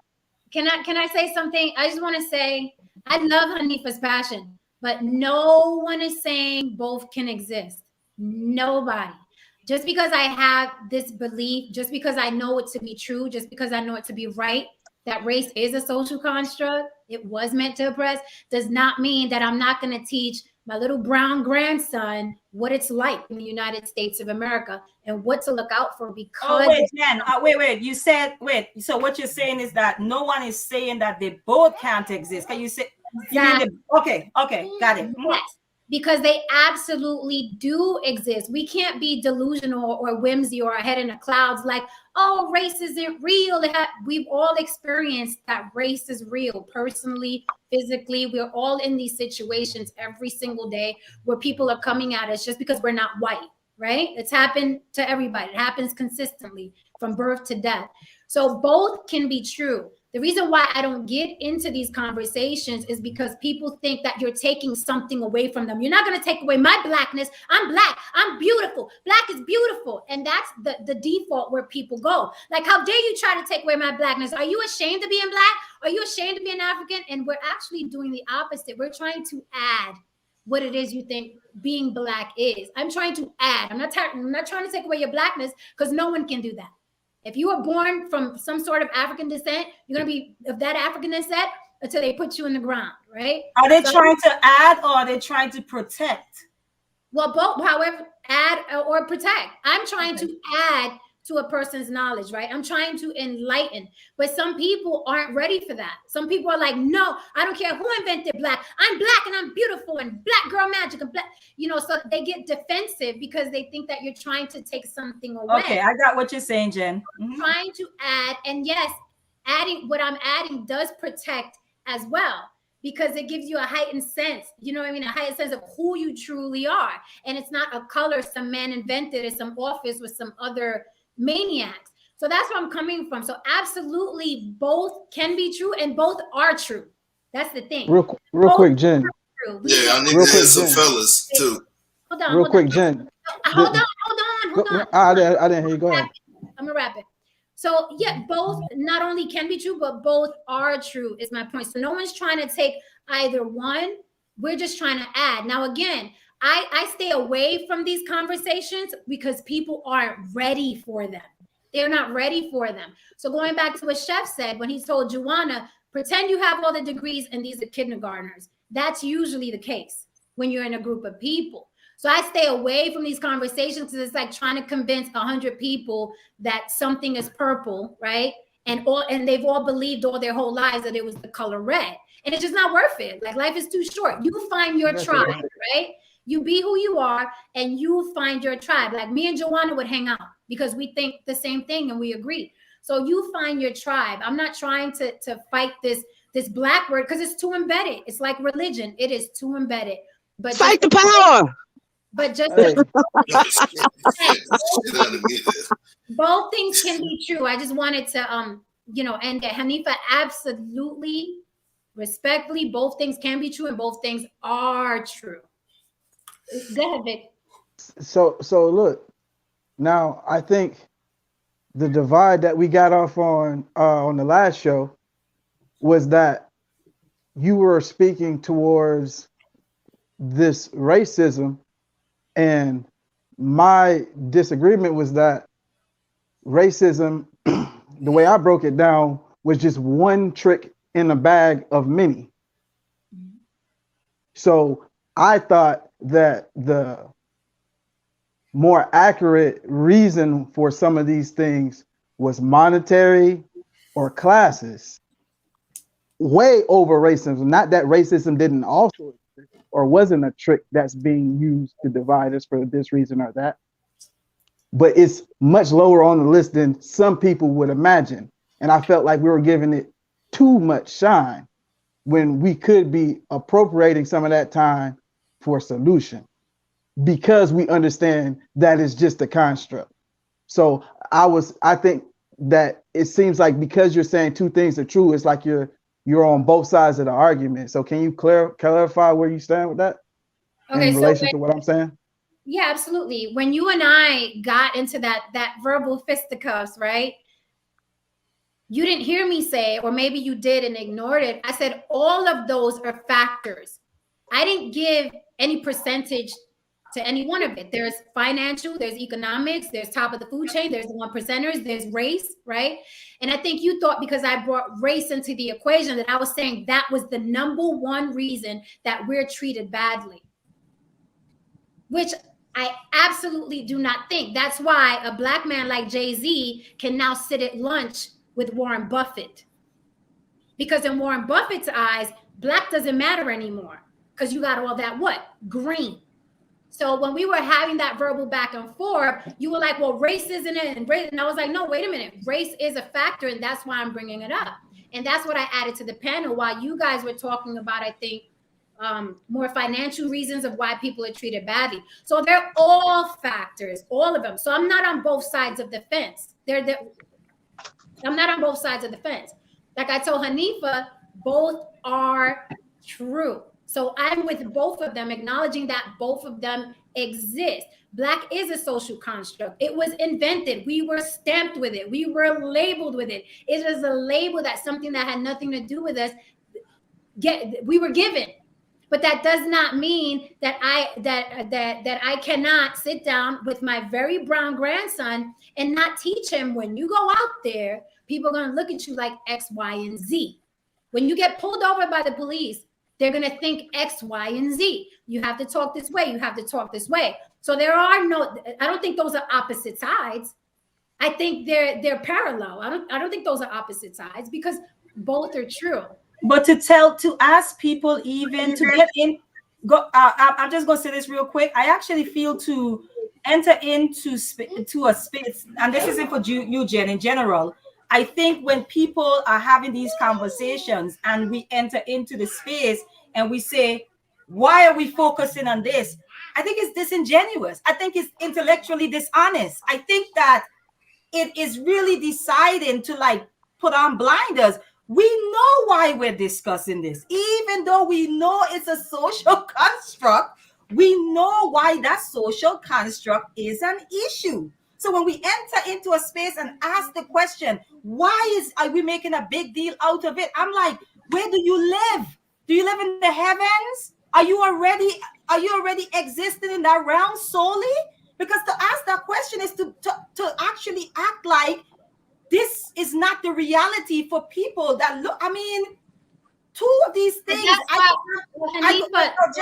Hey, hold on, everybody, hold on just a second. First of all, let's get the likes up, and let's go ahead and shout out. We got a couple new panelists in here. Shout out to Sean Dave, and the King is in the building.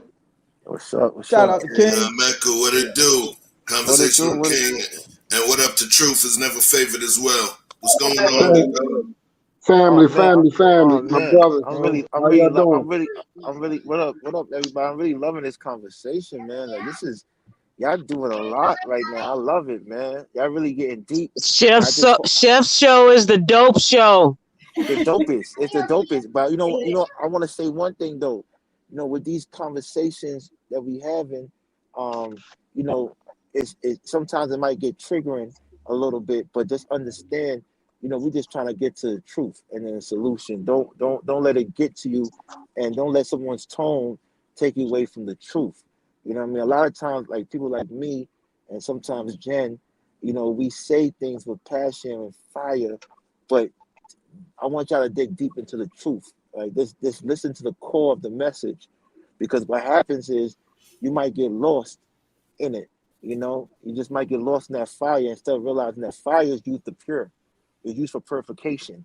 That's what fire is for sometimes. So sometimes you got to hear that, and then it triggers something emotional. But if you really take time to reflect on it, there's some truth to it. But I really do appreciate everybody. You know what I mean? Oh, I love the sound effects too. Don't worry, I'm getting sound effects soon. Don't worry, I'm getting that soon. But I love that. But I just love that Hanifa's out here doing the Nighthawk thing. The ladies is holding it down. Jan and Hanifa holding it down. I'm so proud of y'all, and I want y'all to win so bad, man. I want Mr. O to win bad. He might be the fourth man on the low, to be honest with you. But at the end of the day, continue doing what y'all do. I'm just gonna keep on listening, and I want to shout out to my girl on the West Coast. I love her. I love how you so strong. I love how you so independent. I love how you don't budge. You make me better just by being you. And I'm out. Chef, mute him. Hi. Hanifa, I wanted to respond to Hanifa. Go ahead, Jen. Go ahead.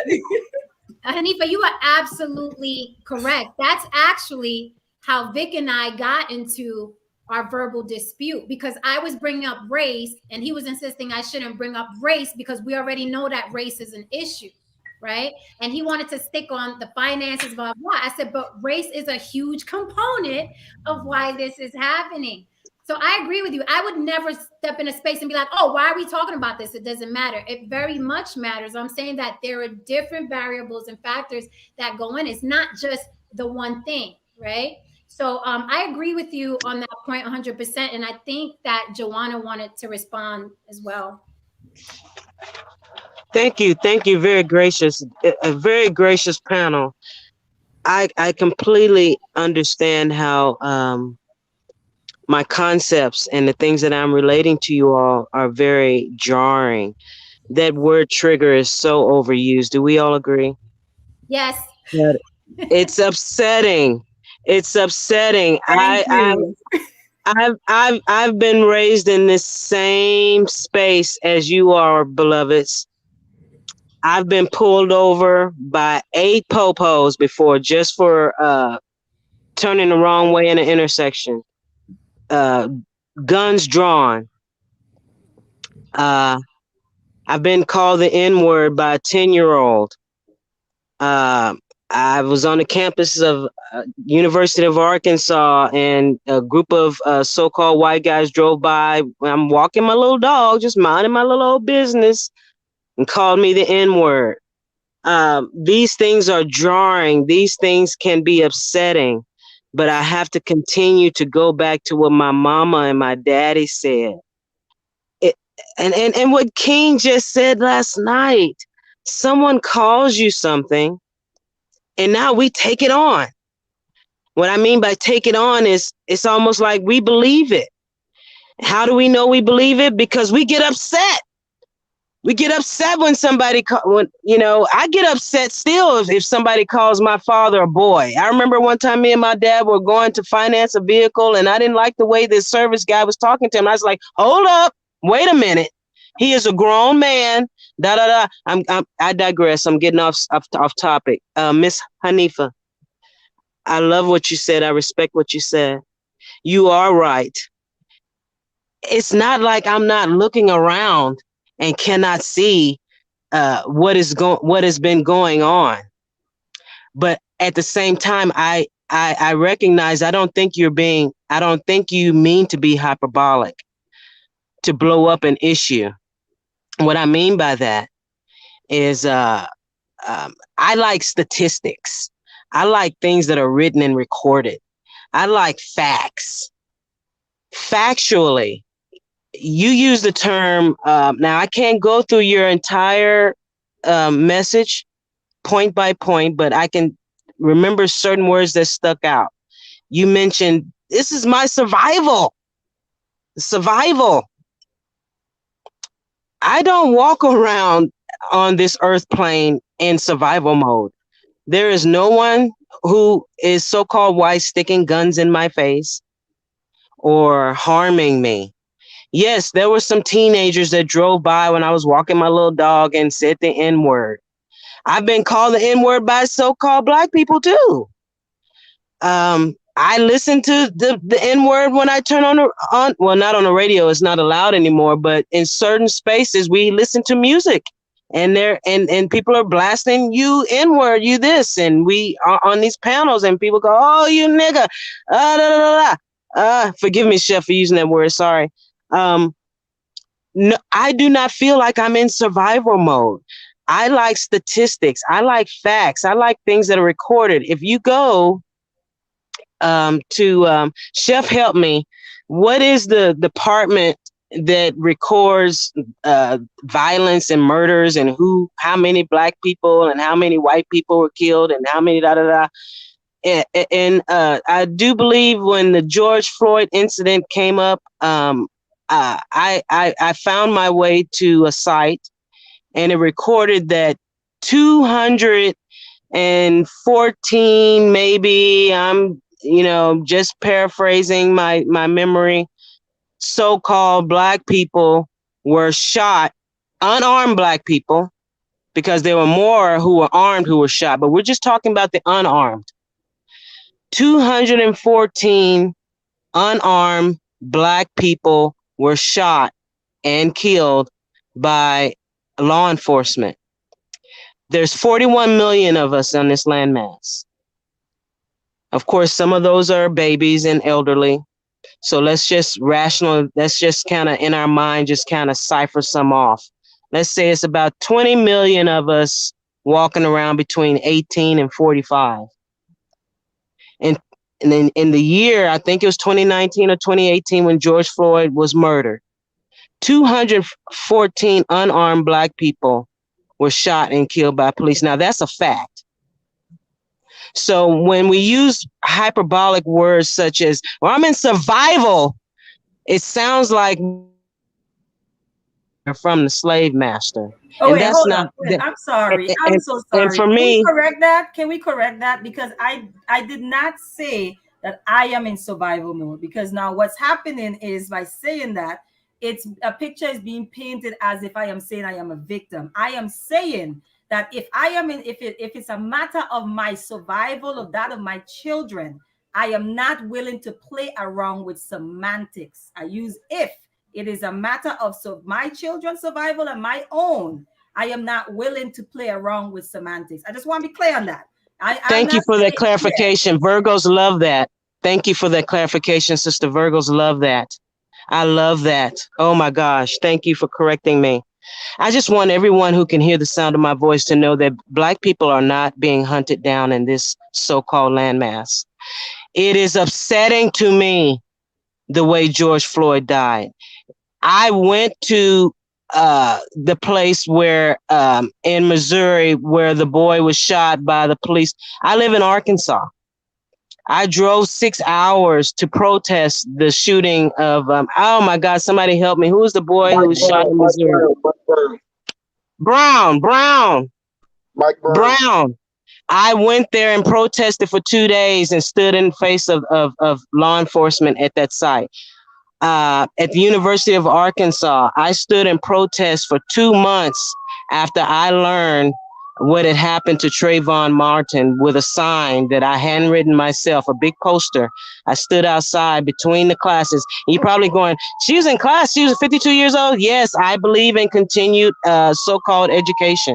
So I was in my 40s, standing on a curb on the campus, Police was all stopping me and telling me, trying to tell me my freaking rights. Well, I know my freaking rights, but I stood there for 2 months until that Hispanic man was at least charged, because he was not even charged with the slaying of Trayvon Martin. Forgive this fire truck, guys.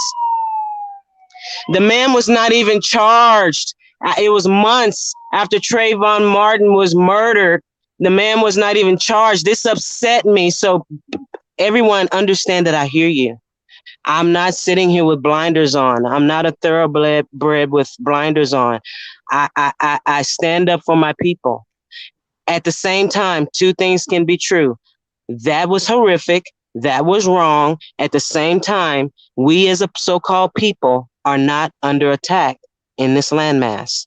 We are constantly being jarred. We are constantly being over emotional over words, over a person who was harmed. We don't even know them. Sometimes they have sketchy backgrounds, and somebody in the chat is going to say, I don't care. That's respectability politics. He doesn't have to be perfect to not have to get shot down by the police. I know that, but I got suspect motherfuckers in my family, and, you know, they got into some shit. They shouldn't have been there. They shouldn't have been on the corner. My stepbrother got shot, and he shouldn't have been out there at 2 a.m. What were you doing out there at 2 a.m. on the corner? What was you doing? Why weren't you getting ready to go to work?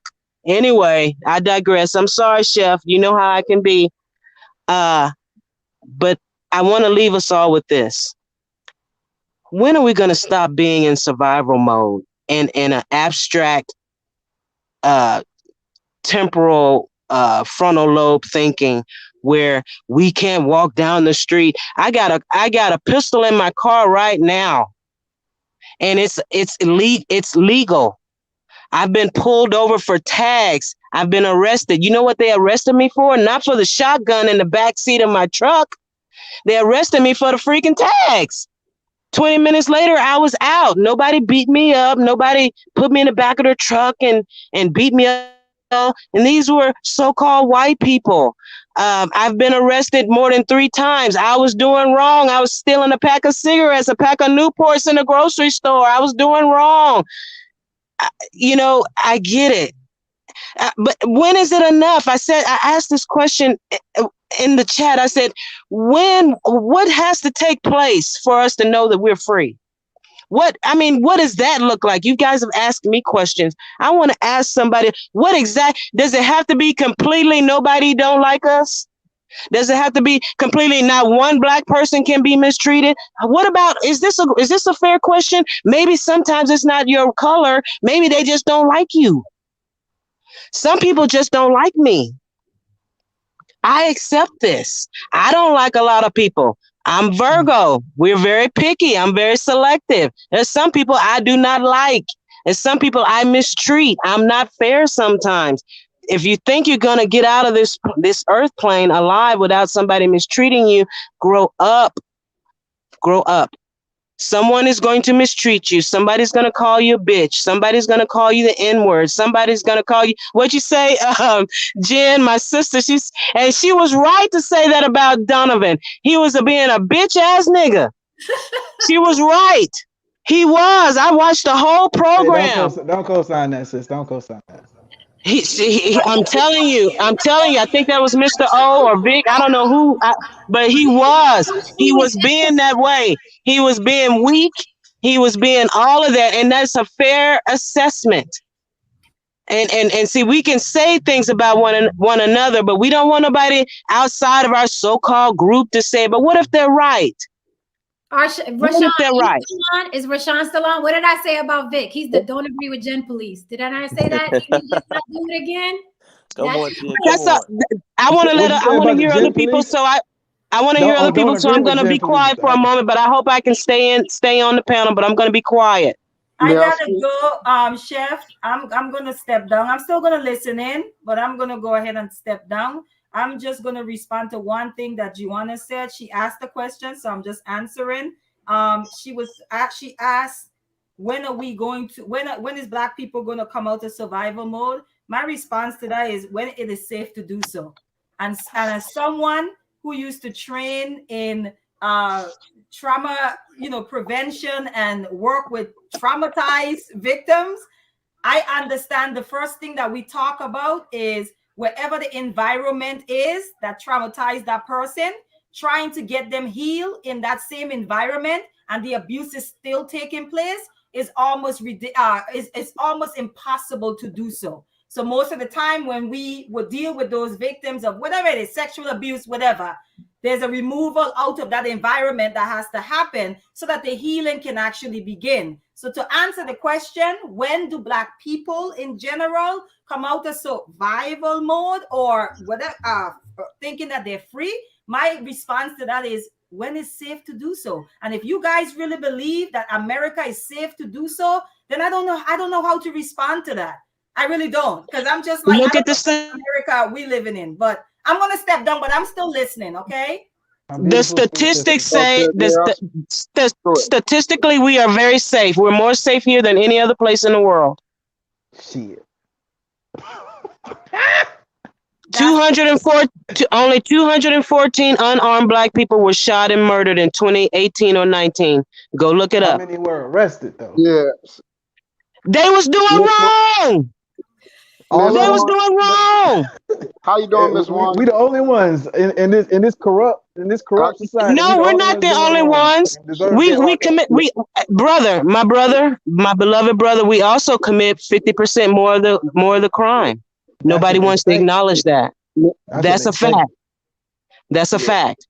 We commit more of the crimes and we're only 14% of the population. Come on. I'm Come gonna on. let my brothers get something. I'm gonna let my brothers get something. Go ahead. Yeah, well, of course, y'all know I co-sign everything she's saying. I completely concur. Which one? Who was that? And who are you concurring with? Who's speaking? This is truth. I'm concurring with you, ma'am. My beloved, I have a double stigmatism. I cannot read the verbiage on my phone, and there's a big crack in it because I'm cheap. I refuse to buy another phone. She I reminded me of my auntie refuse. so much. Hey, look, I'm falling in love with you by the minute, man. I love your Okay. realness. That's authentic right there. You heard me. So, Truth. I love your name. Truth. Can you tell us how many Black people are in this? What's the percentage of Black people in this so-called landmass? you talking about in the United States? The I told percentage? you last Yes. night. I told you last Yes. night. You remember? Truth. She said 13%. percentage, not number. You said 40. Not She numbers, said the 44. percentage. So Excuse me? we're talking about probably 12%. 12 to 14%. Are Yeah. you aware that percentage? And see that percentage, it's not even a breakdown of how many elderly and how many babies. No, I know. I'm totally with you on everything that And you're so saying. that means what that means, truth, is that is even less people committing more than 50% of the entirety of the crime. Right. Can we talk Right. about it? But Yeah. we don't want So to are talk you about it. We saying want to that talk. Black people are being We don't want to victimized? talk about that. We don't want to talk about that. We want to talk about somebody hurt my feelings because I'm Black. They call me Black, So and this, he married her because she light skinned and got good hair, and he Black, and your mama Black, and come on. so Miss Wan, Don't make a mockery of it, sis. You made some good points. yeah.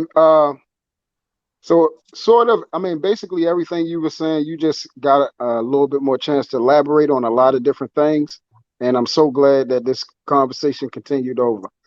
Like you said, this survivalist, demeanor, it do need to stop. But the problem is, it starts from inside the household. Some of us are raised on love, and some of us are raised to survive. And just being raised in that manner, and then you add along when we start learning about, go to school, then you got Black History Month, and then you piling on all that trauma, all that fear, all that watching another race hurt us, another race put us, all this inferiority been placed in our minds. Like we have no power, like we have nothing good about us, like we're not conquerors, like we're just to be trodden and left on the ground to just be stomped on. Like we can't achieve anything. And what I was saying is, why we're not promoting, instead of talking about that, why aren't we promoting that we can achieve these type of things. We can achieve greatness. We are powerful. We are more than just when you see somebody strung up and hung and throat slashed and all these things and beat on. Like I never even seeing those type of things. I remember being in school. I never and watching people faces and you know how they ooh and ah and everything. I never felt no like powerlessness.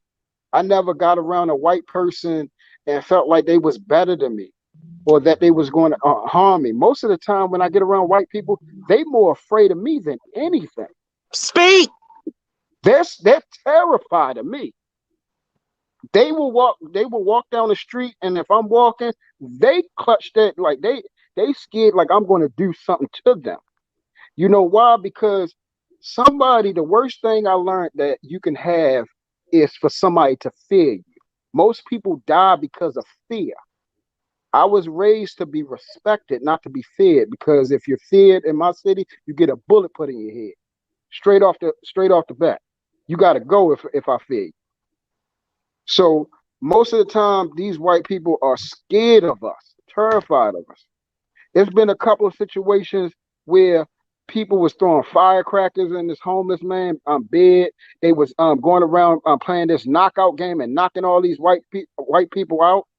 Going down Fells Point, and this lady, they just went up to this lady and knocked her clean out for no reason. For no reason, I'm just afraid. because she I'm was afraid of white. so-called black people. Truth. I'm more Yeah. afraid of them. And then the thing is, we claim that this is so much racism, and they're racist. We are racist as crap too. Thank you. Can somebody give this man an extra microphone? We are racist as crap too, but because of the actual okay, so let's go to the That's definition. funny now. Now. I Oh, gotta try. okay, I No. can't finish. I gotta challenge you. I gotta I challenge you, can't. Truth. I didn't finish what I was saying. I Can know, you but I'm let me saying, finish? man, you triggered me. All right. Can, Based on can I can I based on finish something you and said then Hold then yesterday. up, you Drew. can Hold come up, back Drew. to Let it? him All right, get it. I'll finish. be I'm right gonna back. come back to it. Yeah. But that's interesting Let's that come you back. use We the can word come back. Just let me racism. finish. All right. Let me finish so you can understand what I meant by racism. Okay, so the term racism, a lot of times why people say we can't associate it to black people because we're not in a position of power. They like to say we're not over top of people. We can't put people in an inferior position. That's the point I'm trying to make. How the heck are we put? How are we put in an inferior position? How are we put in this position of powerlessness? Like it has to be a demeanor. It has to be a acceptance of these type of things. And I'm not promoting these things to my children. I do not raise them to say, oh, the white man, like this is some boogeyman or something. I don't talk to them like that. I don't talk to them like they should even feel, separated from individuals. We don't talk about colorism. We talk about people. We talk about character. I judge everyone on an individualistic basis. If Amen. you and Bruh, if you are a person of character, we can rock out. bro, Amen. hold on, to Feel what I'm saying? you gotta remember. We gotta give appropriate context, right? You were the same dude. You were the same dude last night that said that you would not be telling your son about how to handle himself when they encounter police. You remember that conversation yesterday about having a conversation with your son about the police? I said, say what I said again because I'm going to rewind this tape to see if So I then said you what I said. clarified, so because it was one of your No, truths. tell So me what that's I what I'm said saying. So again correct me so I then, can say what I said. No, I want you to tell me. because I remember the question was asked. Since you didn't believe in racism and you said I don't believe in all of that, right? You gave the opinion almost like it was just a fictitious construct, like a matrix that people was in that didn't exist. So then I asked you if you would give your kids the speech about the police. So now I remember what I understood, and because it ain't the exact words, it's how you made me feel, right? So how you made me feel was though you were not going to have that conversation, as though it was not necessary. So, I love how you quoted Maya Angelou, Chef. Thank you for that. well, no And the problem. conversation is necessary. Continue. Yeah. So when I stated about the situation that I have never had a conversation going out of my way to say, my son, you need to be worried about white people out here. You need to be worried about these white cops because they're trying to hunt you down. They're trying to kill you. You're I adding stuff, bro. You're huh? adding stuff. I just state, I didn't say, I had the I didn't conversation say with you my said son. that. I had the conversation with my son about it, right? I What? didn't say Huh? that they're trying to hunt you down. You're going to an extreme. I'm asking you, did you have, that's conflating. You're going to a full extreme, moving the goalpost, bro. I'm I didn't asking you, move anything. We're talking would about you white have the cops. conversation? Because you're adding details. I'm just saying the conversation. I didn't say But that stuff, you you didn't. can't tell me how to respond, bro. Like, where are we going at with this? The thing is, you're responding to a question I didn't ask, though, because if you move the goalposts in your answer, then that's Oh, someone come on. We else's don't want to question. go. Hey, That's hey, not come my on now, question. bro. We don't want to go that route because No, everybody. but Right? it's not that, Okay, though. no, say Listen no this more. much. Say no more. If you I'm think going to I'm say trying it to that way. box you in, I'm just going let to me say it that box you way. in and answer. No, I got you. I got you. You absolutely right. So we're going to carry that format from now on. Please do not add on to anything that I do not ask. All right, man. If we're going that way, Go we, ahead. we, we can't split hairs. We can't split it. So you're absolutely right. No, I did not have the conversation with my son about going out here being stopped by police. All right. So can I get back to the part about the about agreeing with Miss Warner? Go All ahead. right. Thank you. So what I wanted to ask of everyone else, as far as we was talking about the words and everything, and the word, the N word and everything like that. Now, I'm not a person that harpers on this word, but words are important. I say it all the time. Words, your name and who it represents and the meaning of it, a person, they're going to call you that your whole entire life. So every time, whatever your name means, a person calls you that, they're speaking what that means into you. Every single time they say that. So words are very important. We have to be careful what we're saying to each other. We have to be careful with the intent of it and the context of it. Amen. We can't be just glossing over certain words and things like that, thinking like in my city, people run around here saying, "What's up, dummy?" And I'll be ready to smack the crap out. I'll be like, "Yo, don't talk to me like that." Straight up. But they use it as a term of endearment. I don't. And I never will carry myself like you're not going to talk to me like that. Straight up. So we have to get out of, like she said, the survivor's attitude, this defeatist attitude, this inferiority complex. We got to get out of. We got to promote, not power, because I'm tired of people trying to seek power. We got to promote wisdom. We got to promote love. We got to promote unity instead of division. If any other country wanted to come and destroy us, now is the time to do it. A divided house cannot stand, and we are divided more than anything than we have ever been. Ever been. People talk Hey, about listen. slavery back then and racism back then. The mindset that we have, the emotional part, it was a lot of physical things that was happening, but how emotionally we are driven now is beyond. I've talked to older people about this, and they say it's worse now than what it was back then. And they was living in the thick of it. And they say People we are way worse. people Hey, act like they've been through slavery. That's what I'm hey, saying. And hey, these hold was the on. people that was in it. My grandparents and them was in it. My uncles and them was in this stuff. And they saying Look, the way y'all act, y'all act like y'all us. I said, I don't act like that. I said, it's the people out here. They act like they was the ones inside these things. It's people that was actually put on plantation. They was actually raised on plantation. And they said it wasn't like what they talking. It wasn't it's not the majority. It was a minority of these things that would happen. And that's what I keep trying to tell people.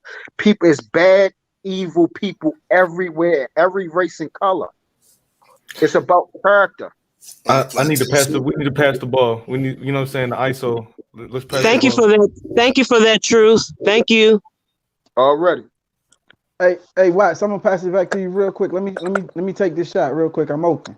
Oh, I was just asking, you know, because I do understand everything that Truth and Wanda are speaking on. I really just wanted to hear some other voices. You know what I'm saying? We got two gentlemen down in the bottom that didn't talk. I ain't heard from you, Mr. O. We ain't heard from in a while. So please, y'all enjoy yourself. Pass the ball a little bit. Yeah, I just got here, but I ain't gotta say no more. Y'all go ahead and handle that. No. Look, this is real quick because I don't want to touch this point before it get cold. Now, Miss Joanna and Truth just spoke to getting out of the victim mentality, not propagating what we would call fear mongering or propaganda, and I think that was the divide that me and, again, evoking your name, Jen, had yesterday, and Excellent word, propaganda.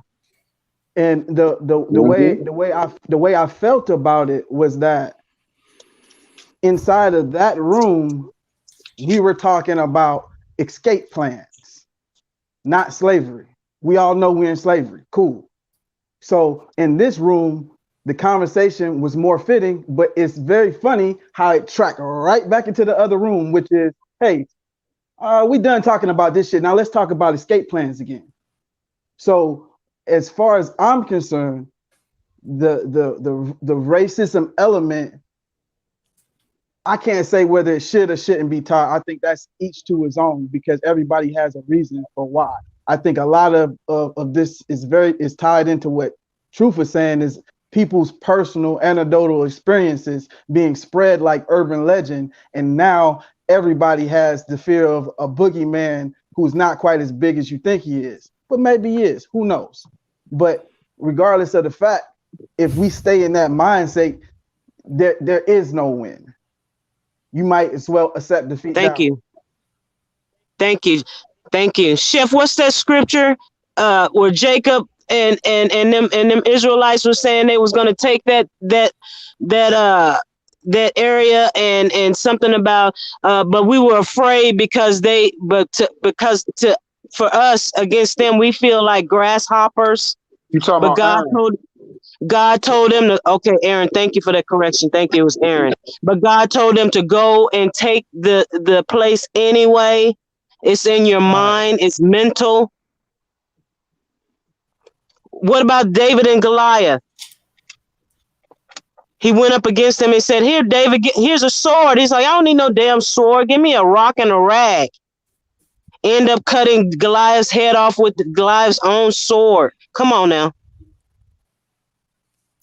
Is that on YouTube? What's that? Can I see that? That's Hey, biblical. Rashawn, Come what's on, up, Chef, bro? find it. Find it for us, Chef. Miss Wanda, they're not into that stuff. That's not gonna fly here. Rashawn, you had some contrary points to add. Let's hear them well, out loud. Yeah. All right, Vic. First of all, what's up, everybody? What's up? what What's up? What up? up? What up? I seen truth. I And seen truth through some shots, so I got a little something now when somebody's shooting, firing shots in the house. Yeah, I can't. That's mine. One more. I actually, Shots fired extreme, shade detected. Go ahead, yo. Out there. Go ahead. I landed at a place in between where It's my like the tech two fence flex. are. Like, so I see what Joanna. I see exactly what Joanna's talking about. And Thank I you see for what the Truth's talking about. pronunciation, beloved. Thank you. Oh, you're very welcome. I know what you guys are talking about, but there's a step in between where you are and where the normal, so-called black person is. Where you are is what's useful to you because you've gotten past the pain. Like when we talk about men and women relationship, the red pill rage, that black rage. You guys have gotten past that and you want to move to something more useful that you can put into practice right now today. And all of the trauma and the pain and dwelling on it, that's not useful. So I get where you are, but some of us haven't gotten to that point yet. Some of us want our pain acknowledged.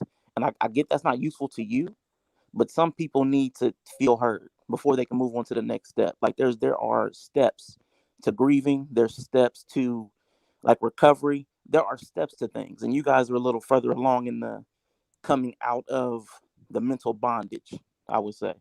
And that's okay. Everybody can be where they are in their own time. But some of the things you say come across disingenuous because of our different perspectives. Some of the things you say are inconsistent. Like you say, Miss Joanna, you say nobody's hunting us, but I have a shotgun on my lap. So there are certain different things that feel inconsistent when you say, I can't remember all of it because I did wait a while.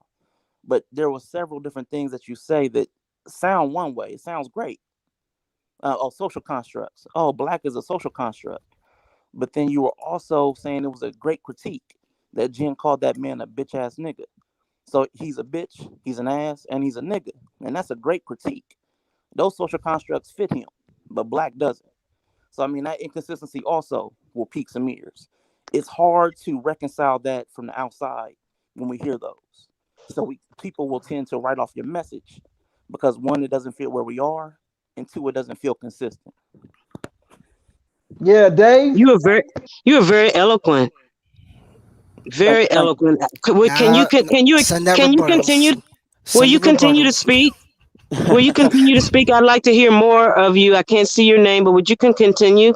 Oh, this is Rashawn. So I wanted to also say that I appreciate dialoguing with you in the chat as well. So when we had that exchange earlier, I didn't take any of it personal because we've had so many great exchanges. I would never do that. I know that some people come from a place where they feel things more deeply because it's more personal to them. Like you said, in reverse with us, people have, or Jen, people said those scabs. We have those trigger points or those points of sensitivity. I get that. I'm open to them. And I also don't have a personal wound about the blackness. Like I don't have a personal investment in the words because I realize it's a social construct. It doesn't make me a difference either way or the other. You want to call me Negro, colored, person of color, ADOS, FBA, none of it matters because it doesn't change who I am fundamentally. So like that's where I'm at. And you have to get there sometimes for other people. They have to come out of the pain to get where you're at. Okay, well now what's useful? What can we do now? But there is a utility in the labels, like blackness. If there are three people across the street, say, "Hey, I need you to go get that dude over there. I handed him something. Which dude? The human, the American. Well, I hear maybe you. the I black hear one you. or the tall one. So there is utility in labels, but you don't want it to become a place where it's your identity. And I think that's what you guys are trying to say in a different way. You don't want to identify with the label because the label's not who you are. I hear you. That is very profound. I could talk. I can listen to you all day. Just let me say to everyone listening to the sound of my voice that it was offensive what I was saying. It was intentionally to be offensive. I was Wait, being what? hyperbolic. I was being hyperbolic when I said bitch ass nigga. I was being hyperbolic. I was intending to be offensive because at the same time, uh, these words, as Arshawn Dave said, and as Halifa said, they have meaning, and at the same time they don't. But for the sake of the conversation, I'm trying to connect with some people who those words are triggering. I'm trying to jar them out of their sleepiness. To think that someone such as a Jen could be racist, I'm trying to jar you out of that sleepiness by her using those same terms that those same gentlemen were using all for the entire 4 hours or how long TLA was having that podcast. They were using those terms, and then when she turned around and used those terms, then she was the boogie woman. And so I was intentionally using those to wake people up, to show them not to pick at the scab of our so-called hypocrisy as a group. But yeah, we can be kind of hypocrites, for lack of a better term. We can be a bunch of hypocrites. We don't want anyone else to say these words. These are our magical words. Jen, can I ask you a question? Isn't the word so-called Negro or nigger, isn't that a Spanish word?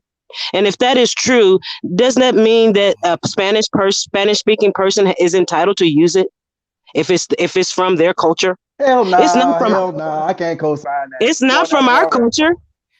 But I digress. But I digress. We gotta come in here with a little broom. I digress. I digress. I want to continue to listen. We gotta come in here with a broom with this, man. Like, look what's on the screen. Like look this on the screen. is look what's on the screen. What she told you. Look what's on the screen. Yeah. So like that's the shock value. It's good TV and YouTube right now, but I want to be mindful that like the story behind the history of oppression is very similar to the story behind the history of certain religions, and the fact that it has been revised and altered by the people who taught it to us. You know, they gave us these things, like the title that y'all discussing, just like they gave us Jesus. So we gotta understand that, and people that have accepted it, they take it serious. And if you want them to hear you, then we can't present it in that way to where they just think that you're just too radical for even understanding. It's just coming off like I don't think I could say none of the stuff that she's saying. Like, I like a lot of things, but I don't think I could say it.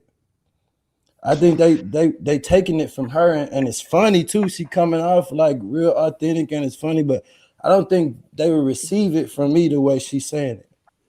It took a lot of courage for me to get on here to say the things that I'm saying.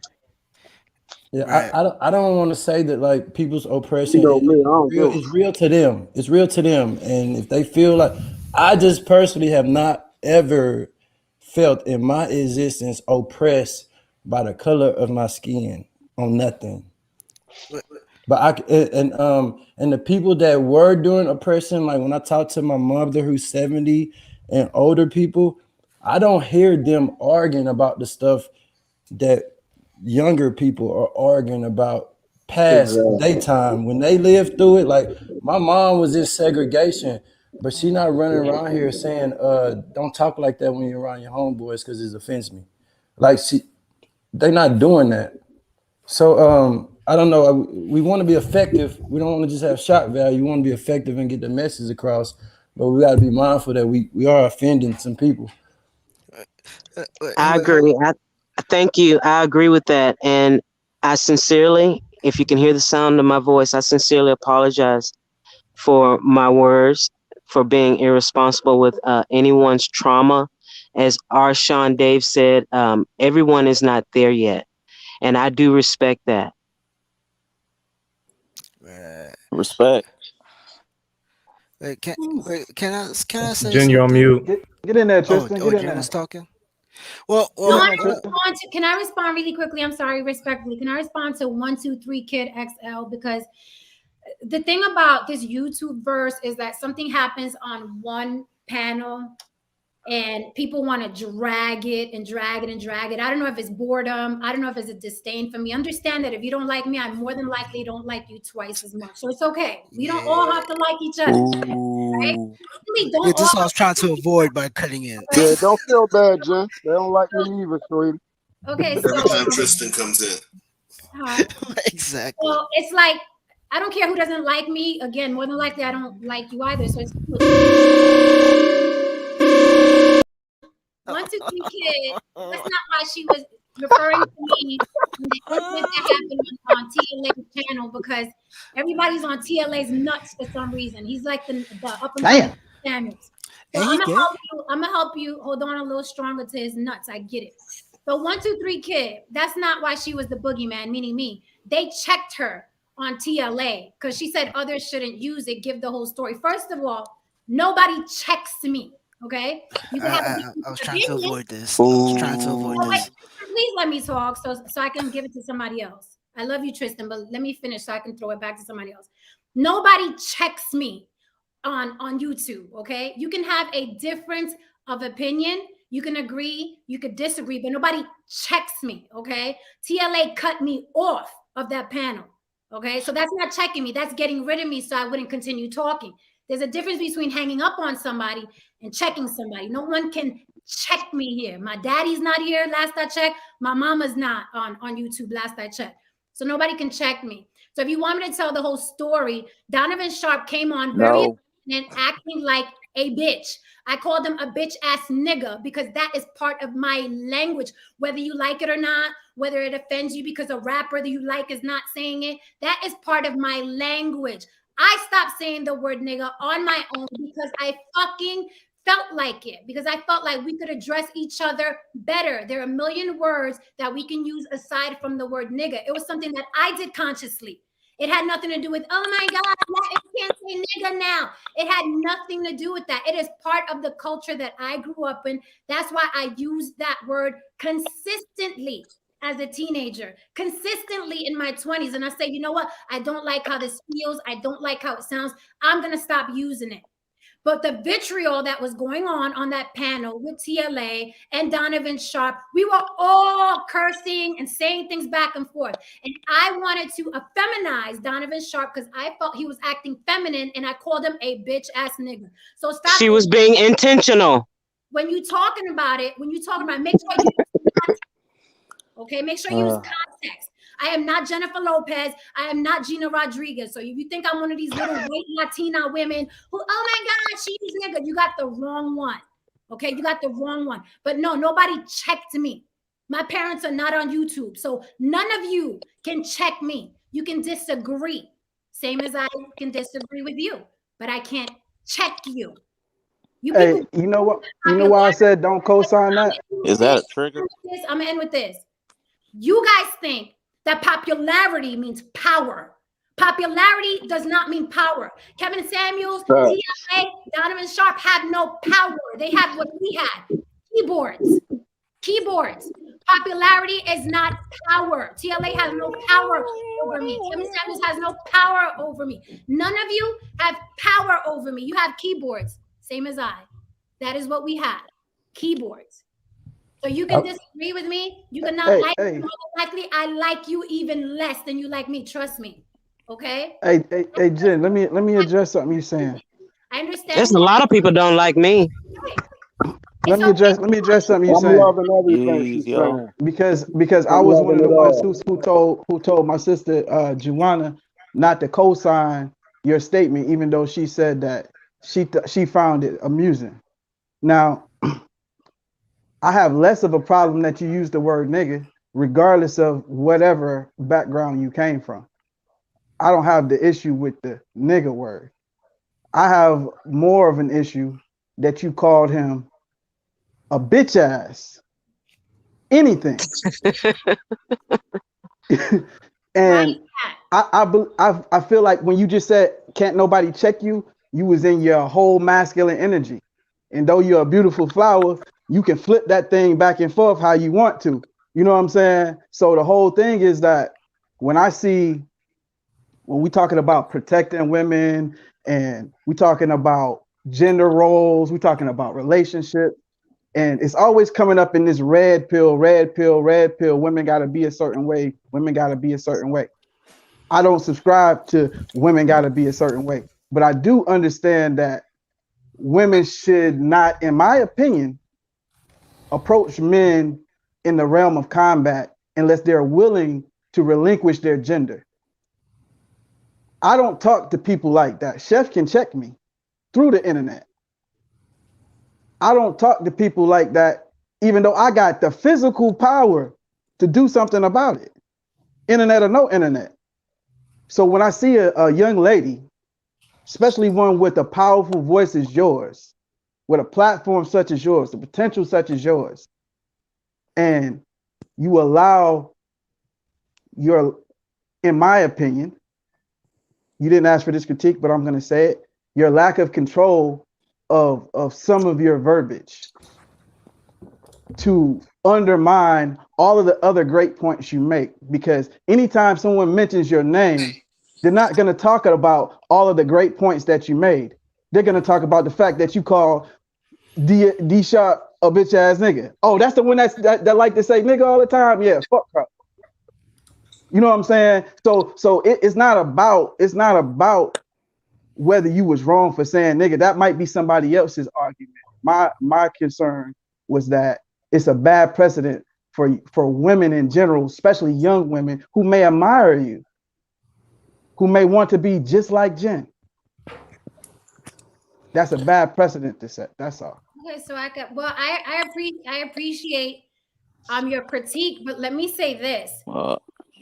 Jen is Jen. As far as masculine, feminine energy, I am very much both. And I don't think that when I know masculine energy is now being used as an insult on YouTube, I take it as a compliment. When someone says I'm masculine, you see my daddy.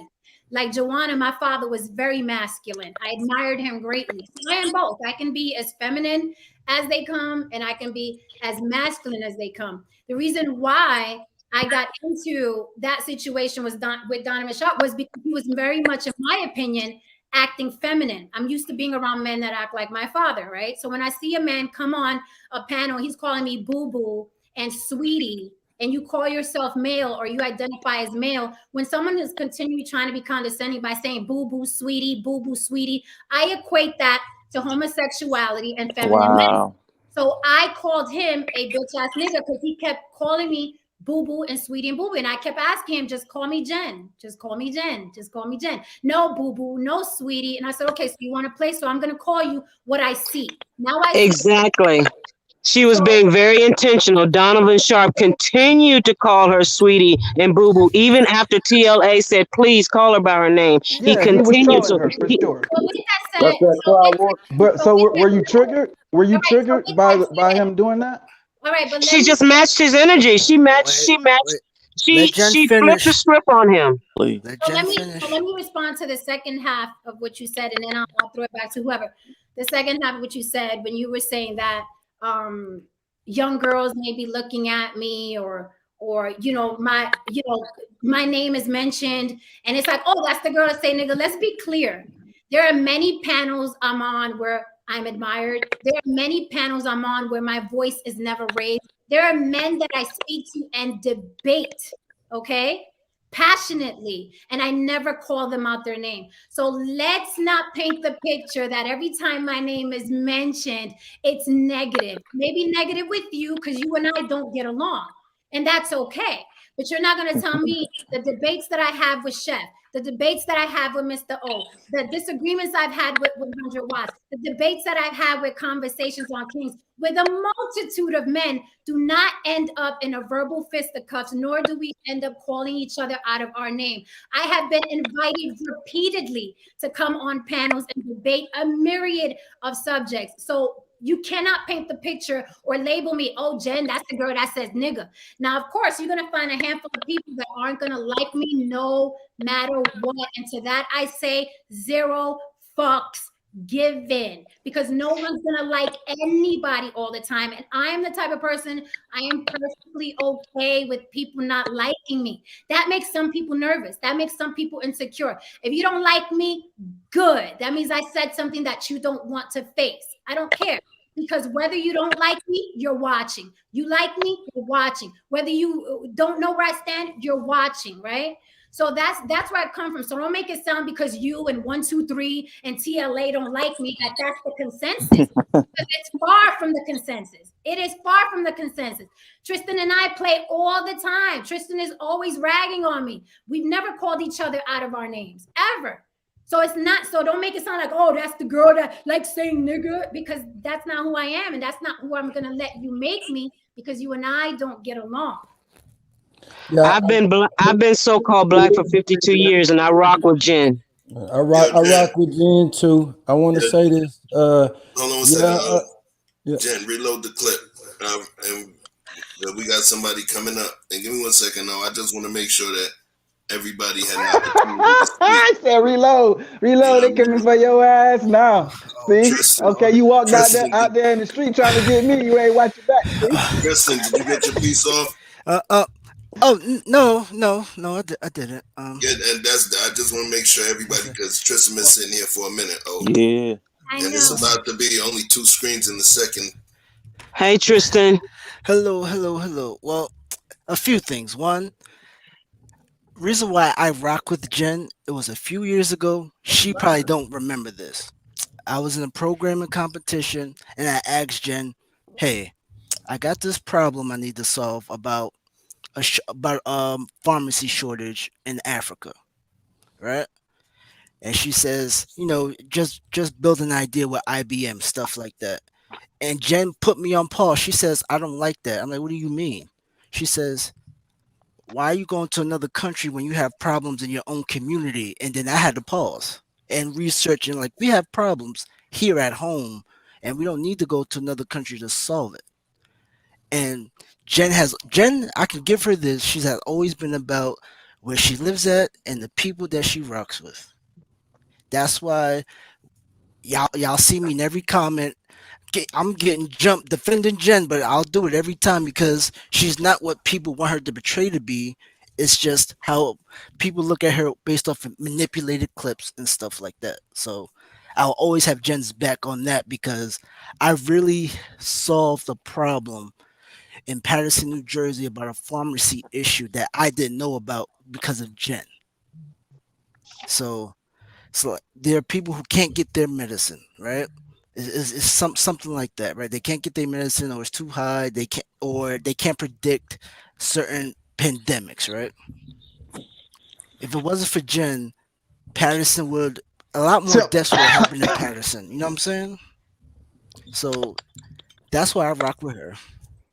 And the other part is I don't know what the hell's going on because I was watching the versus battle, so I'm thinking this is part 2 of last night. So I don't know what's going on.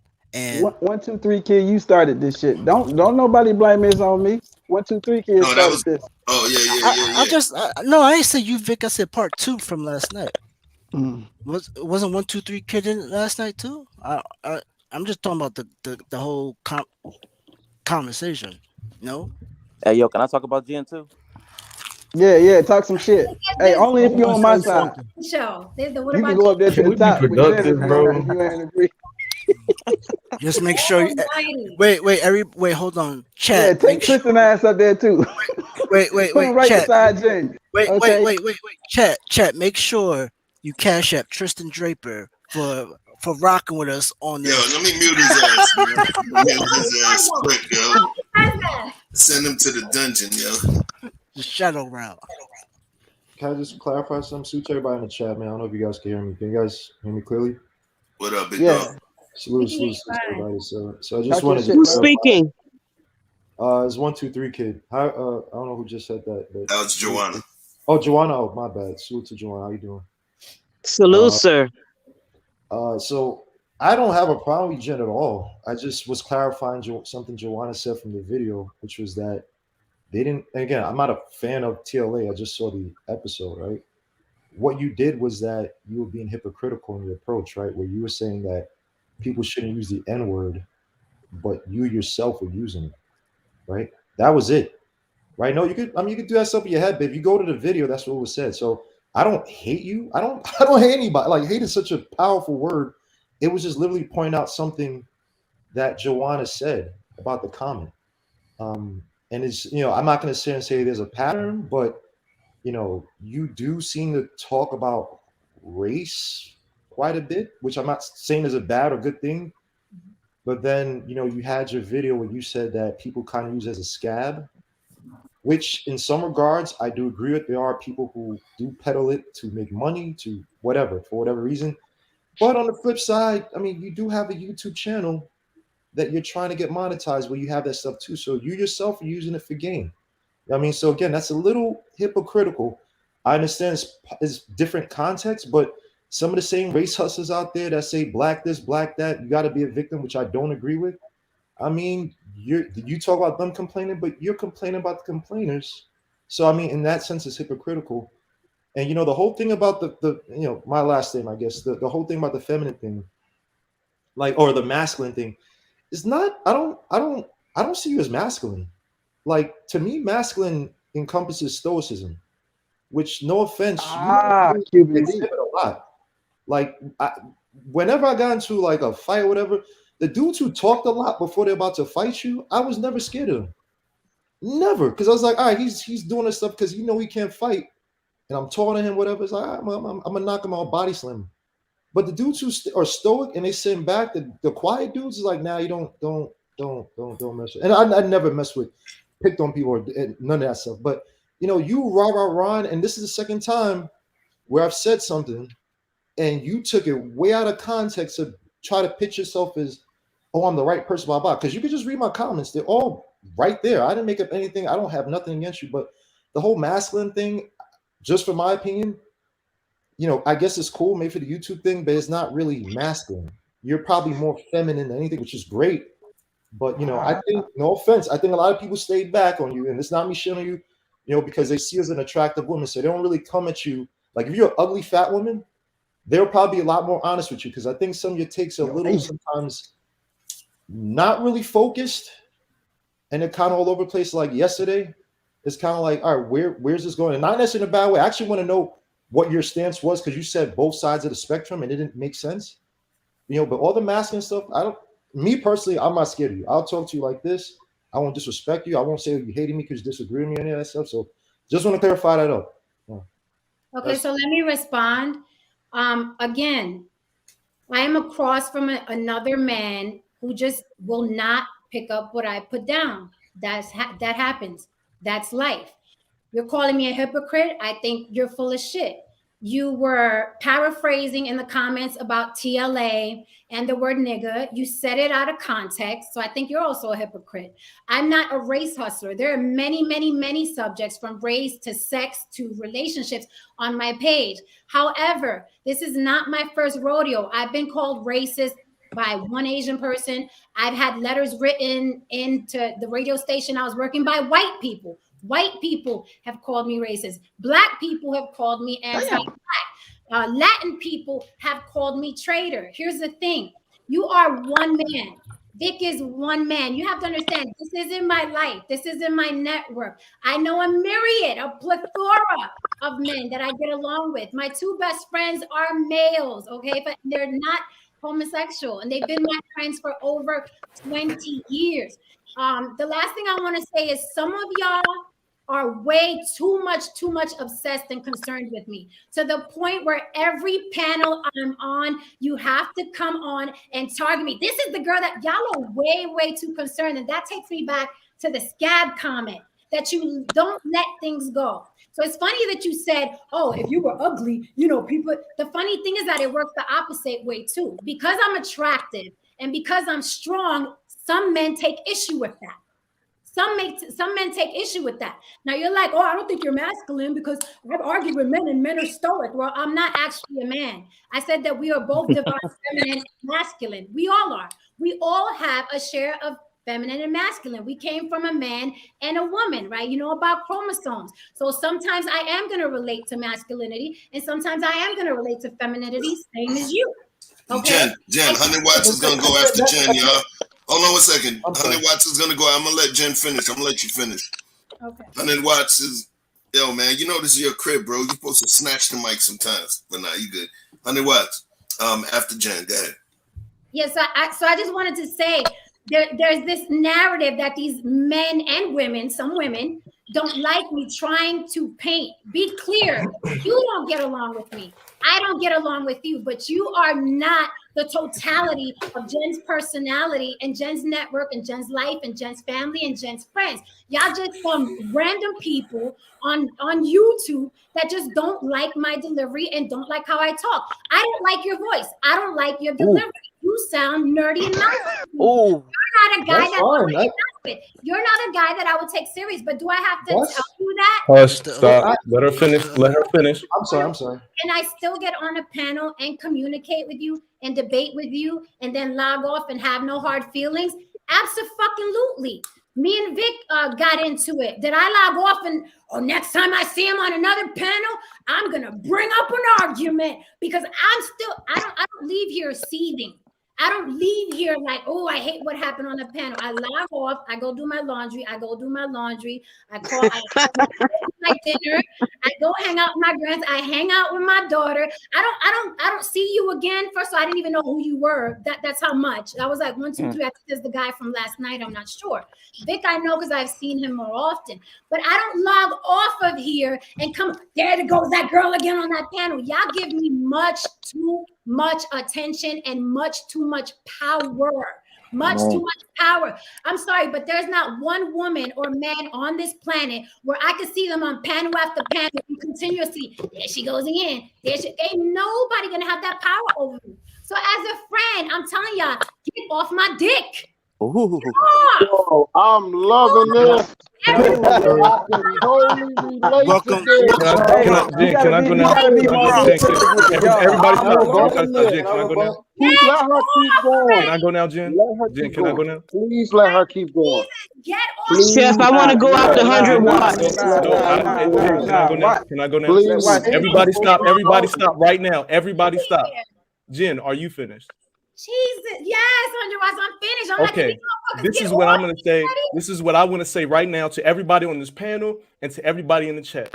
I'm going to tell y'all that I personally feel a way that I just listened to 3 grown-ass men sit here go at it with a woman. I'm really upset with that because there's so many panels that do this. There's so many panels that do this shit, and I don't like what the fuck is going on right now. I really don't. Thank you. I'm not liking this. Because if somebody This decides what to I've clip been this trying to and sit here say. and talk about calm what down me, for a second, bro. Vic and Chef is over here building, I'm not liking this. I appreciate you guys and your opinions and what you guys bring constructively to the conversations that we have. If y'all are not doing it, I need y'all to hop off. Because sitting up here trying to tell Jen about how she need to be Jen, she's not listening to none of y'all. So these conversations are mute as fuck.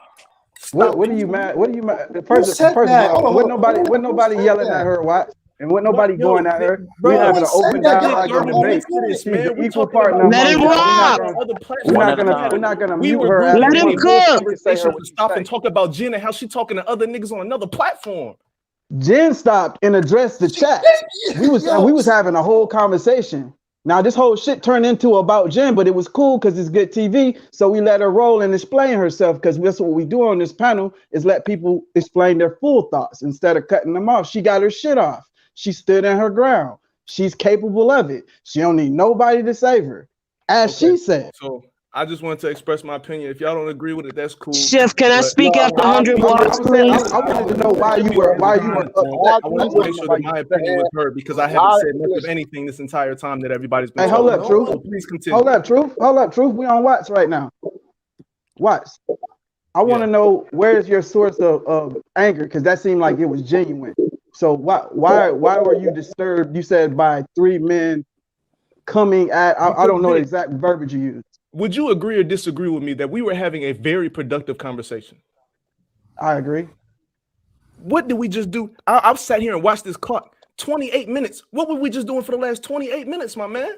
Do you not acknowledge the fact that Jen took the moment to say that she wanted to, excuse me, everybody, I want to address 123 kid in the chat. Do you not address that? That we just allowed that to rock? Ain't nobody shut it down?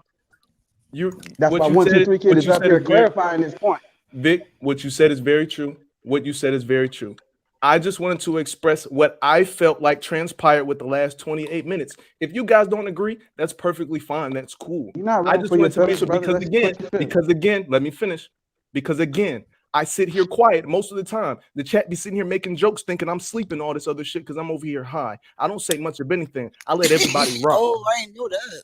But my dude, she's the one that stopped the conversation. Hold on, 1, 2, 3. Cool. I just wanted to express my opinion. I'm going back on mute. Y'all can continue. That's fine. Hold on a second. Hold on. Everybody chill for a second. Everybody chill for a second. Because I just want to make something clear. So, one thing on it, watch. Your opinion is important, right? We work together. We do this thing. Here's what I'm going to say about this. I've been known to jump into the middle of a lot of stuff. I've been known to jump into the middle of a lot of stuff, bro. When I look at Jen, yes, beautiful woman, the whole 9, all right? But I see less of that and more of warrior princess. Facts. Okay? Here's one thing I noticed. Just hear me out, bro. I understand chivalry and politeness and all of that. We in the middle of the battleground. And Jen suits up and she jumps in this piece. You understand what I'm saying? She jumps in this piece. If you notice any of the previous things where there was verbal kerfuffles that were going on, where Jen was involved, and then somebody jumped to the fence, you're like, yo, leave me alone. Let me talk, yo. I don't need your shit. I got this. The energy that I get from her, because obviously she's a guest on the panel. Obviously we work together as well. She's like, yo, I got this. And that's, so when I see it, I don't see it as men attacking her. I see it as Jen recognizing that she has strong opinions. You get what I'm saying? Now watch this. Here's the best way I could say. There was conversations. Oh, when he came in, he didn't want to have. Right? There were certain conversations O did not want to have because of the fact that he knew it potentially may have rubbed people the wrong way. Jen is the antithesis of that. Jen is like, fuck it, come on, let's go. Yeah, I said it. Yeah, I said it. And I repeat it for you. Slower. Let's go. So, as I'm sitting here, because this is still part of the garden, I'm not going to allow somebody to be harmed. You get what I'm saying? Or disrespected. Harmed or disrespected. And I'm not calling you a dude or saying masculine energy, Jen. All I'm saying is that the way I looked at her, it's a situation, I don't see her attack. She's jumping and what's that girl's name? Oh man, the MMA fighter. The one that went to fight the dude. Was it Rousey? Ronda Rousey? Ronda Rousey. Yeah. Yo, that's what I see. Like, she's like, come on, bring it. All right, yeah, I'll fight two of you at the same time. But it's still debate still, bro. And the thing is, I believe, and when I say she's an actress, it's not saying she's inauthentic. She's an actress. One of the first things they teach you in acting is the pantomimes. You understand what I'm saying? The way you flex your face, the way you use intonation, pauses for effect, dramatic effect, all kind of things. There was a word we put up there called hyperbole as well.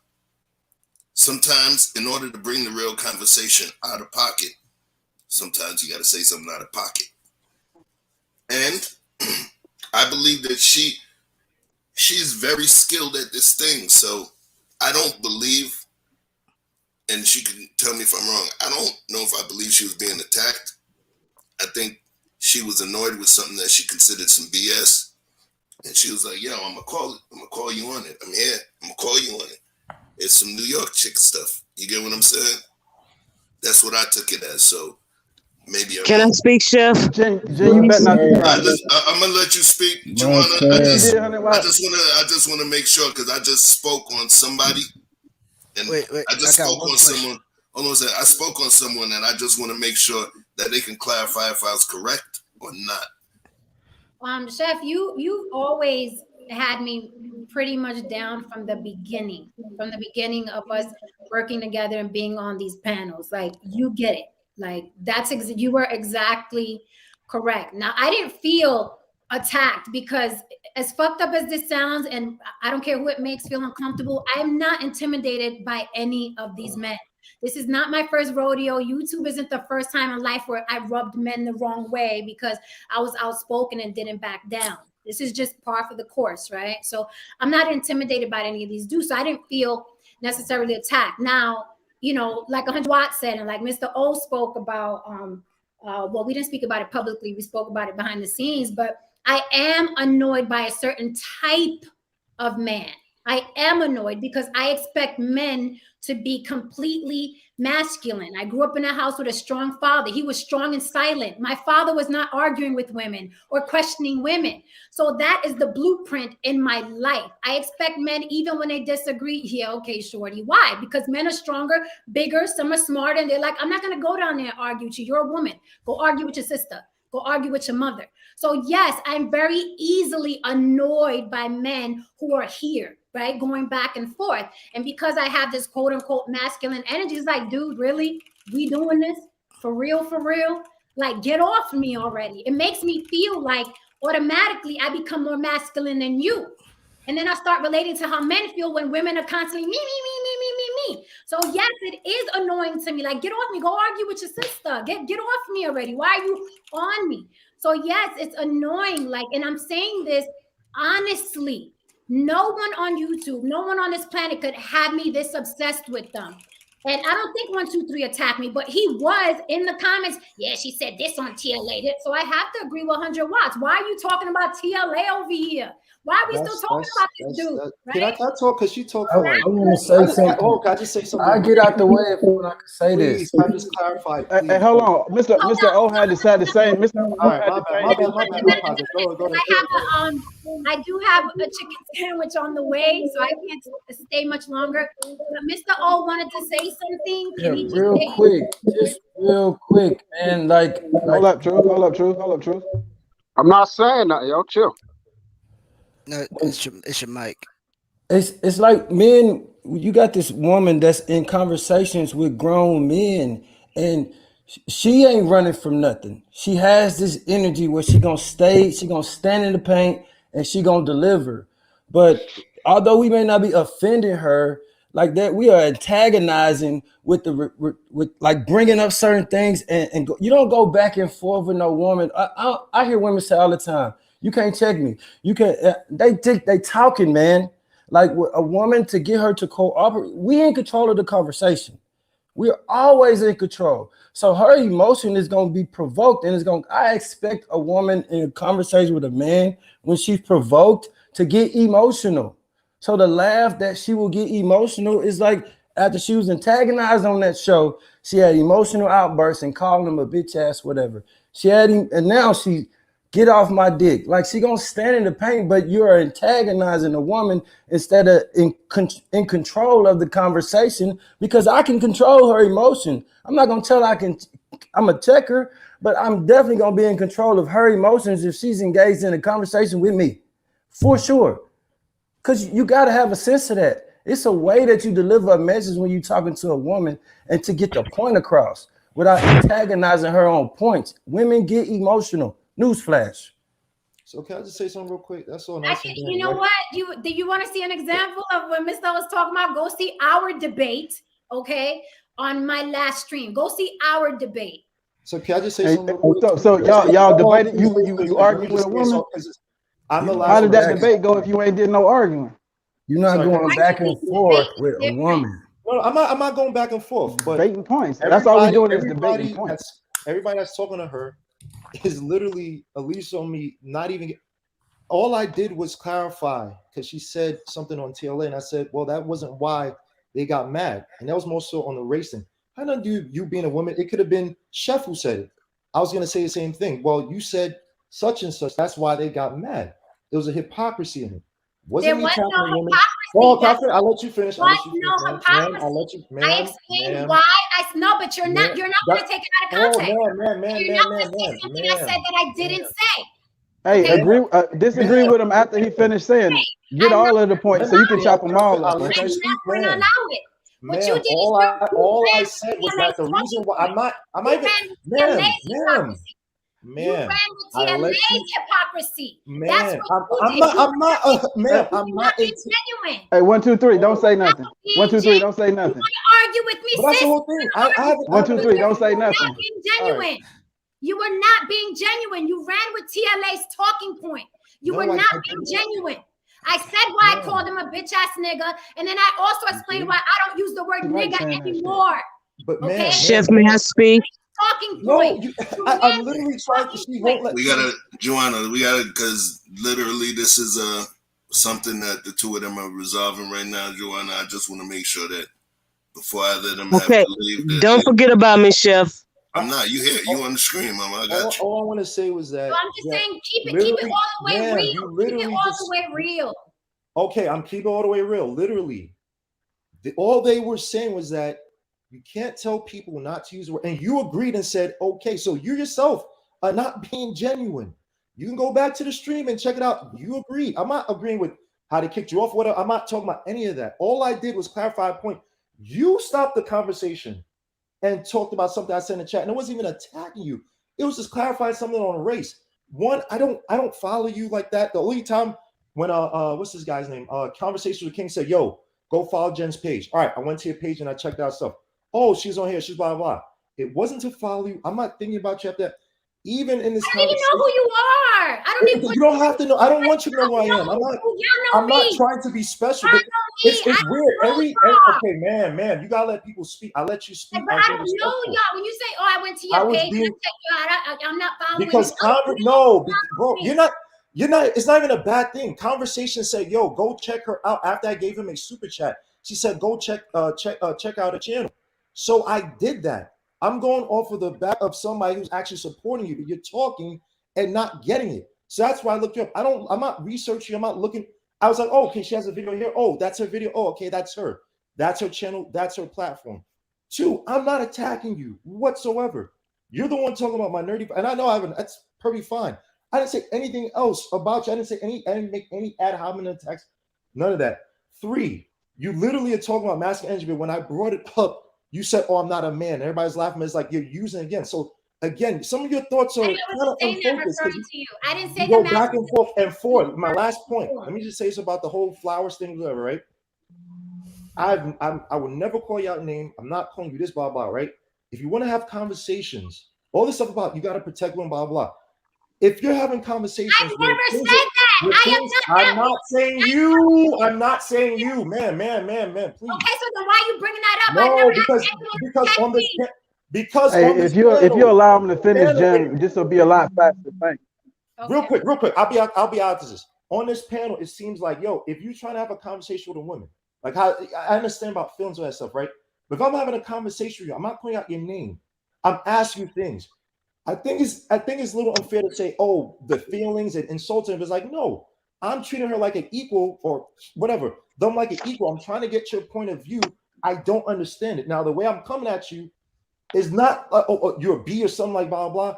It's just me asking you, but I'm going to be blunt about it. But if you're saying, oh, you got to talk to women a certain way, well, it's like, well, now you're making them like a child, like they can't handle certain topics without being coddled and like, oh, babied along. Like, nah, I'm just having a conversation. Like yesterday, everything blew up, right? When I literally asked, okay, what is your point? Because you're on one spectrum and the other. I don't know your point. All of a sudden, it's rah, rah, rah. You got. It's like, nah, I'm just trying to get your point of view. So that's it. I don't have nothing against you.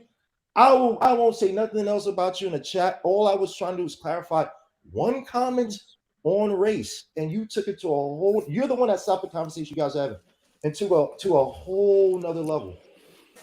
So let me respond to that. Let me respond to that, and I got some food coming. You keep harping on this hypocrisy. You're a hypocrite. That's why people are mad. I really hope people aren't mad at me. I'm not helping them make no money. I ain't fucking them. I really hope people are not mad because of my hypocrisy, right? But let's say they are. Let's say they're hell bent on, I said don't use the word nigga, but I said bitch ass nigga. Let's say that's hypocrisy, right? It is no different than having an argument with, let's say a man has an argument with a woman and it gets really heated. And he says, you know what, bitch, get out my face. Now that man may still believe it is not right to use the word bitch. But in that heated argument, because he was reciprocating energy, he said, you know what? Get out my face, bitch. That man can still very much believe that women should not be called out their names. That is what happened on TLA. Since people are so torn and so hurt by what I said and wondering why. They just want to understand what it was that I said, because I hear that a lot on these panels. We just want to understand what you said, Jen. We just want to understand. For some reason, my voice is so powerful and it's such an issue in their life. So let me explain yet again. I can feel, think, believe, and stop using the word nigga because I felt like it. I don't like the word. I don't like the word in hip hop. I don't like the word as a term of endearment. I don't like it at all. That does not mean that when I'm across a bitch ass nigga, I may slip and call him a bitch ass nigga. Does that help you?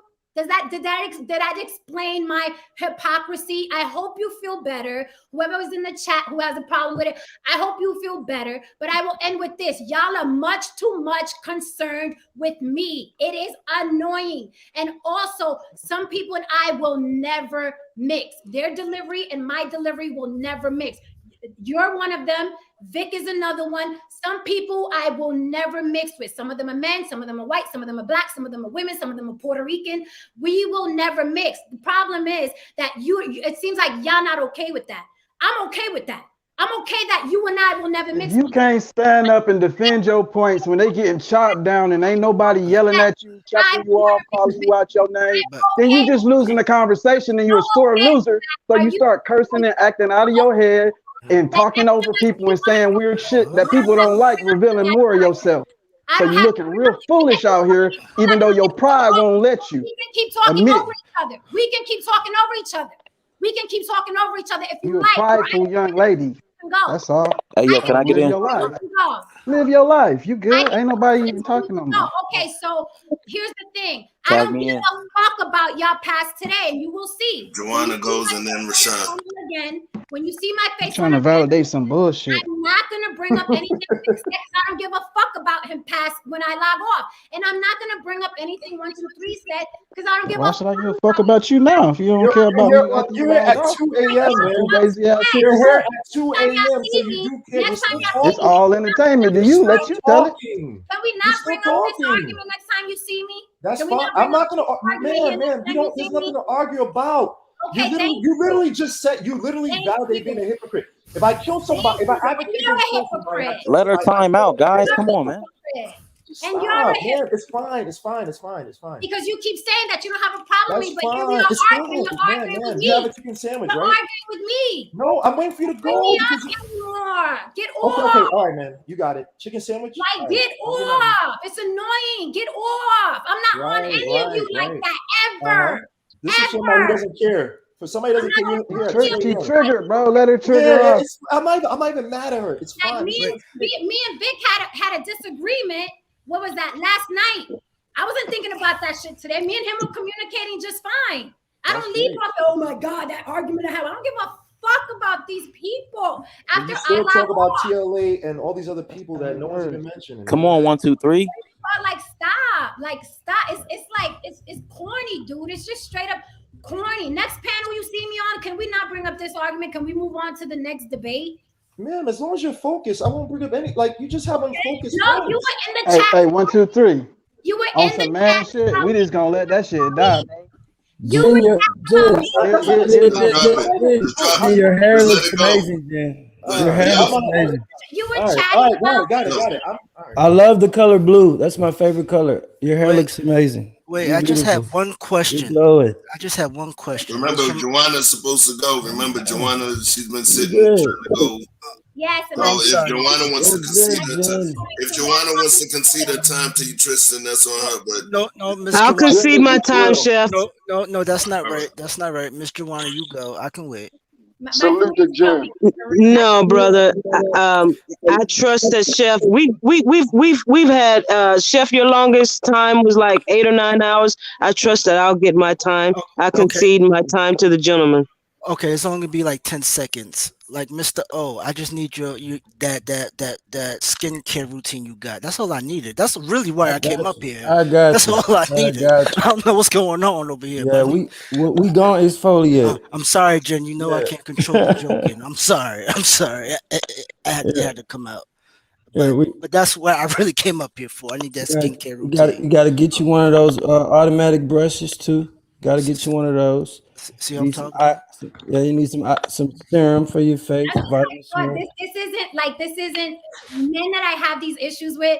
This isn't my tribe. These aren't the men I communicate with. These aren't the men I hang with. These aren't the men I date. That's why it doesn't bother me past when I log off. I don't do these type of men. I don't have these arguments with other men. So this is just here. What I would like respectfully is just get off. When you see me on another panel, can we TLA?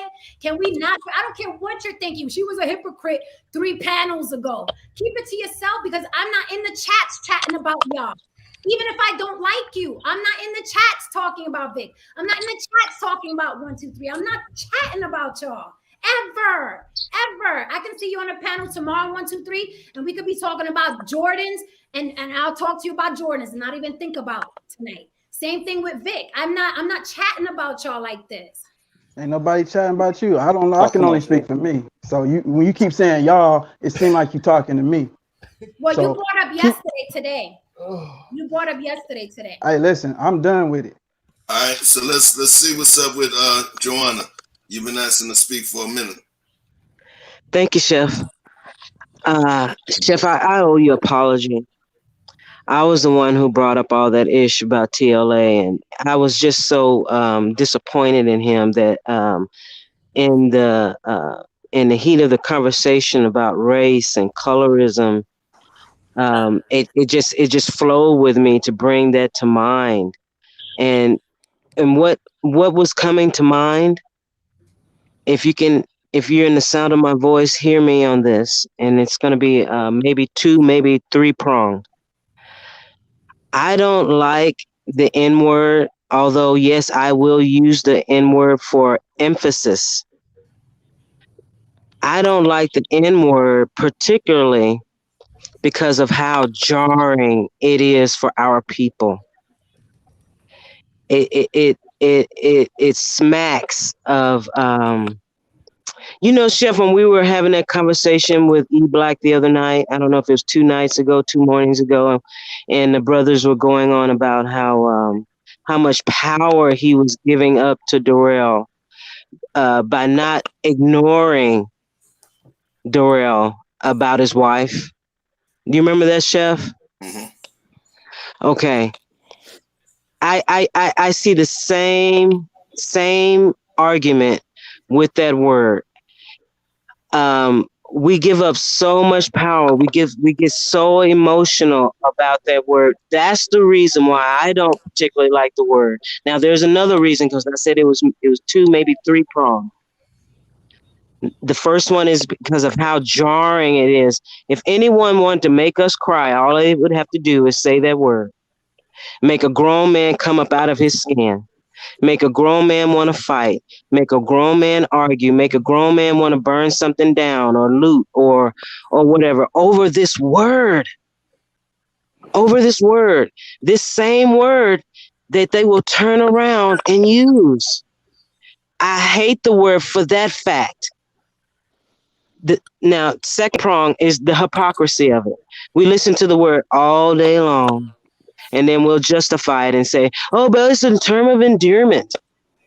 When I say it to another, that's trickery. That's wizardry. That's black magic, so to speak. Uh, I'm using a double entendre here, using the word black, but it's like this weird mechanism, trance that our people are willing to just go down a rabbit hole over this word that they will turn around and use, that they will turn around and rap about, that they will greet each other with. They give it so much power to. If I wanted to break a so-called black man down, all I would have to do is call him that. That's why I hate that word. The other reason why I hate that word is because we don't understand it. We really don't.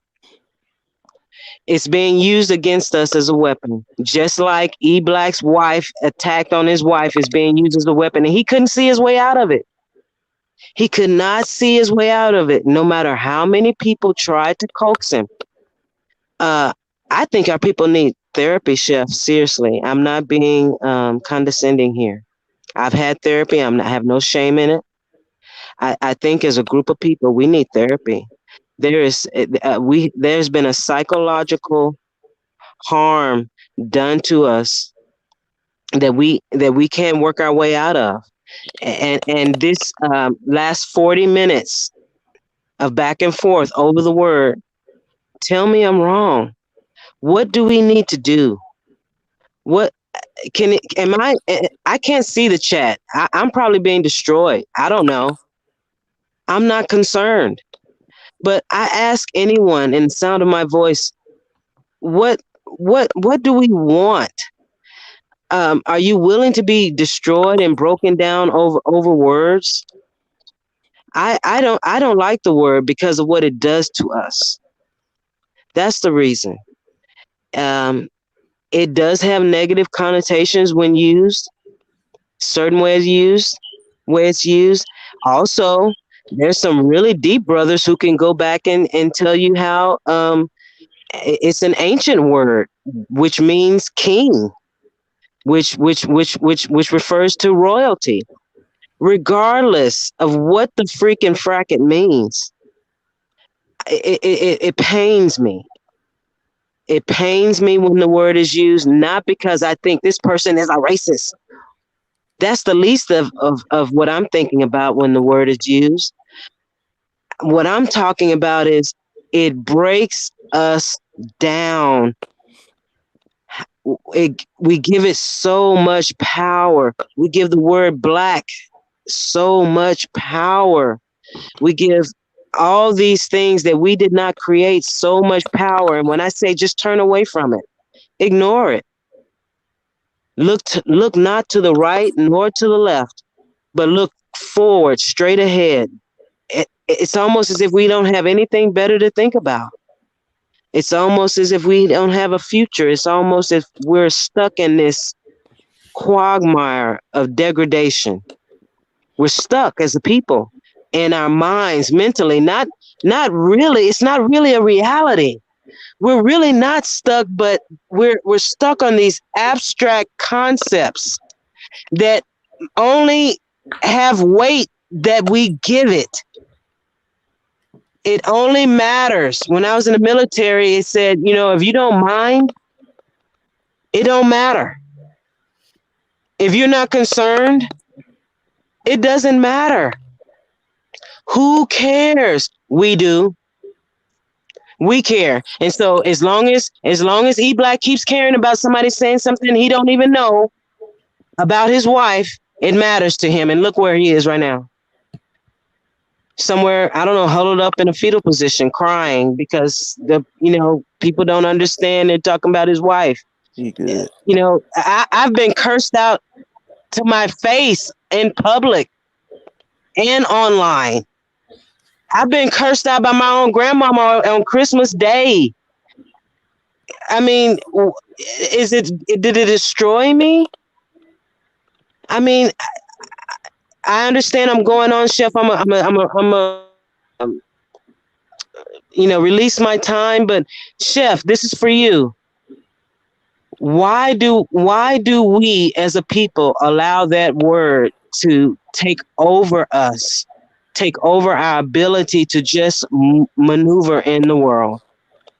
And I'll release my time. Thank you. But there are other My question was for Chef. Thank you. I have all the respect for you, all the gentlemen there. Answer that I have for so you. much respect, but to hear your clarity, brother. I need you. I need you right now. So the question was pretty much, why do folks allow that word? Allow specific words to trigger them or to elicit from pain. It's natural. I would say it's natural. Is it something that we can really control?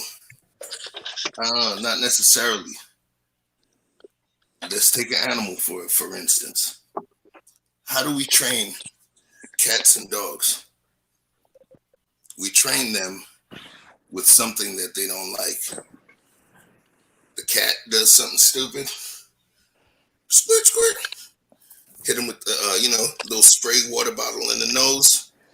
Each time they do something they're not supposed to do, hit them with the spray bottle. Some people, on the dog, they use the newspaper. What ends up happening at some point when the cat sees you with the spray bottle, they're going to fall back and start wondering, what did I do wrong? If certain words were used during the delivery of certain negative stimulus, then naturally, and if it's used each time, you remember we're going to use science. You remember the story about Pavlov's dogs? Yes, they started to salivate every time they right. smelled a certain food. So what it was, folks, just in case you don't know the story about Pavlov's dogs, there's a dude named Anton Pavlov. And what he did is he had a study.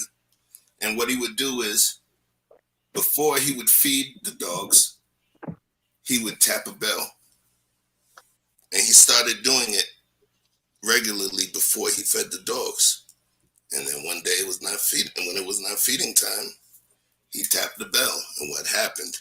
They began to salivate.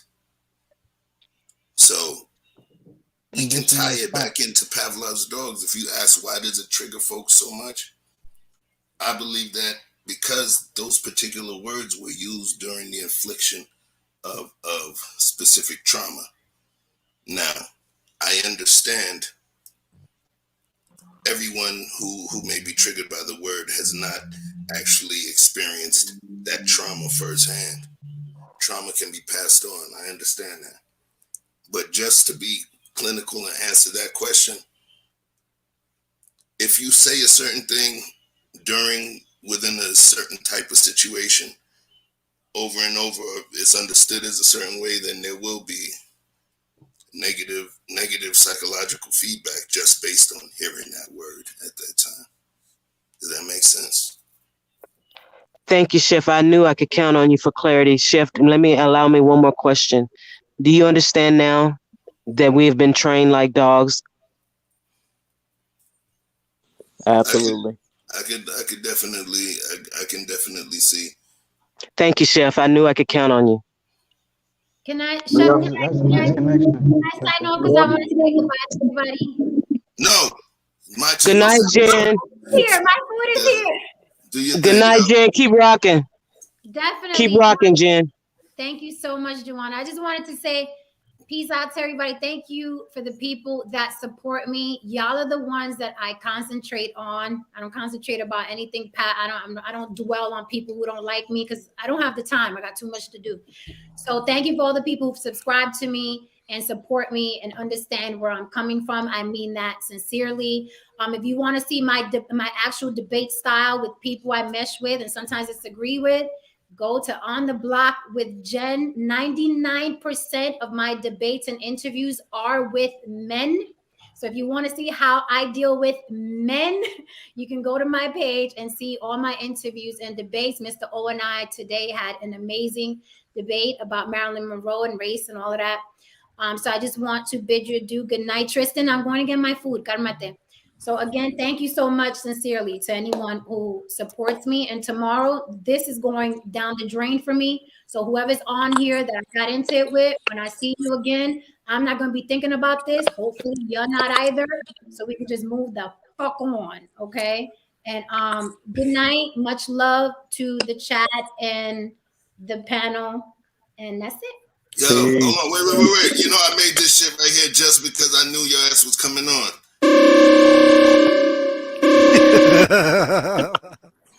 Yeah, you inspired that. All right, yo. Thank you. Whatever I inspire, as long as I inspire. Right. Guys, good night. Mr. O, we'll talk. Be smooth. Chef, unless anyone has more questions for me, I'm going to sign off. All right. Well, I definitely appreciate you, Joanna. Man, Hold on. I got a question for the sister Joanna. You add a lot more. You add a lot, way more than your freaking Cash App. I need to Cash App you, man. You drop some side. You know, this is not my wheelhouse. I love and adore the chat. That's where I belong. That's me too. We're gonna figure something out. We're gonna build. All of that gunpowder you have, we're gonna pack it into the right shell casing. You feel me? We're gonna figure this out. Stay in touch. Yo, I'm ready for that. I'm ready for any questions. I just I didn't want to bore anyone and I didn't want to annoy anyone. Hold on. Let me just ask one question before you go. You were asking about why do we give that word so much power, and I would have to say you have to be more specific about the age range of the people that you're talking about, because I don't think it has the same power as it did in the younger generation. They're letting it fly from everybody free, and a lot of them are just choosing not to use it at all. So it's a wide array depending on where you are in America. I don't think it has that power. It doesn't have that power over me. I've been called it before. I've been spit on. Listen, I've been in whole racial wars, grew up fighting a whole family. You know what I'm saying? It was known, and they'll call you that to your face. You know what I'm saying? But the word never hit me. It didn't never had that power. But I tell you what word did. I don't know if he was Ethiopian or East Indian, but at a gas station, he spoke ill of my mother first. And I asked him, "Do you know my mother?" And he didn't say anything else. And then I walked out, and as I'm walking out, he goes, "Slave." Now he was brown as me, Yeah. but that shit fired me up to a whole nother level. I might listen, I ain't gonna admit nothing on YouTube, but what I'm saying is it pushed me. And I didn't even realize that that word would, no one had ever called me that in that context. And I think context matters. So the same way Truth was saying, even if he called you a dummy, or it wouldn't matter. The way somebody speaks to you is what puts the intent and the hurt and the pain behind it. Now, there are certain words that seem to hurt more because of the history behind it. But anytime anyone's using it with that malice, it should burn and you should respond. But I think the bigger argument or what we're looking for, you said, what do we want? I think as I can speak for myself, I want better communication between me and my people. When we disagree, we don't have to resort to SMD. We don't have to resort to get off my, you know what I'm saying? We didn't call nobody BANs. You know what I'm saying? That need to be tamed, because guess what? I don't use that language with the people I care about. I Yeah, don't. How do you tame it though? You don't tame it with aggression. May I respond? Please. Yeah. I think your name is Just Vic. That's right. I so respect what you had to say, and I appreciate it. I don't have anything to push back on with what you said. Especially when it comes to mothers. I've shared a story where my mother's boyfriend physically harmed her, and I wanted to put him in the ground. I even had plans. I made plans I heard that and story. everything.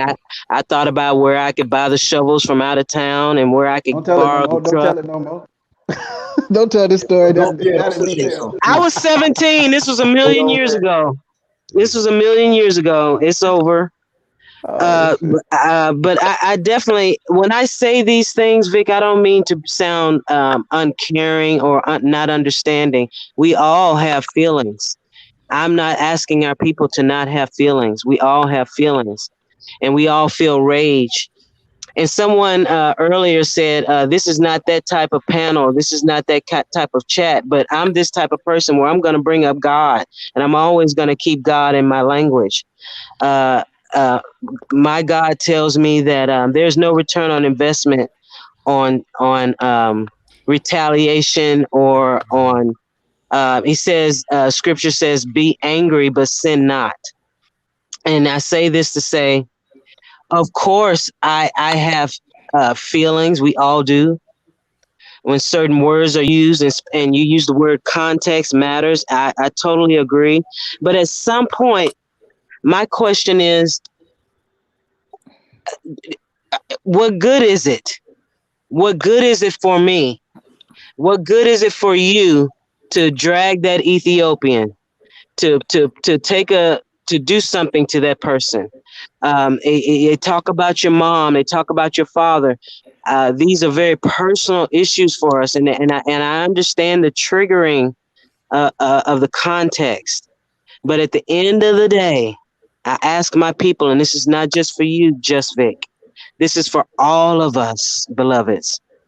At the end of the day, why not channel that anger or that hurt and that pain into something productive?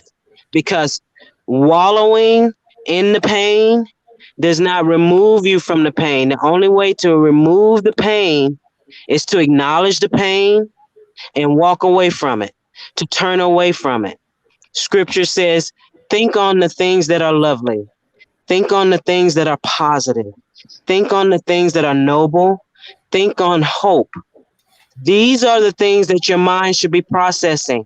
And anytime any of the negative things come into play, turn away from it. Rebuke it. Rebuke it with all your heart, with all your soul. And you can do it. I believe in you.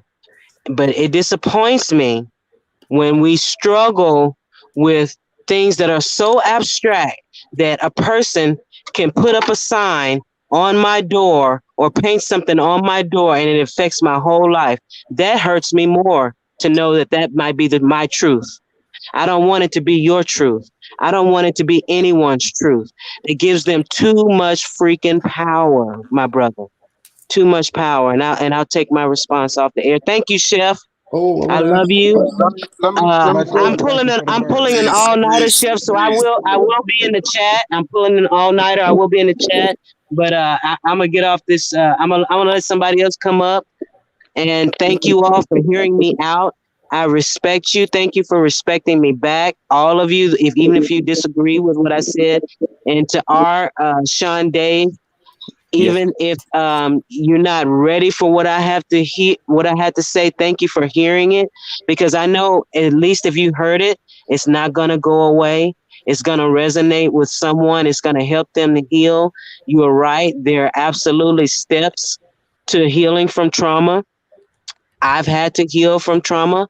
I'm still healing from it, but I have faith that we can do it. But it's an individual thing. I don't agree about this. Oh, the community, we got to get it's individual. Individually, we all need therapy. We all need to address our pain and our hurt and understand that we don't have to accept it. We don't have to take it on.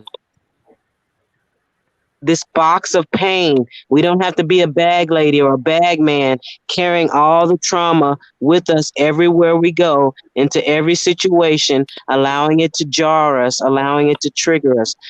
God has a better purpose for us, and it ain't that. God bless you. God keep you. Peace, peace, peace.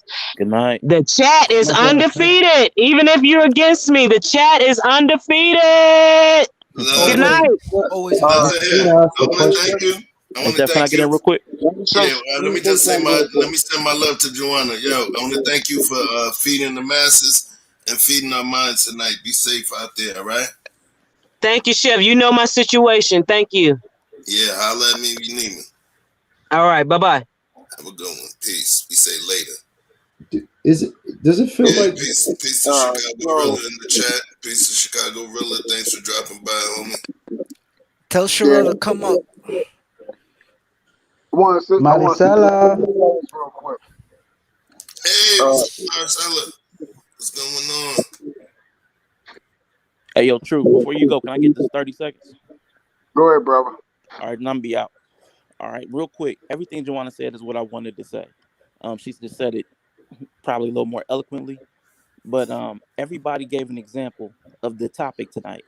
Everybody has something that annoyed, triggered, set them off. Almost every single person. So whatever your scab is, you have one because you're human. So if somebody's telling you, everybody want to preach at you, black people shouldn't have that trauma, shouldn't have that pain, shouldn't have that scab, it's okay because they got one too. They just ain't showed it to us. So don't Exactly. worry about what they're saying. Let that stuff go. If you cannot use it, refuse it. All right. And before you lose it, diffuse it. So everything Joanna said is what I wanted to reiterate briefly. I'm out. All right, Truth. Y'all have a good And night. then if you can't excuse it, then confuse it. Nah, just go ahead, man. Peace, Shout out to you, Rashawn. Dave. I Holla. appreciate you. Yeah, man. I'm gonna let y'all start saying your stuff before I wrap it up with the actual moral to this story, and it's yeah, wrap it up.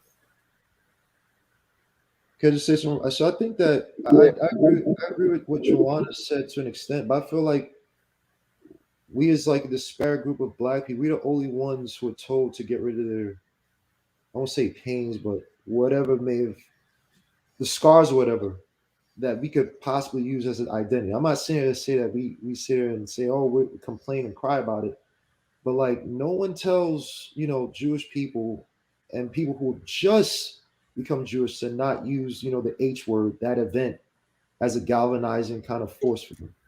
No one tells other groups this stuff, right? And other groups have words that they can use amongst themselves that I can never say. If you ever been friends with Italian people, there's a certain G word that I've heard them say time and time again to each other. If I say it, they'll have my head cut off. There's a certain H and K word with Jewish people that if I ever say, and I went to not Jews, a white high school, and they say that, I've heard them make some of the worst jokes to each other. I can never say it. So the idea that black people have this magical word that, oh my gosh, we're being so hypocritical. Yeah, we are, but everybody else has their words. You said we're on display. And I just feel like the so-called pain or whatever. I feel like that should be like, we as so-called black people, we don't have an actual culture, right? And I feel like not saying crying about it should be our identity, but it should somehow be able to bring us together. Like, yo, yeah, I've been called this, I've been treated like this just because of my skin color. Oh, you've been treated that way just because of your skin color. And that should help form us and put us together as some type of group. Because everybody else has it. I can't, they have their pains and they all identify with, even if they didn't really experience it, even if the new generation experienced it, they all use it kind of as like a cultural marker, excuse me, for themselves. So I mean, I agree with what Joanna was saying in terms of don't be a victim to it, but to not use it as an identity or part of your identity, I think we're kind of missing out on something here. For sure, for sure. What's yours, Jen? Yeah, so I really wanted to. We took a long time getting back to this, but I wanted to tap into what was going on with Jen and what Watts was saying earlier. Because I totally agree with what he was saying. You know, we got to set up. First and foremost, I think the problem is that we don't have like a rule burn here as far as how things are supposed to be represented. So if y'all coming into a format where it's open mic and people are being combative and debative, then those type of things are going to be heated. Sex is not going to play a factor in this manner where we're going to be like, oh, that's a female and certain things need to be addressed. Now, if we're going to set that precedent, and this is for y'all because this is y'all panel. For me, there's certain things I wouldn't even allow, females to even come on and be in that manner because I know it's going to get it's going to get to that point. Guys are going to say what they have to say. And the stuff that they were saying, nobody really said anything disrespectful, but things are perceived the way they are to every individualistic person. The problem was they harping for 40 minutes on one female, which is, it got kind of annoying. You know what I'm saying? So I saw why it was ticking down with watching everything. I was getting annoyed by it as well. I just wanted her to say what she had to say and allow her to do her thing. Also, the stuff that she was saying, I resonate with it as well. Like, people gotta understand that you liking somebody doesn't matter. You're supposed to be here to hear what they gotta say and take an account. And if you don't understand what they're saying or don't take into account what they're saying, then you throw it in the trash.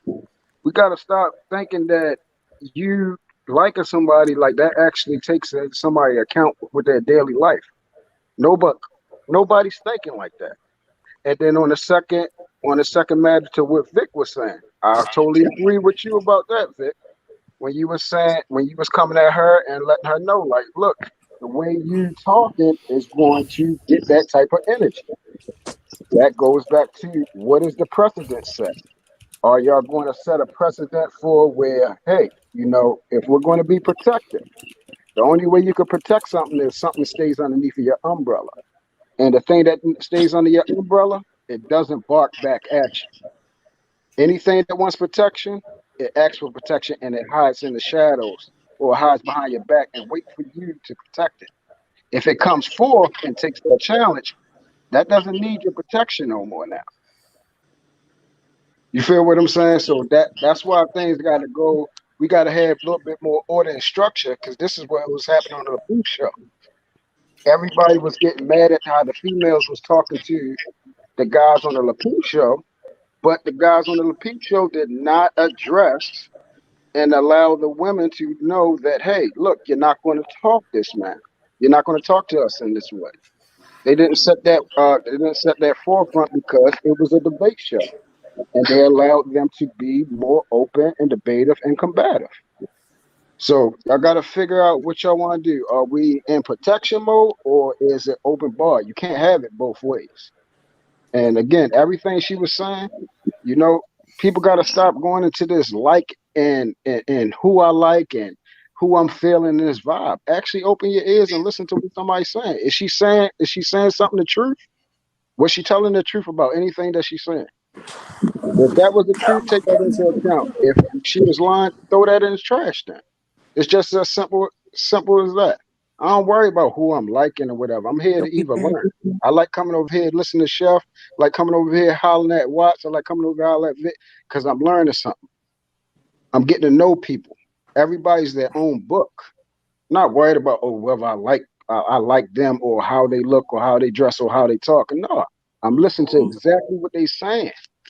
They're saying things that I can apply to my life. It's All not right. And that that's cold, but it's important. like that morning cold. All right, so that's all I had to say. It's your world. I'm about to check out. Yo, I appreciate you, man. I All right, bro. appreciate you. I know you're real patient today, but holla at me. We still got some stuff to talk about, fam. All right, stay up. Say that again. I said I know you was real patient today, and I said that I know we got some stuff we got to talk about. We got to chop it up on a couple of things. So get Yeah, some yeah, rest. yeah. Yeah, we gonna talk tomorrow. All right, bet. All right, my dude. All right, I'm gonna let Troublemaker 123 Kid XL say his final thoughts as I start to tune this thing down. And of course, Sherelle, she's gonna have something to say, but I want to let 123 Kid say his piece. Wait, cause he gonna be serious, and I'm just came to play. Oh no, go ahead. Take my time. Take my time, Sherelle. Yo, Oh, bro. Chef, thanks now for having me Chef, on, man. God why bless you gave everybody. him my giveaway? Why y'all cheat me out the giveaways? Well, that's why you got to Here say. you That's the go. whole You point. supposed to win every giveaway, huh? I'm That's the supposed to win point. You every need to one, and bring then I it. just feel So like She didn't win the last one. you You just say and your thank you. friends need to come She didn't through win the last one. and She got tune in. smacked. Hold on. I And never tune into won the that show. one. You need to tune into the show early when the show is on, so you could be a part of the giveaway. That's the way it I works. did. I didn't did this before, and y'all always cheat me. Cause you can't think fast enough. What's the Christian, what problem? I asked you to do. Hold on a Well, second. Does and I, anybody have anything to say that's related to the topic, yo? Because I've been on this I'm thing not for a getting minute, into that, man. David. Look, y'all had a Real talk, good, yo. good run. You on the road? Huh? No, I'm saying y'all had a good run. We ain't gotta let it. We ain't I'm gotta bring it asking up. you, are you on the road? Oh no, I just made it home to New Orleans. Oh, all right, cool. I'm Okay. lit. You be. Yeah, I man. came up here because Tristan said, "Tell Sherelle come up here." Yo, Tristan ain't got nothing to say. Yo, Tristan, you got anything to say important, Get a man? phone number, Tristan. Because I Scott, got to send tie it. this. Yeah, man. I got to. Tristan, no, Tristan, no, no, tap no, me. no. See, because we need to clear this out right here, all over the internet, right? So everybody can see publicly. Sherelle, you keep telling me to clap something. Now, there's only two things I can clap right now. Okay, so listen. I get petty, Clap your public, and private. motherfucking hands and Well, stop show it playing. my hand, You play because with I'm saying children if you Yo, got 5 singles, you in know what your I'm own saying. chair. yo. Listen, just cash at me $5. I'll What clap the something fuck? else. You know what I'm saying? Yo, son. The only thing Yo, I'm gonna son. send to Can your I go cash get app is some? a Yo, request. son. Can I go get something to eat, man? Can I go get something to eat, bro? Only You, thing you, I'm you can saying to your handle it Good cash on app the is job. back a channel, request. man. Okay. All right. So, yo, I'm gonna pull y'all down. Peace and All love. right. Hold on a Peace, second, peace, man. peace, peace, peace. Yep. All right, Sherelle, be safe out there, yo. Hold it down. All right. Damn, man. You have a party, you can't kick motherfuckers out the crib. So, yo, here we go. There was a theme this week. I ain't speak to the theme. There was a theme this week.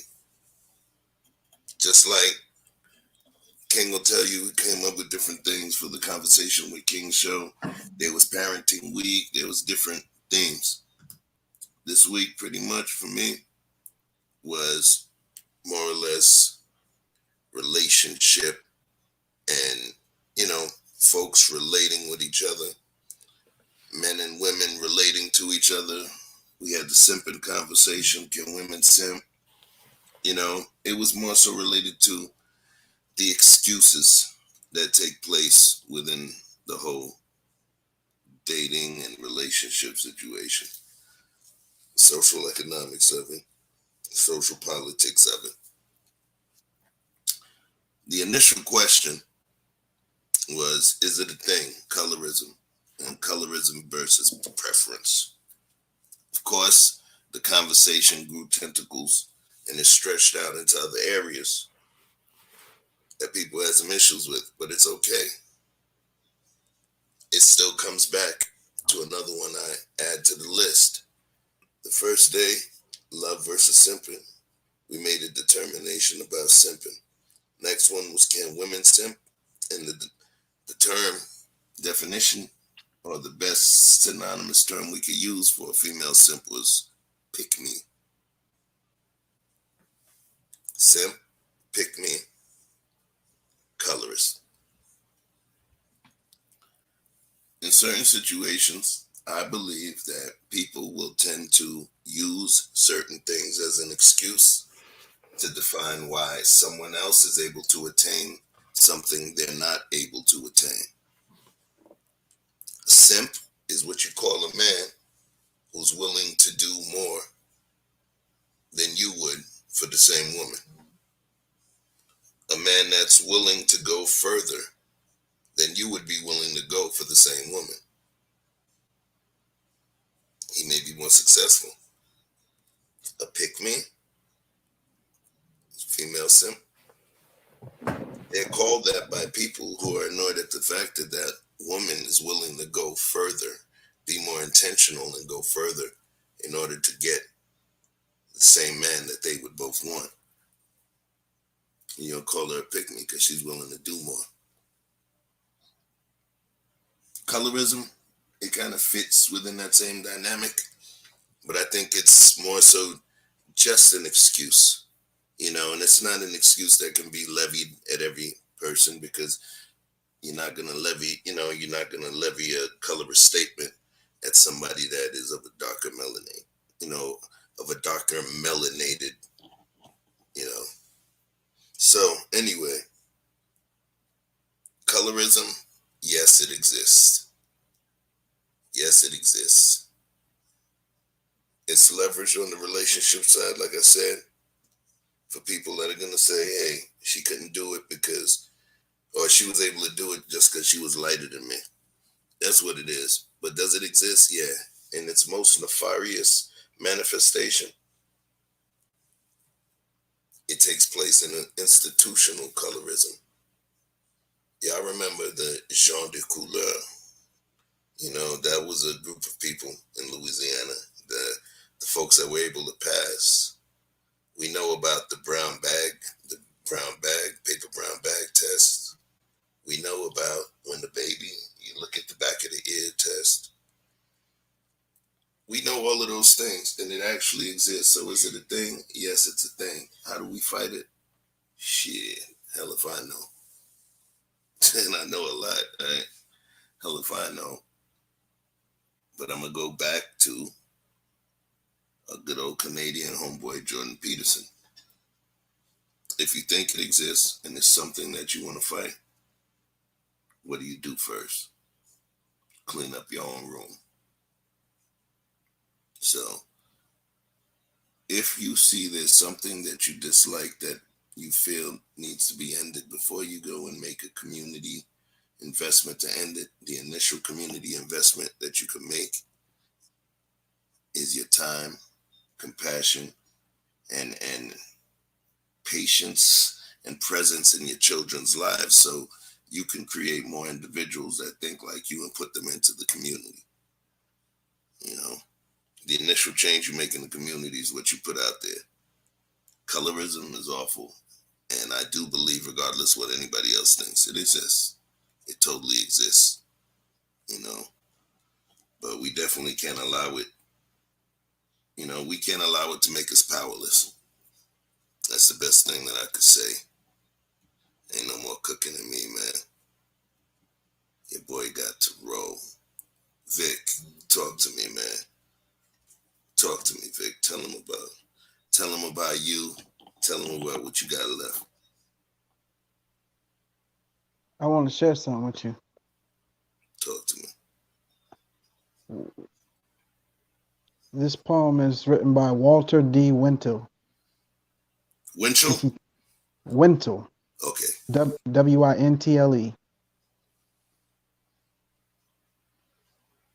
If you think you're beaten, you are. If you think you dare not, you don't. If you like to win, but you think you can't, it is almost certain you won't.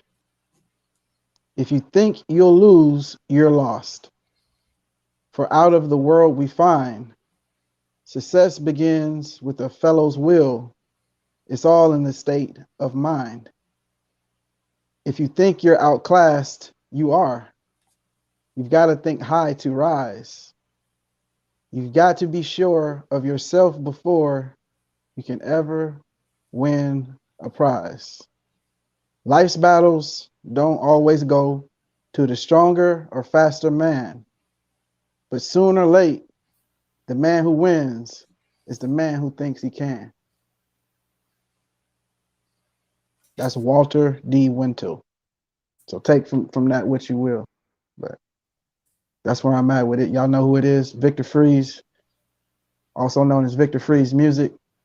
You can find me at Victor Freeze Music. Hit the About tab. You'll find all my Linktree information. Check Reverb Nation for updates on new music. So, yeah.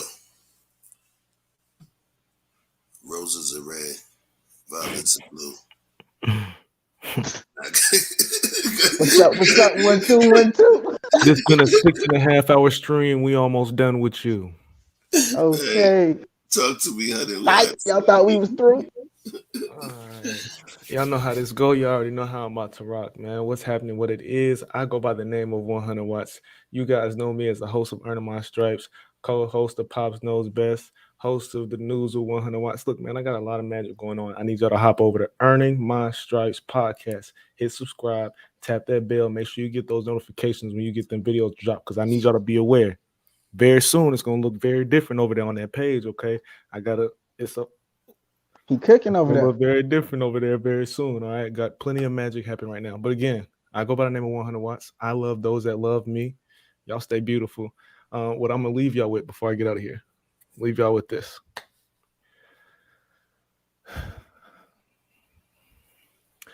The communication skills that we have as human beings, let's work on that. Y'all have a good night, party people. Great. Well, that's the way you're gonna. You see, he did the mic drop. He ain't even let me do my thing. Randy Watson. What? What? Yeah. To all my ladies in the place with style and grace, allow me to lace these lyrical. Oh yeah. So yo, man, it's been real. 6 hour 42-minute stream. 6 hour 42-minute stream. So here's the next piece, y'all. I normally don't talk about it. Right now I'm sitting at close to 3,000 watch hours. I'm at about 2,900 watch hours. I literally picked up about 1,000 watch hours in the last week. It's not because of me. I don't have no bots or servers in the basement. This is y'all and your patience and you rocking with myself and the Nighthawks into the wee hours in the morning. So at this point, all I ask is this, because we making clips and doing all kinds of stuff. Share to your Facebook. Share the link to your Facebook. Don't download it and upload it to Facebook. Share the links to your Facebook. Share the links to your friends. You know what I mean? I'm doing some snippets so that y'all be able to have something to make it happen. You know, just please start to share. Don't just keep it to yourself, man. Don't be selfish, y'all. I take it. I know you love us. Love is selfish. I understand, but share, man. Share. Listen. I know you want to keep it together like this, but this is a polyamorous relationship. You see what I'm saying? All right. We do this right. I want y'all to have like 22,000 sister wives. You know, we have to expand this. We have to expand this garden into an enchanted forest, y'all. Come on, man. Big facts. Come on, man. But I know y'all could do it. You know what I'm saying? Straight up and down. Tell your friends to get with my Yeah, friends. I think I'm getting deleted. I think I'm just delirious. Yeah, time to shut this down, yo. You know. Yeah, man, yo. Peace. Thank y'all for riding with the Nighthawks. This has been a real one. This is a long ass stream, but listen, people got to air some things out, and that's what life is about. No incisions, no cuts, no abrasions. You know, you didn't even get to smell breath or saliva. You know, no chest bump. It was just in the box. So it's cool, man. It's cool, and we're gonna keep it going. So I sincerely appreciate each and every one of you. Thank you for being part of the fam. And I'm not going to just end the stream on you. You know how it is. What I'm going to do is just end it on a little upbeat note real quick. Maybe next time I can get Chef to play one of my videos on the way out. Joe, all you got to do is send me the shit, yo. Come on, man. All you got to do is send it to me. Actually, you know what? Here's what you missed. Here's what you missed. This was my intro for the show. I'm going to end it on this one here. I'm going to let you see it.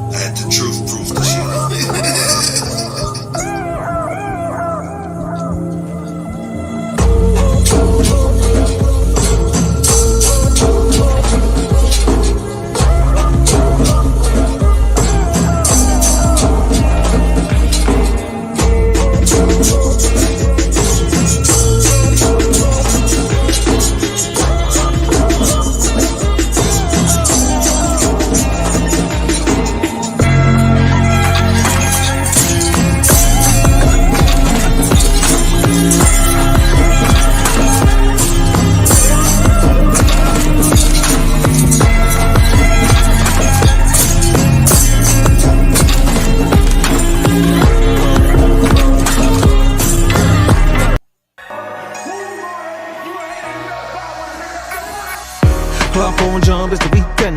You done come true with the big friends. Hitting on doors, that's a defense.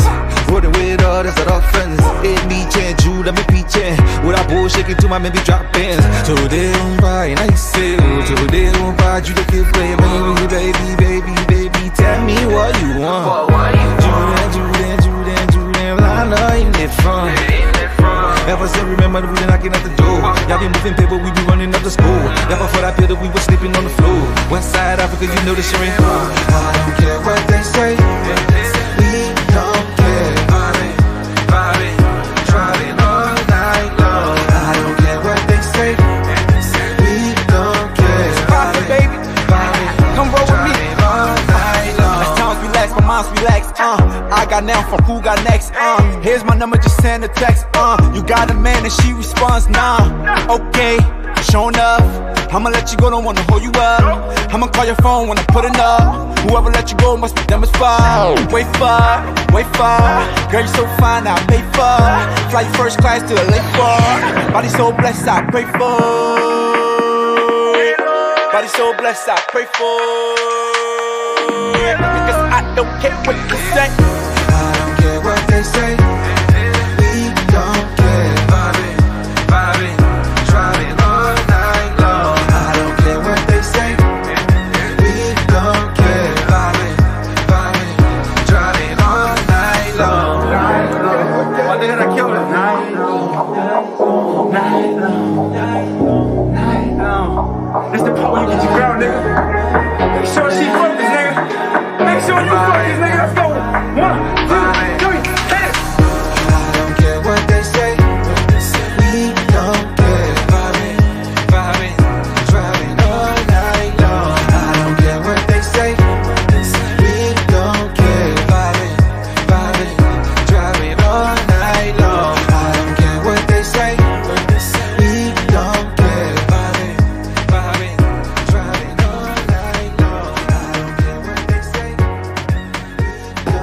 That's a hit for your ass, nigga. Hit for your ass, nigga. Profit the one. All night long. Get out of my crib, yo. Get out.